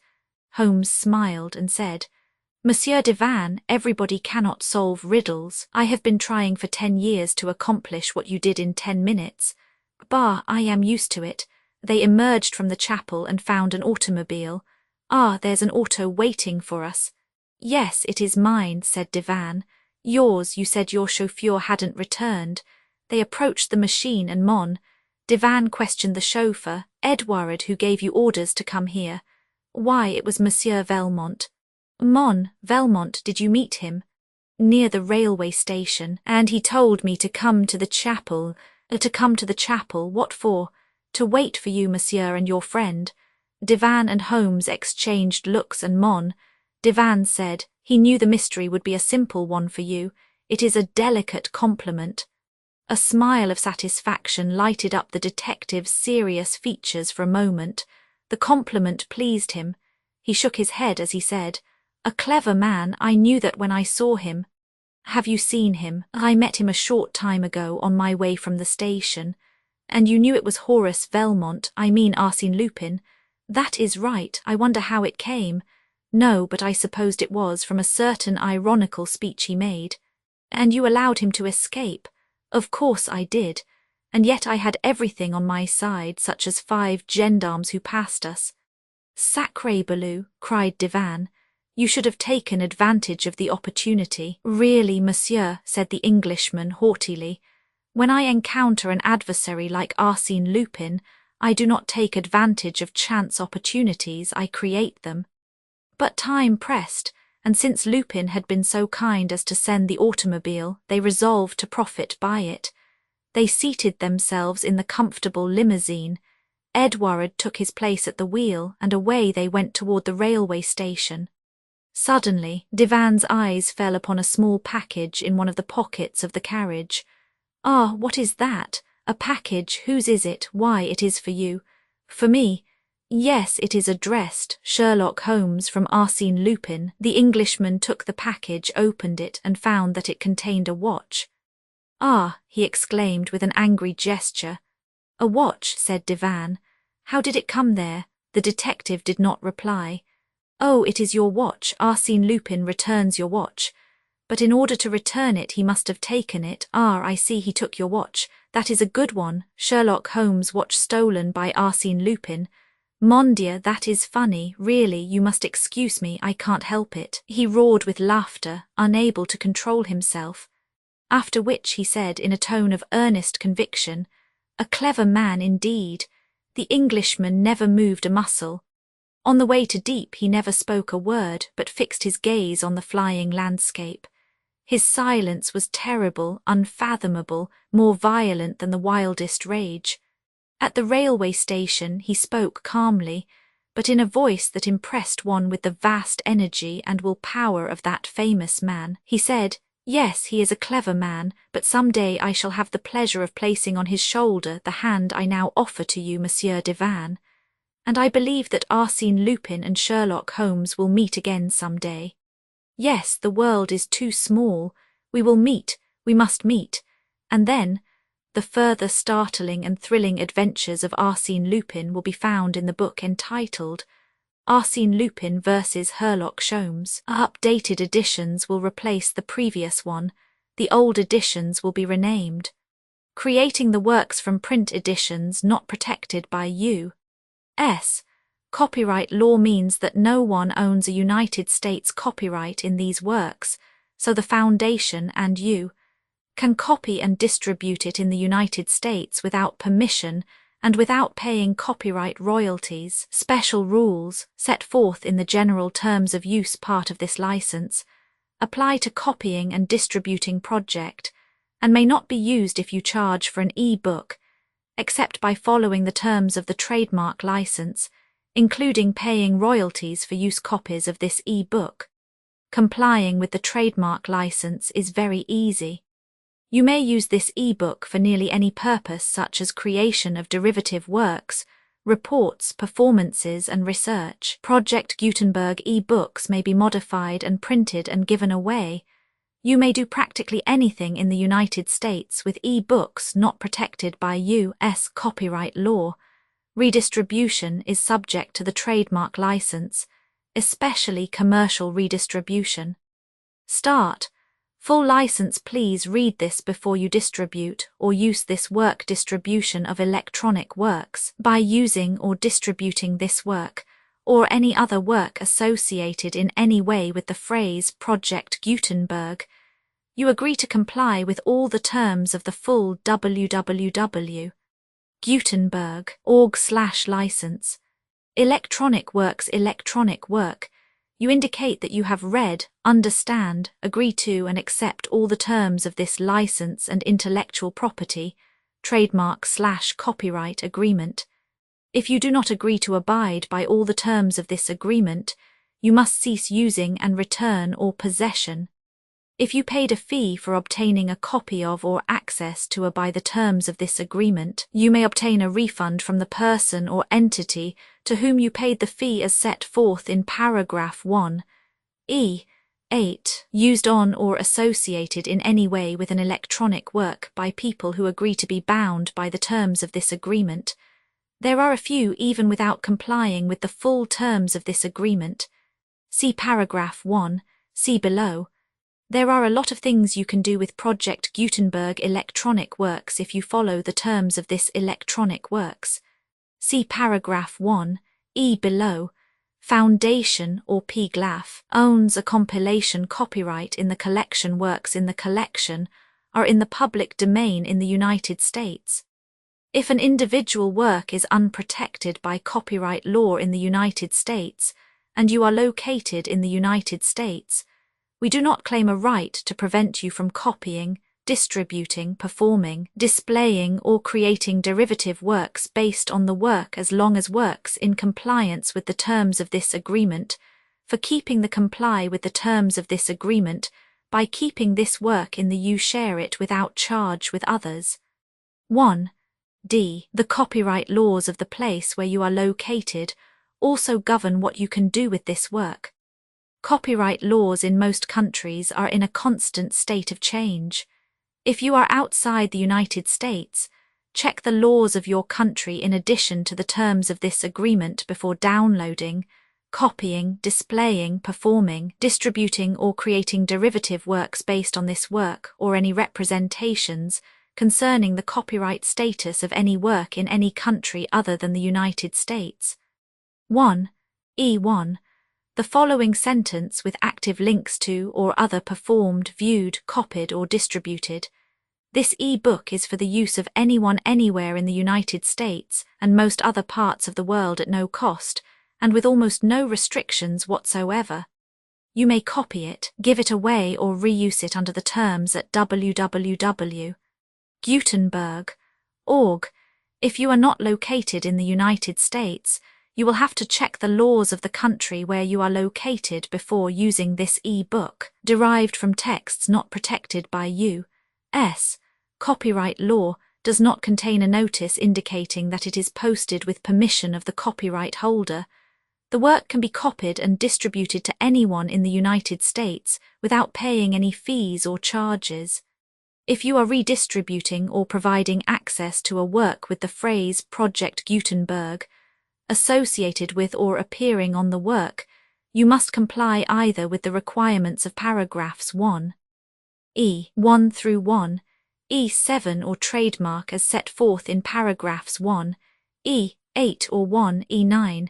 With the permission of the copyright holder, your use and distribution must comply with both paragraphs 1, E1 through 1, E7 and any additional terms imposed by the copyright holder. Additional terms posted with the permission of the copyright holder found at the beginning of this work. License terms from this work, or any files containing a part of this one. E5. Do not copy, display, perform, distribute, or redistribute this electronic work, or any part of this electronic work, without prominently displaying the sentence set forth in paragraph 1.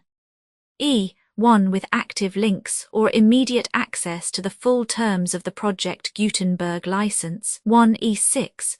You may convert to and distribute this work in any binary, compressed, marked up, non-proprietary or proprietary form, including any word processing or hypertext form.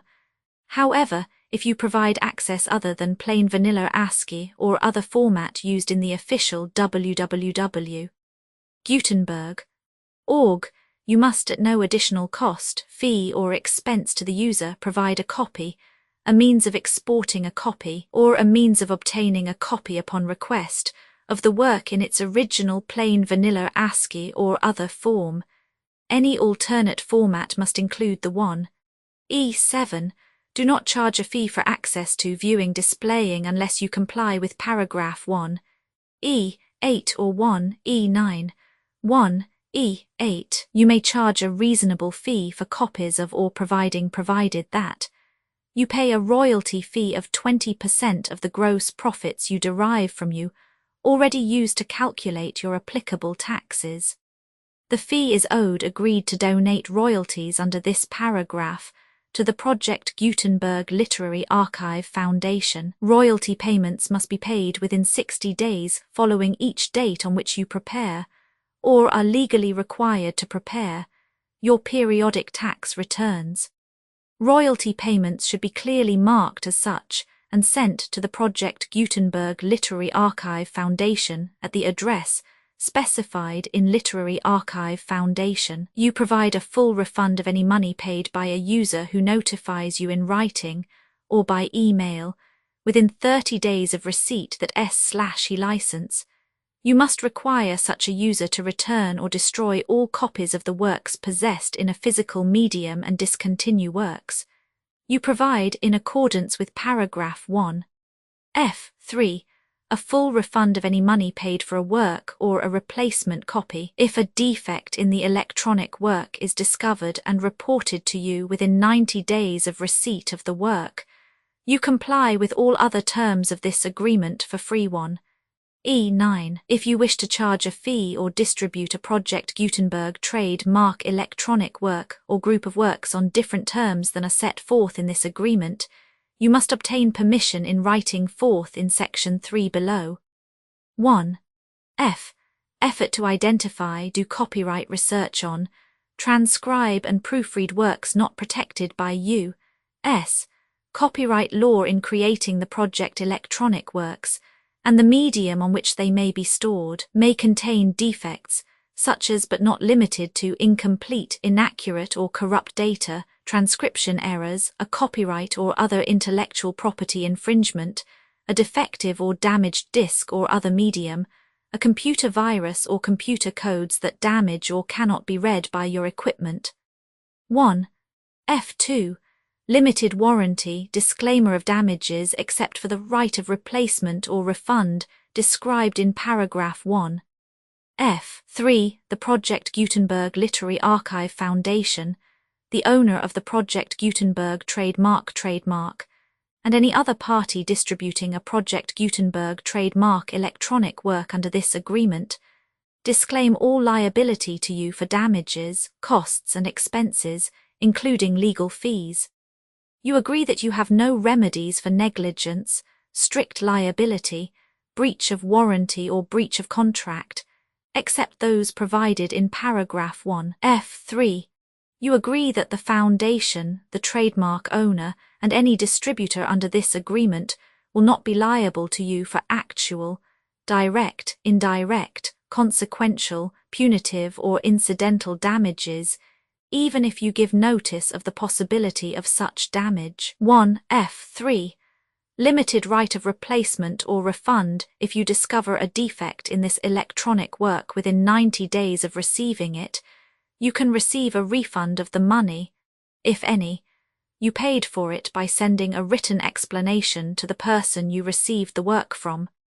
If you received the work on a physical medium, you must return the medium with your written explanation. The person or entity that provided you with the defective work may elect to provide a replacement copy in lieu of a refund. If you received the work electronically, the person or entity providing it to you may choose to give you a second opportunity to receive the work electronically in lieu of a refund. If the second copy is also defective, you may demand a refund in writing without further opportunities to fix the problem. 1. F4. Except for the limited right of replacement or refund set forth in paragraph 1. F3. This work is provided to you as is, with no other warranties of any kind, express or implied, including but not limited to warranties of merchantability or fitness for any purpose. 1. F5. Some states do not allow disclaimers of certain implied warranties or the exclusion or limitation of certain types of damages. If any disclaimer or limitation set forth in this agreement violates the law of the state applicable to this agreement, the agreement shall be interpreted to make the maximum disclaimer or limitation permitted by the applicable state law.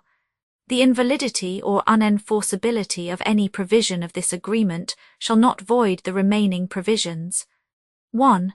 F6. Indemnity. You agree to indemnify and hold the foundation, the trademark owner, any agent or employee of the foundation, anyone accordance with this agreement, and any volunteers associated with the electronic works, harmless from all liability, costs and expenses, including legal fees, that arise directly or indirectly from any of the following which you do or cause to occur.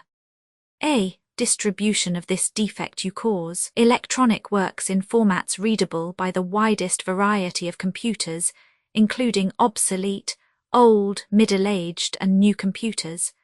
It exists because of the efforts of hundreds of volunteers and donations from people in all walks of life. Volunteers and financial support to provide volunteers with the remain freely available for generations to come. In 2001, the Project Gutenberg Literary Archive Foundation was created to provide a secure archive foundation and how your efforts and donations can help. See sections 3 and 4 and the foundation information page at www.gutenberg.org 501. C. 3. Educational corporation organized under the laws of the state of Mississippi and granted tax-exempt status by the Internal Revenue Service. The Foundation's EIN, or Federal Tax Identification Archive Foundation, are tax-deductible to the full extent permitted by U.S. federal laws and your state's laws. The Foundation's business office is located at 41 Watchung Plaza #516, Montclair NJ 07042 USA, +1 862 621 to 9288. Email contact links and up-to-date contact information can be found at the Foundation's website and official page at www.gutenberg.org/contact Literary Archive Foundation. Public support and donations to carry out its mission of increasing the number of public domain and licensed works that can be freely distributed in machine-readable form, accessible by the widest array of equipment, including outdated equipment.